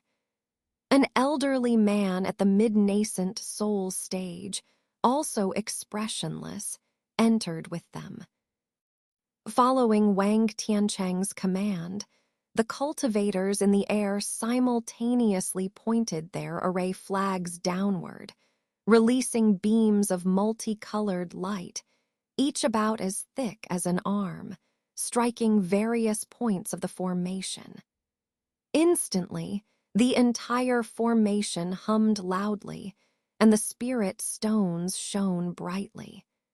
In a flash of light, the three figures vanished from the center of the formation. Witnessing this, the nearby cultivators stirred restlessly. Wang Tiancheng ignored the others and instructed Wang Tiangu to take 7 or 8 core formation cultivators and transmit themselves. This time, the others clearly saw that although the formation was large, it seemed to transmit only 3 people at a time. Therefore, the ghost spirit sect's cultivators had to leave in batches. Seeing that the ghost spirit sect members intended to get a head start, other cultivators at the valley's entrance were naturally tempted. However, these cultivators were all cunning and cautious by nature. None dared to act rashly. They wanted others to test it first since the ghost spirit sect did not have the best reputation, and any error could be fatal. Han Li stood up on a mound, observing without any intention of going down. Seeing this, Wang Tiancheng sneered, his hands clasped behind his back, looking up at the sky, motionless. The atmosphere at the valley's entrance grew subtly tense and quiet. In this awkward silence, the Mulans began to move. Led by the Confucian scholar Zhang and a woman surnamed Le, a dozen Mulan mages silently approached the massive formation. A hint of dark energy flashed across Wang Tiancheng's face, but quickly disappeared. Beside him, Wei Wai, who had been silently gazing at the sky, slowly lowered his head, glancing nonchalantly at the approaching scholar. The scholar said nothing, but before his group stepped into the formation, he flicked his sleeve, sending out a dozen green lights shooting skyward. Wang Tiancheng expressionlessly beckoned at the green lights, which converged into a dozen tokens, falling into his hand. Good, the count is correct. Please go ahead, Wang Tiancheng said calmly, having been informed about the scholar's identity despite not having participated in the border battles. The scholar nodded, and his group of mages stepped into the formation. Under the ghost spirit sect cultivators' spellcasting, the Mulans were transmitted in groups of 3. This teleportation array sends people to random locations, doesn't it? If that's the case, your sect's members had better avoid running into us, the scholar remarked indifferently as he entered the formation, glancing at Wei Wai. What are the odds? If it happens, it would be fate, the middle-aged cultivator replied, seemingly unfazed by the Mulan divine scholar. Fate, heh, if that's the case, so be it, the scholar sneered, disappearing in a flash of white light with his companions. Hearing these parting words, Wang Tiancheng looked at the now empty formation, a cold smile on his face. Seeing the Mulans also transported safely, other cultivators finally lost their patience.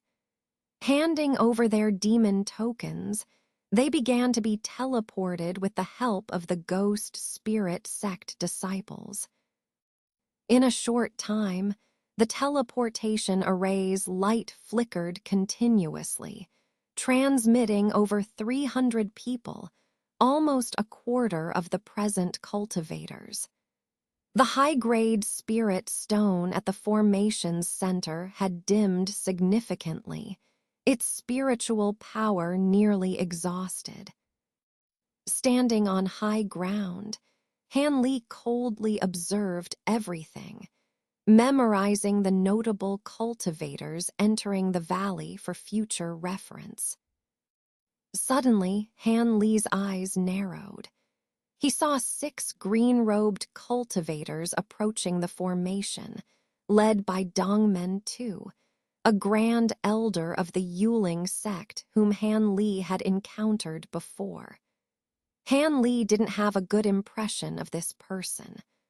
Although Dongmen Tu hadn't directly clashed with him, Han Li had always been cautious of him due to matters concerning Gu Xiongpu.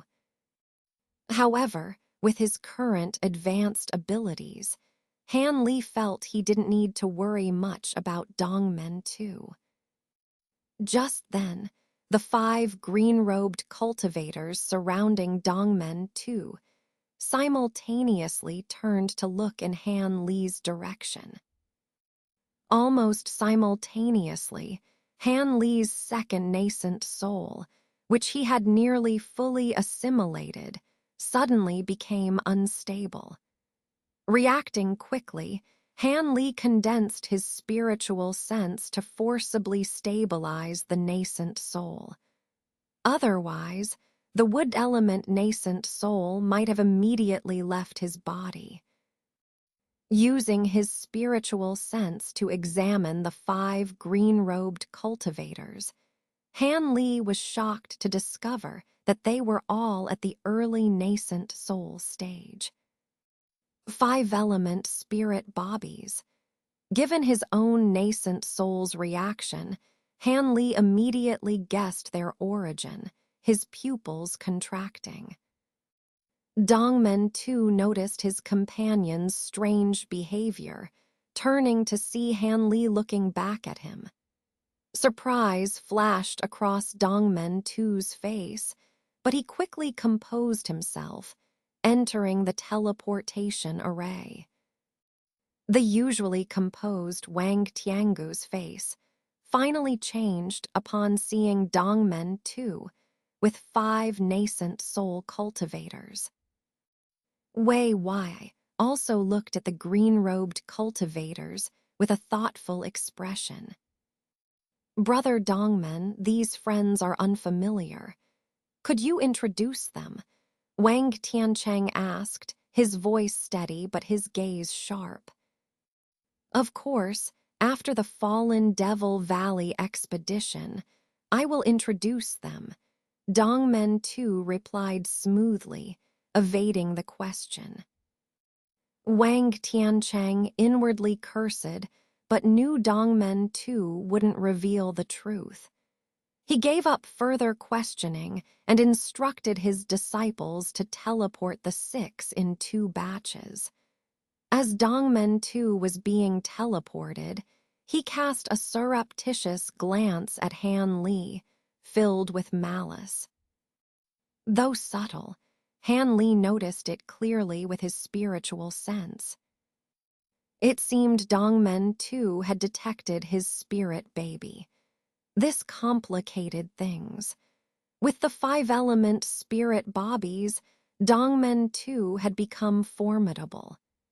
Han Li would have to be extra cautious after entering the valley, especially since his wood element spirit baby wasn't fully assimilated yet. After Dongmen too was transported, 3 more cultivators approached. Han Li was surprised to see one of them, revealing a wry smile. It was his silver-haired senior brother, Chang, along with 2 other elderly men who appeared close to the end of their lifespans. Han Li sighed, watching the 3 enter the formation and be transported. His gaze then shifted to the central spirit stone, which had dimmed significantly. Determined, Han Li enveloped himself in a blue light and flew towards the formation. Moments later, he landed in front of the formation, tossing a demon token to Wang Tiancheng. Taoist Han, you've come as well. With your bright future, why take such a risk? Wei Wai, I said, appearing suddenly in front of Han Li to dissuade him. Wei Wai, I frowned, scrutinizing Han Li for a moment before his expression turned grim. If you're set on this, I won't persuade you further. I hope our goals don't conflict, Wei Wai, I said, stepping back to his original position. Seeing Wei Wai's deference to the young man, Wang Tiancheng realized who Han Li was. Though his face remained calm, he was inwardly surprised, scrutinizing Han Li. Years ago, Wang Tiancheng had heard of Han Li, then a low-level cultivator who had severely embarrassed his son, Wang Chan. After years of conflicts, Han Li had become a renowned nascent soul cultivator, showcasing incredible powers that made him almost as famous as the top 3 cultivators. Seeing Han Li's calm demeanor now, Wang Tiancheng grew wary. However, outwardly, he casually gestured for his disciples to activate the formation. With a hum, Han Li disappeared in a flash of light. After a slight discomfort from the teleportation, Han Li regained his composure and began to survey his surroundings. He found himself on a slope of collapsed stones, overgrown with waist-high wild grass. The area ahead and to the sides featured low hills, extending into the distance with no other person in sight. This wasn't surprising.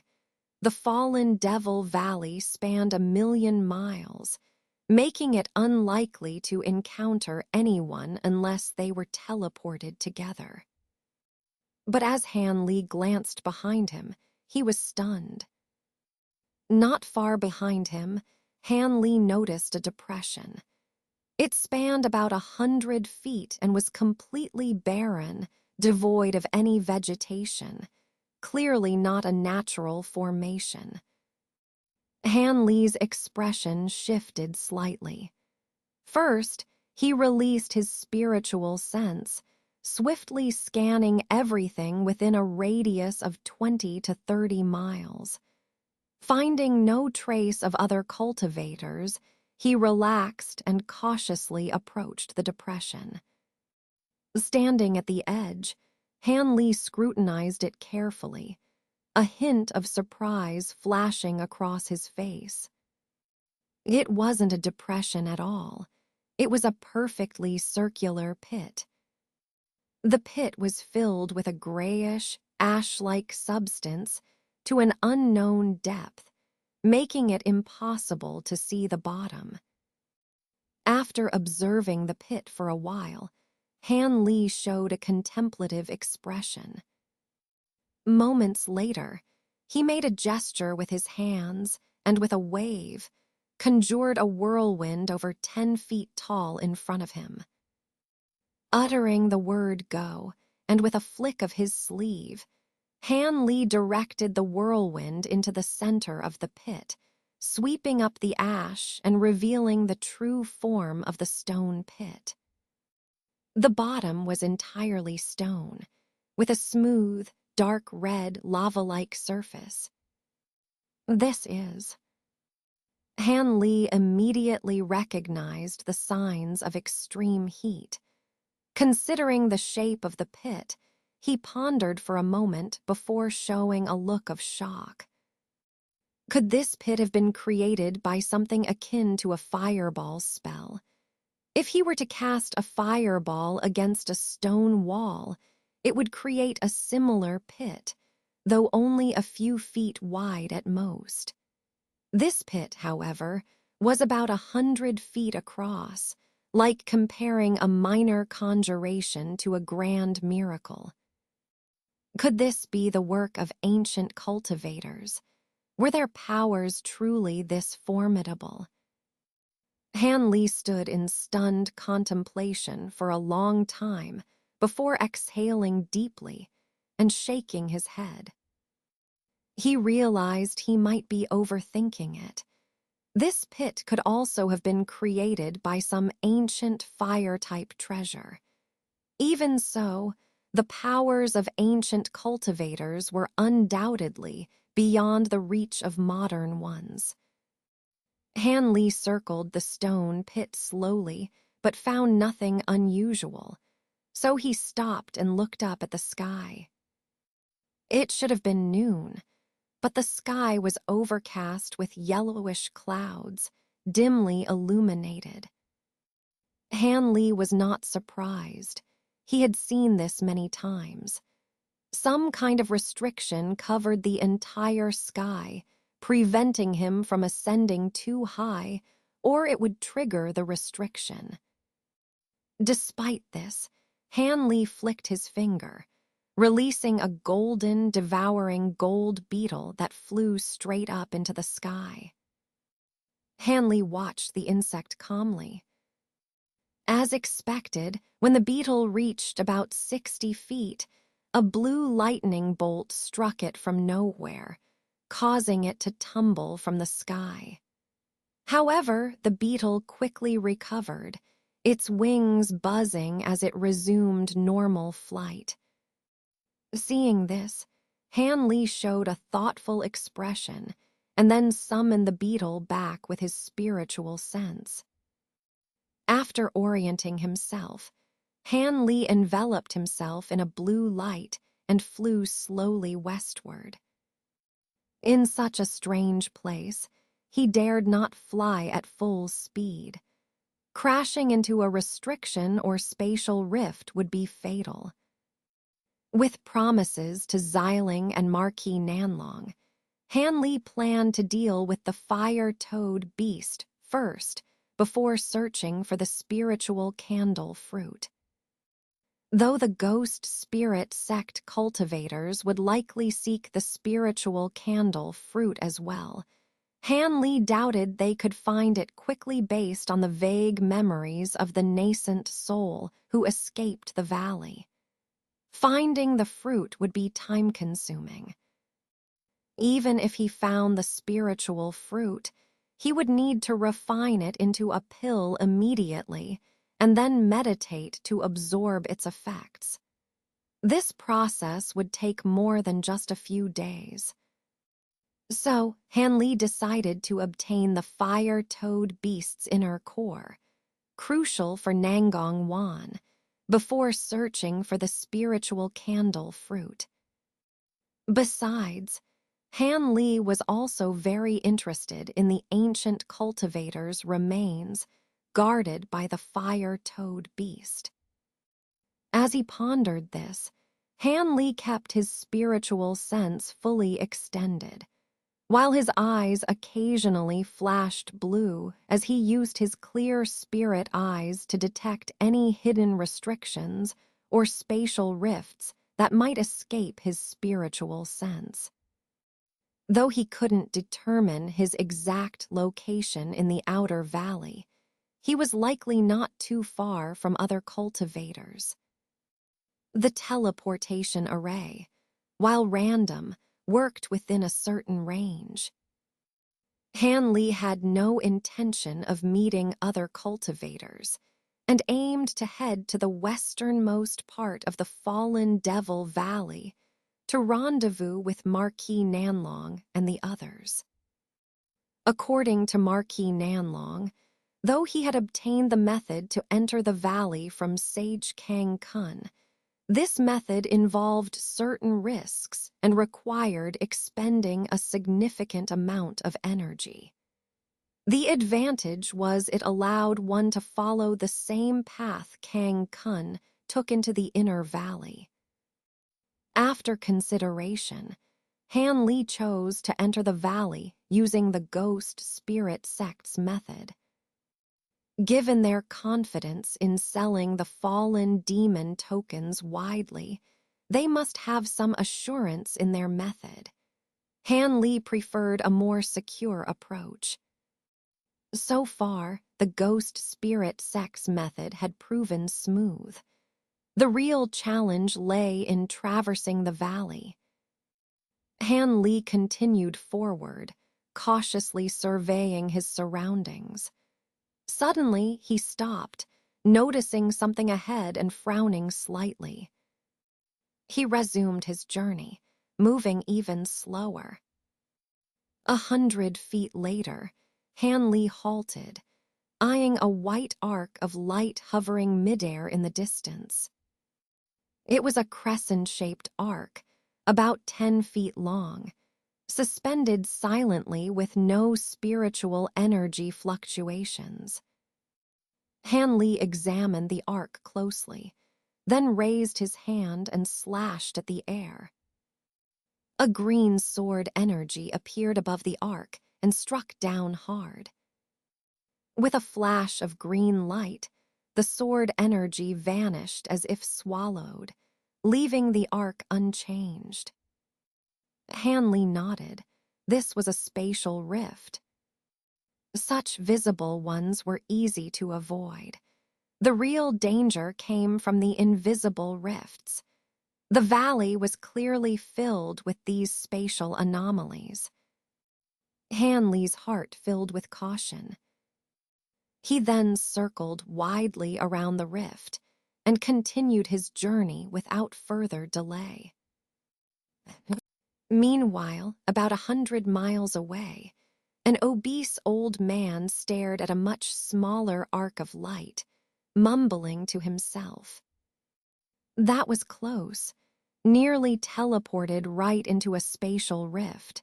This valley is filled with these. I must be extra careful. The old man muttered, his face pale. After surveying the area with his spiritual sense and confirming no immediate danger, he chose a direction and flew off, a flash of light marking his departure. Suddenly, a white light flashed mid-flight. The old man split in half without a sound, his body falling to the ground, his face frozen in disbelief and unwillingness. The newly formed spatial rift, having done its deadly work, slowly became invisible again, ready to trap the next unwary traveler. Elsewhere, 3 cultivators in brocade robes were sweating profusely as they flew back and forth among a pile of rocks. Every direction they tried was blocked by multicolored light. This is hopeless. Those ghost spirit sect bastards must have teleported us into a restriction.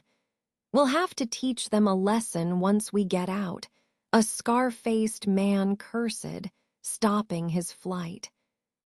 Calm down. The ghost spirit sect won't care about us small-time cultivators. They warned us the teleportation was random. If you end up in a spatial rift, it's your bad luck. This restriction is tough, but it's not offensive. We can find a way out, another with high cheekbones said coldly. But if we waste time here, others will get the treasures. We only intended to search the outer valley. The inner valley is too dangerous.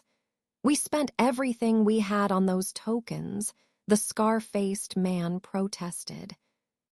In that case, we'll have to brute force our way out. This restriction is tricky but not unbreakable. It'll cost us some energy, but it's better than being stuck, the high-cheekboned cultivator said after a pause. Fine, second brother, your treasure is for attacking. We'll support you, agreed the third dark-faced cultivator. Leave it to me. I'll break this thing in a few strikes, the scar-faced man said energetically. He spat out a yellow light, revealing a small, square stone seal. With a gesture, the seal grew to several feet in size. The other 2 released a red and a white sword, both gleaming with energy. Go, the burly man gave a low roar. The stone seal spun rapidly, glowing brightly as it shot towards the distant glow. 2 flying swords also transformed into red and white streaks, slashing towards the glow, following the stone seal. The stone seal artifact was indeed extraordinary. Even before striking the glow, faint sounds of wind and thunder could be heard. Then, with a thunderous crash, various lights intertwined instantly, causing the ground nearby to shake slightly. Seeing the stone seal's great power, the other 2 showed a trace of a pleased smile. However, the smiles quickly froze on their faces. Because within the intertwined lights, the 7-colored glow suddenly burst forth with brilliance, temporarily suppressing the lights of the 3 artifacts. Following a clear ringing sound from the glow, the 3 artifacts were simultaneously sent flying. The 3 men were greatly shocked, hurriedly regaining control of their artifacts, and looked at each other in astonishment. The power of this restriction seemed far beyond their expectations. The burly man snorted and was about to say something when the surrounding glow suddenly flashed with a fiery red color. The 3 were stunned, not yet understanding what had happened. Above the restriction, countless fire clouds began to gather and roll. A wave of heat instantly filled every corner within the glow. What is going on? Didn't they say this restriction has no offensive capabilities? The scar-faced man shouted in extreme shock and anger. But the other two had no time to answer his question, as the fire clouds above were already pressing down unceremoniously.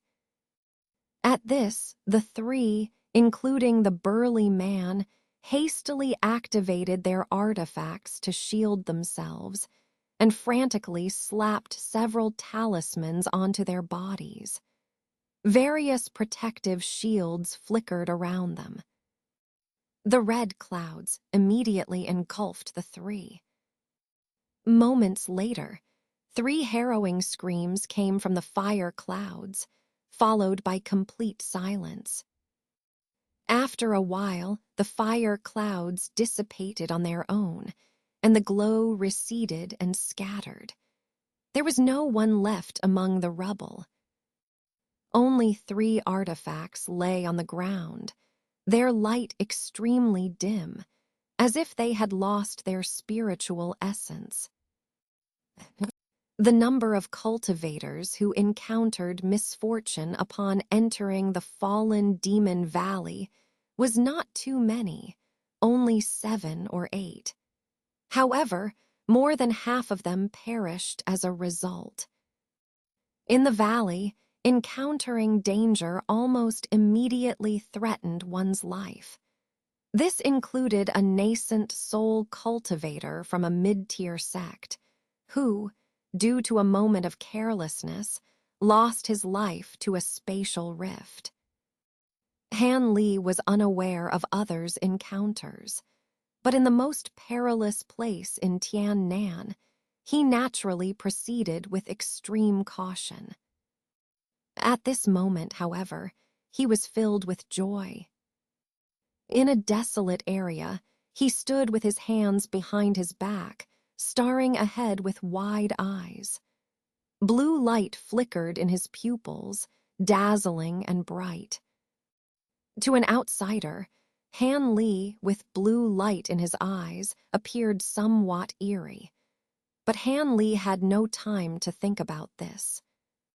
In front of him, there was nothing. Even a scan with his spiritual sense revealed nothing unusual. But with the full use of his bright, clear spiritual eyes, Han Li saw a few feet long vague light arc, flickering faintly a dozen yards ahead. Han Li took a deep breath, gradually dimming the blue light in his eyes, and his face showed a mix of emotions. He was now completely sure that his spiritual eye ability could indeed detect hidden spatial rifts that couldn't be sensed by spiritual sense. This surprise was worth the extensive amount of spiritual liquid he had wasted to prepare the bright, clear spiritual water and wash his eyes for so long. With this, his life in the fallen demon valley was greatly secured. The only trouble was that while the bright, clear spiritual eyes could detect these rifts, it required full concentration. A slight distraction could still cause him to miss them. The spiritual power consumption of using the bright, clear spiritual eyes wasn't significant. But if he joined up with Nanlong Hu and the others, it would be troublesome if they noticed the anomaly in his eyes. He didn't want anyone to know about this ability. Han Li pondered for a moment, then made a decision. He patted his storage pouch, and a cloak shimmering with blue light appeared in his hand. This cloak was not an ordinary garment. It was one of the spoils Han Li had collected before, considered a top-tier spiritual tool. It had no other function but to obscure one's face, preventing others from seeing their true appearance. Of course, for this effect to work, one had to continuously inject spiritual power into the cloak, and the viewer and the wearer's cultivation levels couldn't be too disparate. Han Li estimated that wearing this, except for Ru Sheng and Wei Wayu, no other cultivators in the valley would be able to see the anomaly in his eyes. After donning the cloak, Han Li took one last glance at the barely visible spatial rift, then transformed into a streak of blue light and bypassed it. In a dense forest filled with towering trees, a tall woman with an ordinary appearance was flying at a low altitude. Though her looks were unremarkable, her eyes were exceptionally clear and captivating. She glanced around frequently, seemingly searching for something. After a while, the woman finally emerged from the dense forest. She paused at the edge, looking perplexed. It doesn't seem to be here either. There's no mark left by the elder from the ghost spirit sect. It must be elsewhere. But why did he ask me to find the mark first and then wait for him? What could he be after in the fallen demon valley? The woman raised her head, staring at the yellowish sky, murmuring with a hint of confusion in her bright eyes. Suddenly, her eyebrows twitched, and her figure quickly retreated into the forest. She concealed her aura, casting several concealment spells on herself, and hid under a giant tree, motionless. 3 streaks of different-colored lights approached from the distance at a moderate speed, revealing 3 elderly men flying side by side. In a moment, the 3 lights reached the sky above the forest. One of the silver-haired elders seemed to sense something, glancing down at the woman's hiding spot with a soft hem. "What's wrong? Did you notice something, Brother Cheng?" asked a purple-robed elder with a wrinkled face. "Nothing, just a female core formation cultivator hiding down there.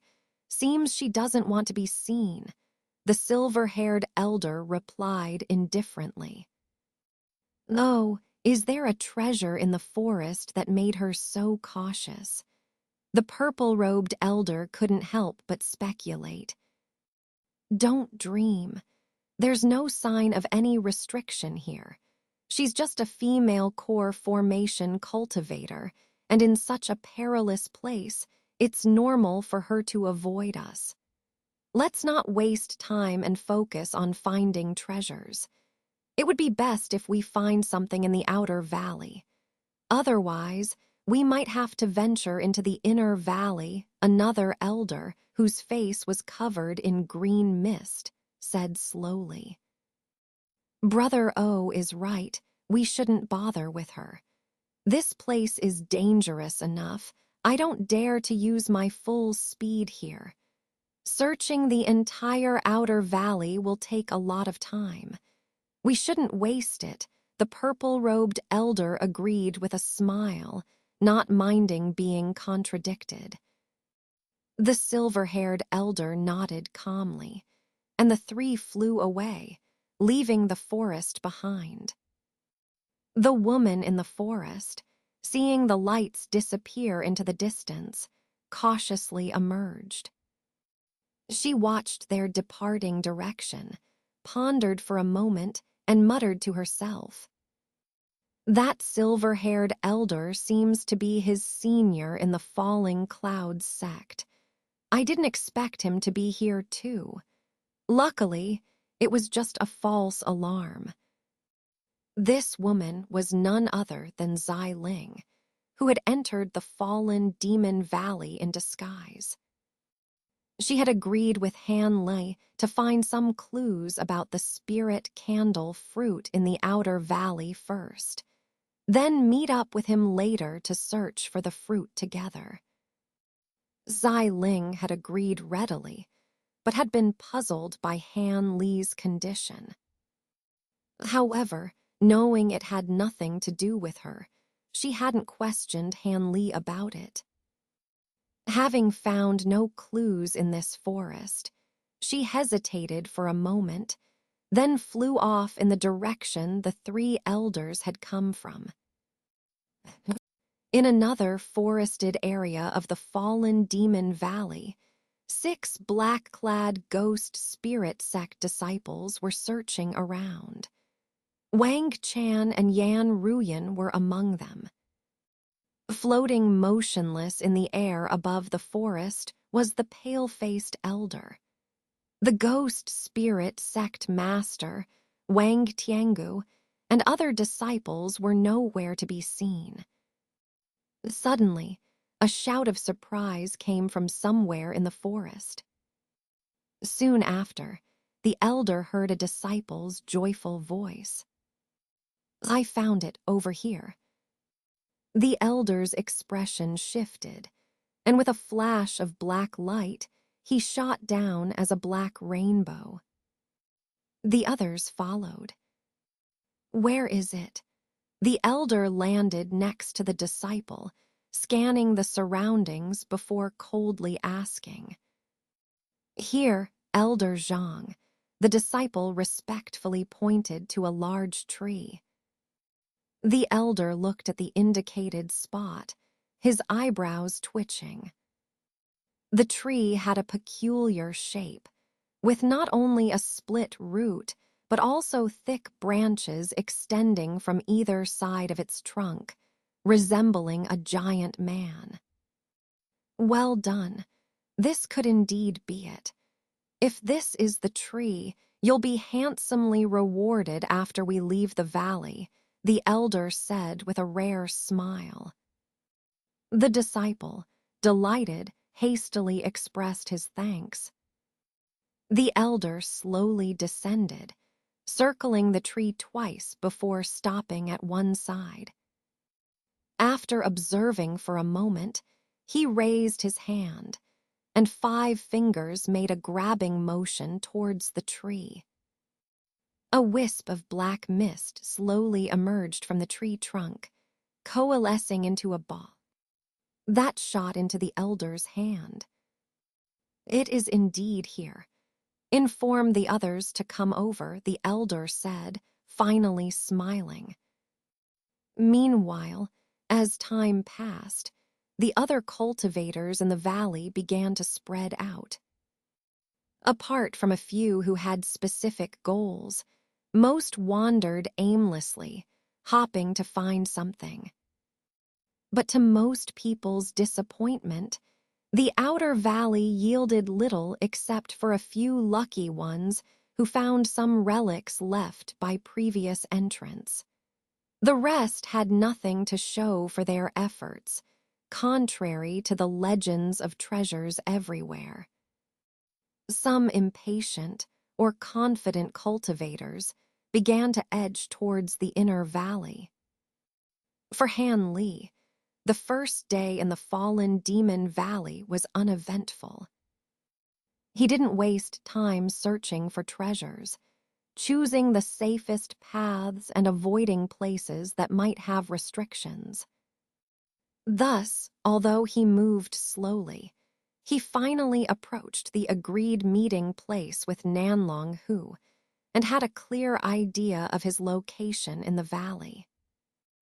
To the west of the fallen demon valley, atop a small hill covered with brown rocks, stood 2 individuals, one seated and one standing. The seated figure was an elderly man with a kind face, dressed in a white robe. The standing man was adorned in splendid attire with a tall hat and a long beard reaching his chest.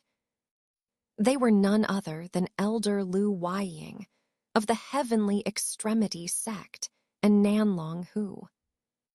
Nanlong Hu, with his hands behind his back, stood about 5 or 6 meters away from Lu Weiying, gazing into the distance with a seemingly composed demeanor, though his eyes betrayed a hint of anxiety. "Brother Nanlong, there's no need to be so impatient. That person might have been transported to a more remote location. If he's on his way, it will naturally take some time. Didn't we see him enter the teleportation array with our own eyes? Lu Weiying, who was sitting cross-legged on a large rock and appeared to be meditating, suddenly spoke, seemingly sensing Nanlong Hu's inner agitation.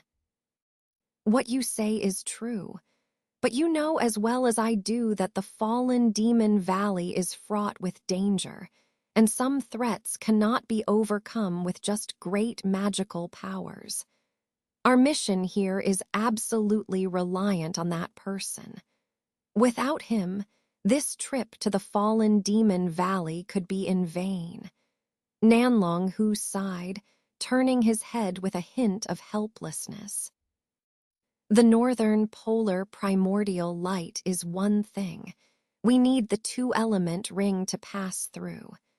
But is that fire-toad beast really so formidable? Otherwise, why would we bother bringing him along just to obtain the ring? Lu Weiying opened his eyes and couldn't help but complain. Whether it's formidable or not, I haven't seen it with my own eyes. But in Master Kang Kun's writings, the beast is indeed described as extraordinarily terrifying. It's best to find a cultivator whose techniques can counter the beast. Otherwise, even if we manage to deal with it, we won't come away unscathed. In such a perilous place, I don't want to give anyone an opportunity to take advantage of us. Nanlong Hu frowned and explained. Brother Nanlong has a point. It seems you've become even more cautious after the Mulan Plains incident. However, I have read about the fire-toad beast in some ancient texts. In ancient times, this beast wasn't particularly renowned. According to the texts, it shouldn't be difficult to deal with. But since even Master Kang Kun said so, the one in the valley might be a mutated version. Lu Weiying pondered for a moment and shared his judgment. Mutation? That's possible. However, I think it's more likely that the beast has no natural enemies in the valley and has been cultivating for an excessively long time. Nanlong Hu didn't completely agree with the elder's assessment. At this point, there's no use in further speculation. The fire-toad beast must be eliminated. The path to the beast is filled with northern polar primordial light. Without proper preparation, no one can pass through. So, we don't have to worry about others discovering the ancient cultivator's remains ahead of us. Lu Weiying said, closing his eyes again and speaking leisurely. Seeing the elder's calm demeanor, Nanlong Hu smiled slightly. Just as he was about to speak again, his expression suddenly changed. He quickly turned his gaze skyward.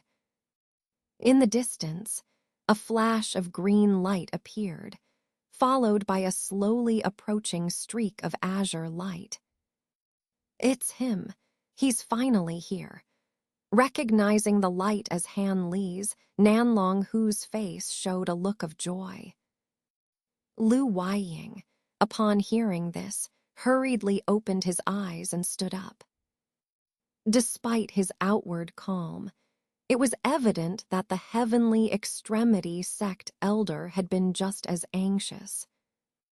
The azure light seemed to be moving cautiously, not very fast.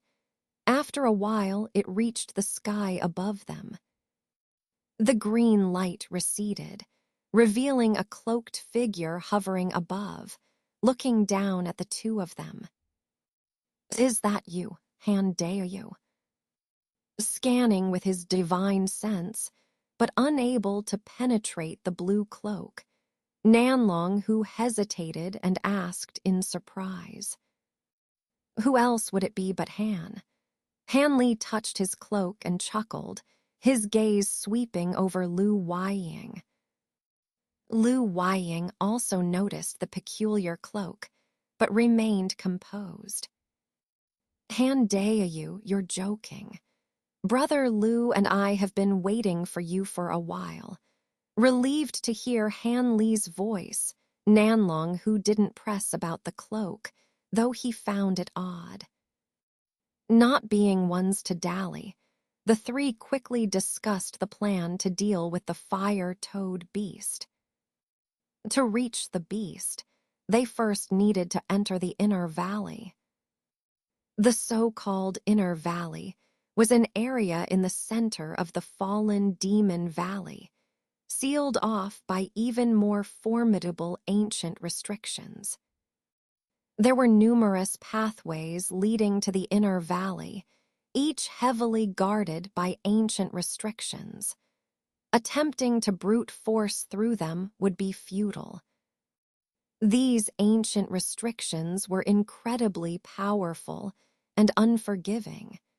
Attacking them would trigger a relentless counterattack. Master Kang Kun, despite his skill in formations, gave up after a few days of studying these restrictions alone. Though not impossible to break, it would take an impractical amount of time for a single person. Eventually, he found an alternative, a hidden path filled with northern polar primordial light. This path was well concealed and wouldn't be easily discovered, but the light within was deadly to any unwary intruder. Now, with the two-element ring, entering the inner valley should be straightforward. After a brief discussion, Han Li and the two others wasted no time, taking to the air toward the inner valley. As they ascended, Nanlong Hu pulled out several small bells of various colors from his storage pouch, hanging them from his waist. Han Li, puzzled, glanced at Nanlong Hu. These are sensing bells. If there's any unusual spatial fluctuation, the bells will ring. They can't detect all spatial rifts, but they can alert us to most. Seeing Han Li's curiosity, Nanlong Hu explained briefly. Han Li nodded in understanding. The three then transformed into streaks of light, shooting off the hill. As they flew towards the center of the valley, the bells proved effective. Whenever a spatial rift appeared, the bells would ring, allowing the three to avoid them in time. However, the bells couldn't detect truly hidden spatial rifts. Han Li noticed one such rift using his spiritual eye, passing close by without the bells ringing. With this realization, Han Li understood the bells' limitations, but found them useful nonetheless. The bells allowed Nanlong Hu and Lu Weiying to fly faster, their speed increasing significantly. Fortunately, they didn't encounter any hidden rifts along the way, so Han Li didn't need to warn them. He remained silent, enjoying the smooth journey. After half a day, they arrived at the outskirts of the inner valley, in front of a range of small mountains. The mountain range stretched for several dozen miles, forming a miniature mountain range. Beyond the mountains, a blood-red light covered the yellow sky, creating an eerie sight. That's the inner valley. Those blood lights are incredibly powerful restrictions. Don't provoke them, or you'll suffer greatly. Nanlong Hu warned, having never seen the blood lights before but recognizing their danger.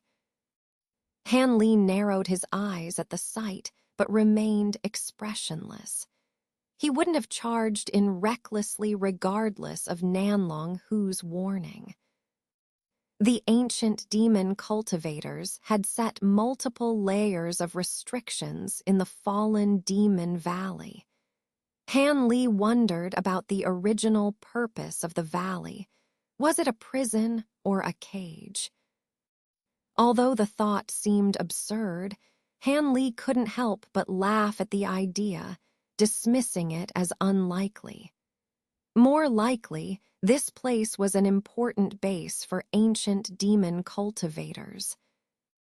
As Han Li pondered, Nanlong, who led him, and Lu Weiying into the mountain range, heading towards a specific spot between two peaks. Upon arrival, Nanlong Hu raised his hand, and the three descended slowly. Scanning the area, everything appeared normal: green grass, rocks, giant trees, and vines. This is the place. It shouldn't look like this, but Master Kang Kun cast an illusion to conceal the entrance before he left. Let me dispel it, Nanlong Hu said calmly, though his face showed excitement. With a flick of his sleeve, a white jade token flew out, hovering above his head.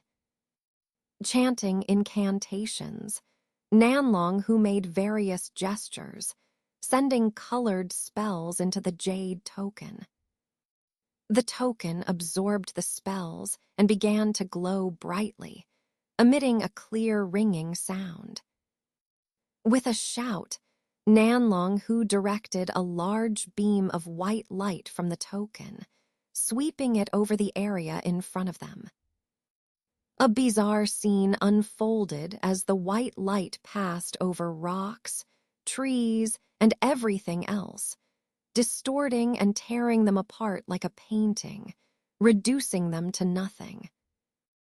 After a clear ringing sound, the white light retracted, quickly returning to the jade token and vanishing. A new scene appeared before Han Li and the others.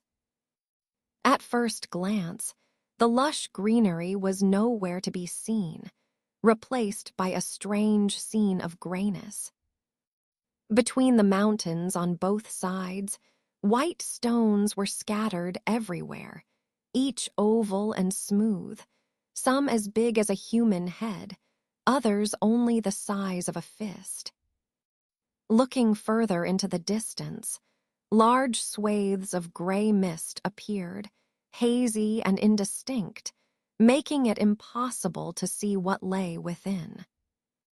However, these gray mists were always confined to 100 feet wide range in the middle, while blood-red light filled the sides, like a tide constantly sweeping towards the center, squeezing inward.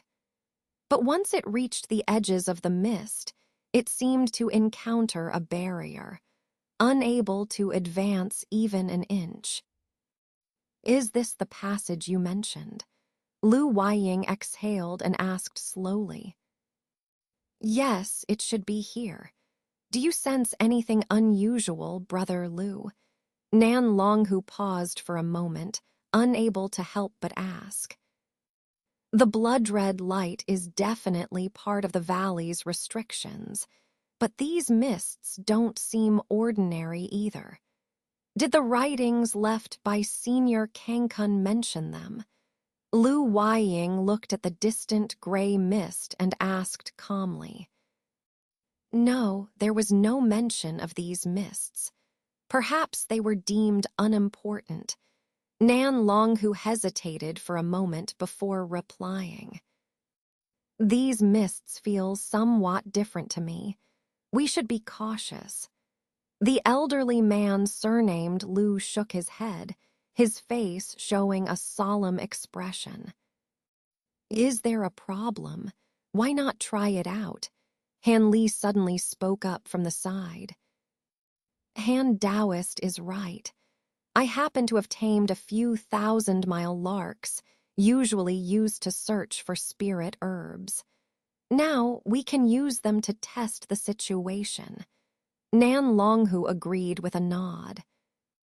Lu Weiying didn't object. Immediately, Nan Longhu took out a small spirit beast pouch from his waist and tossed it into the air, murmuring a low chant. A small bird with golden feathers shot out from the pouch like an arrow, hovering in the air. Nan Longhu waved his hand, and a green talisman flew out, hitting the bird directly. The bird spread its wings, and a small green light shield appeared on its body. With a command from Nan Longhu's spiritual sense, the bird let out a chirp and turned into a golden light, shooting towards the distant gray mist. Before the bird could reach the gray mist, a blue light flashed in Han Li's eyes as he used his spiritual eye technique to carefully observe. But as his gaze swept over a certain area to the side, his expression suddenly changed, revealing a hint of strangeness in his eyes. Nan Longhu and Lu Weiying were completely focused on the 1,000-mile lark and did not notice Han Li's reaction. The 1,000-mile lark had already plunged into the gray mist and disappeared without a trace. Unable to see the situation within the mist, Han Li didn't rashly use his spiritual sense to probe, but instead glanced at Nan Longhu's expression. Nan Longhu had his eyes closed, focusing his mind on communicating with the spiritual bird. His expression seemed normal, indicating that nothing had happened to the bird immediately upon entering. As Han Li pondered this, Nan Longhu suddenly trembled, his face turning slightly pale and his eyes snapped open. "What's wrong? What happened?" Lu Weiying, also paying attention to Nan Longhu's expression, asked hurriedly. "It seems there's a monster in the mist. It swallowed the 1,000-mile lark in one gulp. It seems to be a giant python," Nan Longhu said with a strange expression, seeming somewhat uncertain. Han Li and the elderly man exchanged astonished glances. "It seems to be a giant python indeed. These mists should be the python's poisonous mist." Nan Longhu pondered for a moment before finally confirming. "A python? That's strange. If there were such a monster, why wouldn't Senior Kangkun's writings mention it at all? Unless the python came into this passage later," Han Li interjected, continuing Lu Weiying's hesitant words. "Yes, Brother Lu means just that. Both of you make sense. However, for a python to survive in this demonic abyss, it must be no ordinary monster, likely some kind of ancient beast. We won't be able to enter the valley without dealing with it. This complicates things." Nan Longhu nodded in agreement, seeming to find this the only plausible explanation. "No problem. Since these mists are not part of the restrictions and are just poisonous mist, we shouldn't be overly afraid. With the three of us working together, we should be able to deal with a single ancient beast. It can't be more difficult than that fire-toad beast." Lu Weiying's eyes flashed with cold light, speaking calmly. "Whether it's as formidable as the fire-toad, we don't know yet. But at this point, we must exterminate the python. Let's all attack together," Nan Longhu said, opening his mouth and spitting out a small sword, shimmering with golden light. The elderly man rubbed his hands together, and a dazzling white flag appeared in his hands. Seeing this, Han Li gave a bitter smile. These two were indeed decisive. They didn't hesitate to act immediately when there was no other option. Are you planning to deal with the beast? Han has no objections. But before we do, should we invite another friend to join us? You've been lurking around here for so long. Surely you've seen enough. Han Li suddenly turned to a vacant spot nearby, his face sinking as he spoke. At the same time, he flicked his finger, and several azure sword chi shots flew out.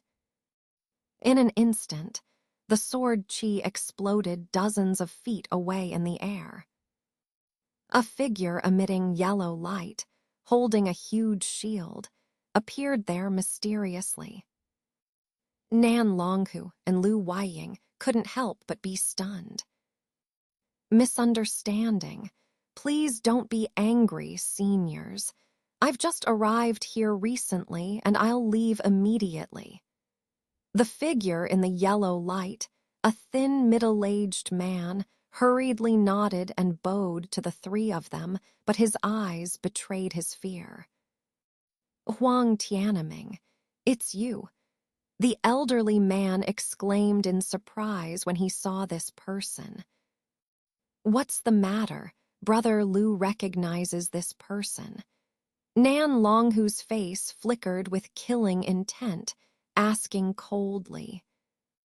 This person is a disciple of a small sect in our Heaven's Path Alliance.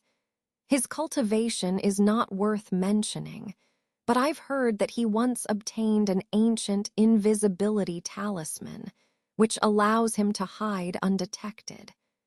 I didn't expect it to be true. He's been hiding here, and we didn't even notice. Lu Weiying's expression was not good as he stared at the thin, middle-aged man and said coldly, Seniors, I've just arrived here, but I saw you casting spells here and couldn't help but follow, hearing the unfriendly words of Nan Longhu and the others.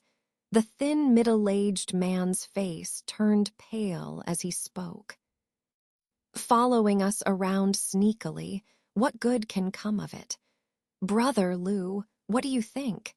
Is he from your Heaven's Path Alliance? Nan Longhu snorted before turning to the elderly man for his opinion. My opinion? Naturally, it's to eliminate him, the old man said calmly. As soon as he finished speaking, his figure flickered, and he disappeared from where he stood. The thin, middle-aged man, seeing this, was terrified to the core.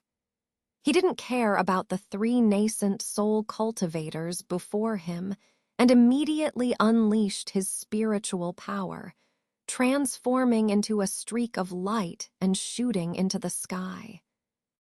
At the same time, the old man appeared where the thin, middle-aged man had stood. He raised his hand, and the white flag in his hand fluttered as he chanted an incantation. In an instant, the flag transformed into a swirling white hurricane, swiftly engulfing the streak of yellow light flying into the sky. The shield in front of the thin, middle-aged man flashed a few times in the hurricane before shattering into pieces. With a scream, he was torn apart by the countless wind blades in the hurricane, showering the ground with a rain of blood. Seeing this, Lu Weiying nodded calmly, and with a wave of his hand, he retrieved 2 items from the bloody mess on the ground. One was the thin, middle-aged man's storage pouch, and the other was a pale yellow jade talisman. Without hesitation, Lu Weiying stored them away in the pouch. This time, we're really indebted to Han Taoist. Otherwise, we might have been in trouble. But Han Xing, to see through an ancient invisibility technique, no wonder you have such a great reputation now, Nan Longhu said, turning to Han Li with a smile. It's nothing. It was just a stroke of luck. Both of you could see through his movements as well. It was just a momentary oversight on my part that allowed him to take advantage, Han Li said with a slight smile, appearing nonchalant.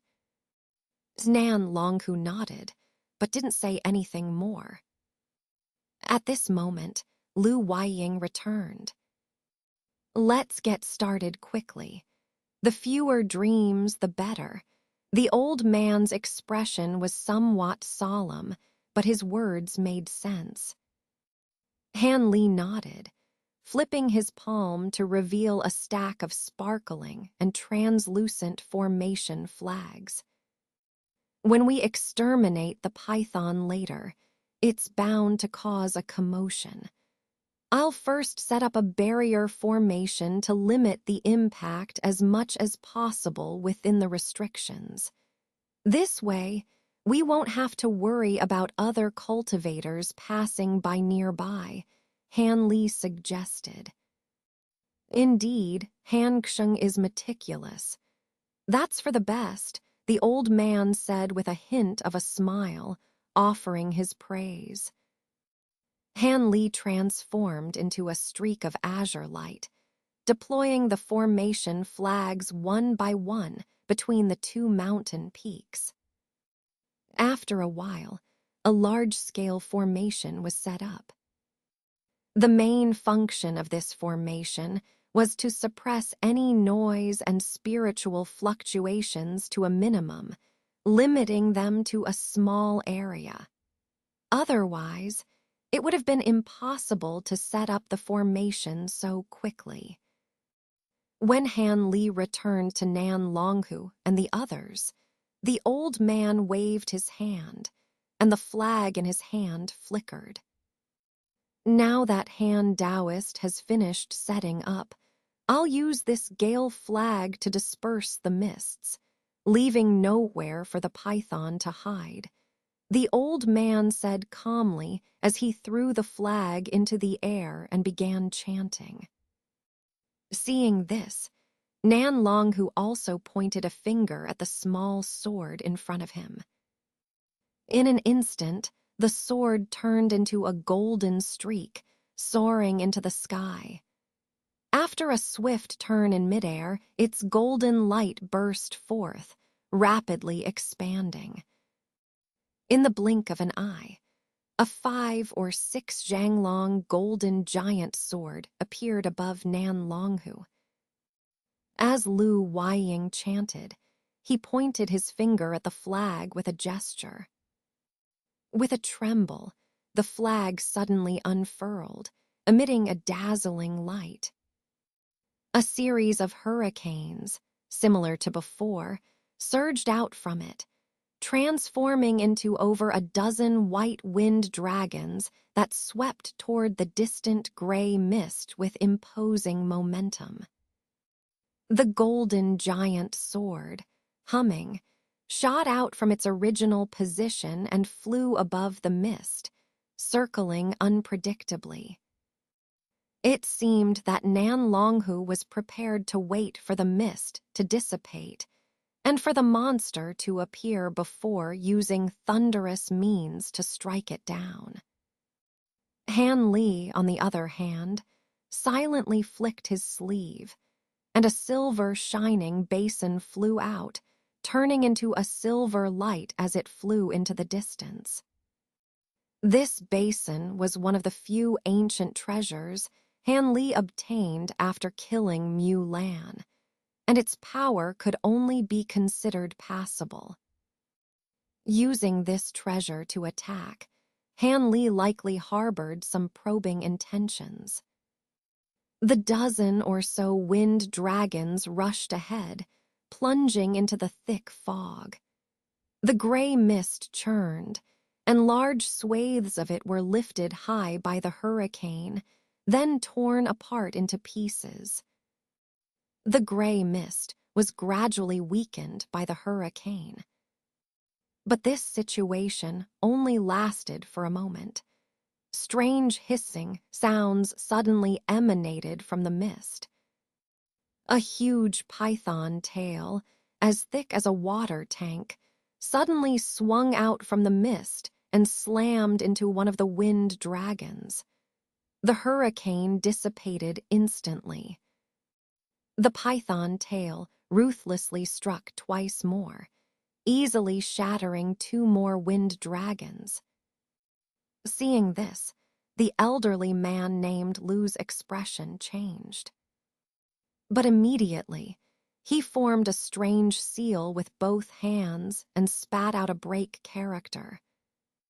The remaining dozen or so hurricanes burst open simultaneously with a flash of white light.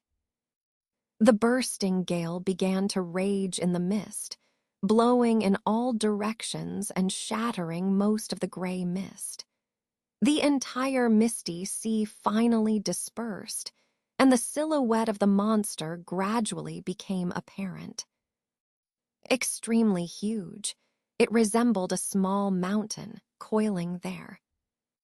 The golden giant sword, which had been circling above the mist for a long time, took advantage of this opportunity to descend silently and cut towards the just revealed giant python. Han Li then urged his magical technique, causing the basin to fly towards him, and the silver light expanded suddenly, growing to about 30 feet in size. A dull buzzing sound emerged, and a silver light burst forth from the huge light mass, sweeping towards the giant python in conjunction with the golden sword. The python seemed a bit sluggish. Faced with the attacks of the silver waves and the golden sword, it remained coiled there without moving. Nan Longhu naturally felt delighted. He quickly infused a bit more spiritual power into the sword. The giant sword actually grew larger by another notch. But before the golden light could truly strike, there was no sign of spiritual light on the python's body, and a layer of green light suddenly appeared on it. With a loud rumble, the golden and cyan lights intertwined, and then the cyan light burst forth, rebounding the golden giant sword away. This unexpected turn surprised all 3 cultivators. The following silver light also struck the cyan light, but dispersed without effect. After these 2 strikes, the python seemed to wake up a bit. It slowly pulled its huge head, which had been buried deep in its body, out, shaking it a few times before looking towards Han Li and the others. At this point, the mist had completely dispersed, and the appearance of the giant python became clearly visible to the 3 of them. This python was entirely black like iron, over 50 or 60 zhang long, with an extraordinarily thick body covered with palm-sized black scales. Its pair of green snake eyes emitted a cold and eerie light. Han Li's heart skipped a beat, and he was about to cast a spell to recall the silver basin when the python seemed to move. In a flash, the silver basin, over 30 zhang away from it, disappeared without a trace. Han Li was startled, not understanding what had happened. Meanwhile, Nan Longhu's golden sword also encountered a similar situation. After the flash, the golden sword in the sky suddenly disappeared.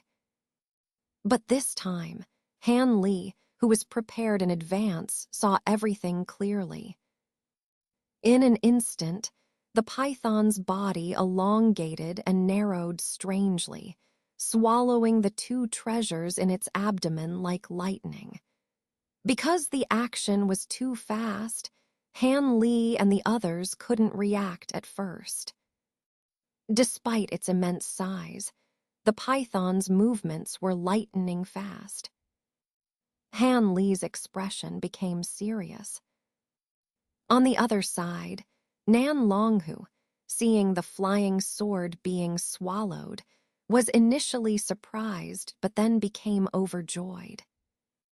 His golden flying sword had been cultivated for hundreds of years and was his life-saving magic treasure. Originally, this python's scales were incredibly tough, and it couldn't be harmed from the outside. But now, actively swallowing it into its belly, wasn't it seeking its own death? Thinking of this, Nan Longhu didn't say anything. He urgently urged his spiritual sense to command the golden flying sword, preparing it to display its power inside the python's body and directly break through it, ending the python's life. But the next moment, Nan Longhu's expression stiffened. Although he could still sense his life-saving magic treasure, it seemed to be imprisoned inside the python's body at the moment, unable to move at all. This made him nervous.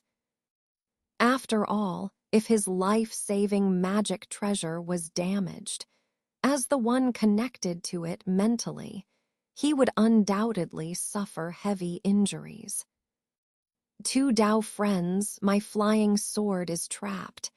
This python is truly no ordinary monster.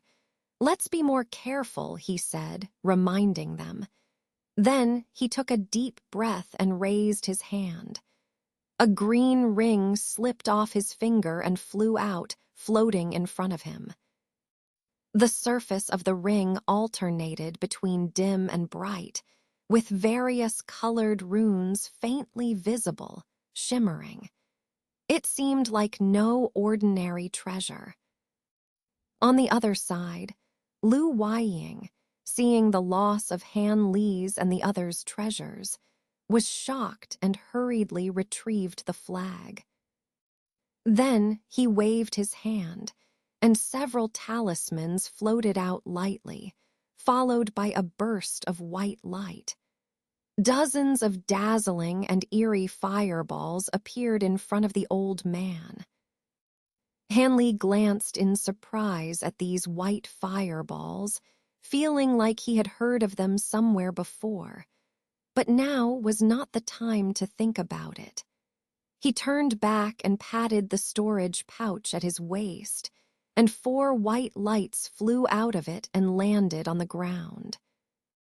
3 white wolves, 2 red bulls, plus a green python. These were the 6 ancient puppet beasts Han Li exchanged from Tianjing True Man during the trade fair. Han Li hadn't truly used these puppets yet, so facing the giant python, it was the perfect opportunity to test their power. Although Nan Longhu and the old man showed a slight surprise when they saw Han Li's puppet beasts, they quickly regained their composure. All 3 of them were experienced in fighting others.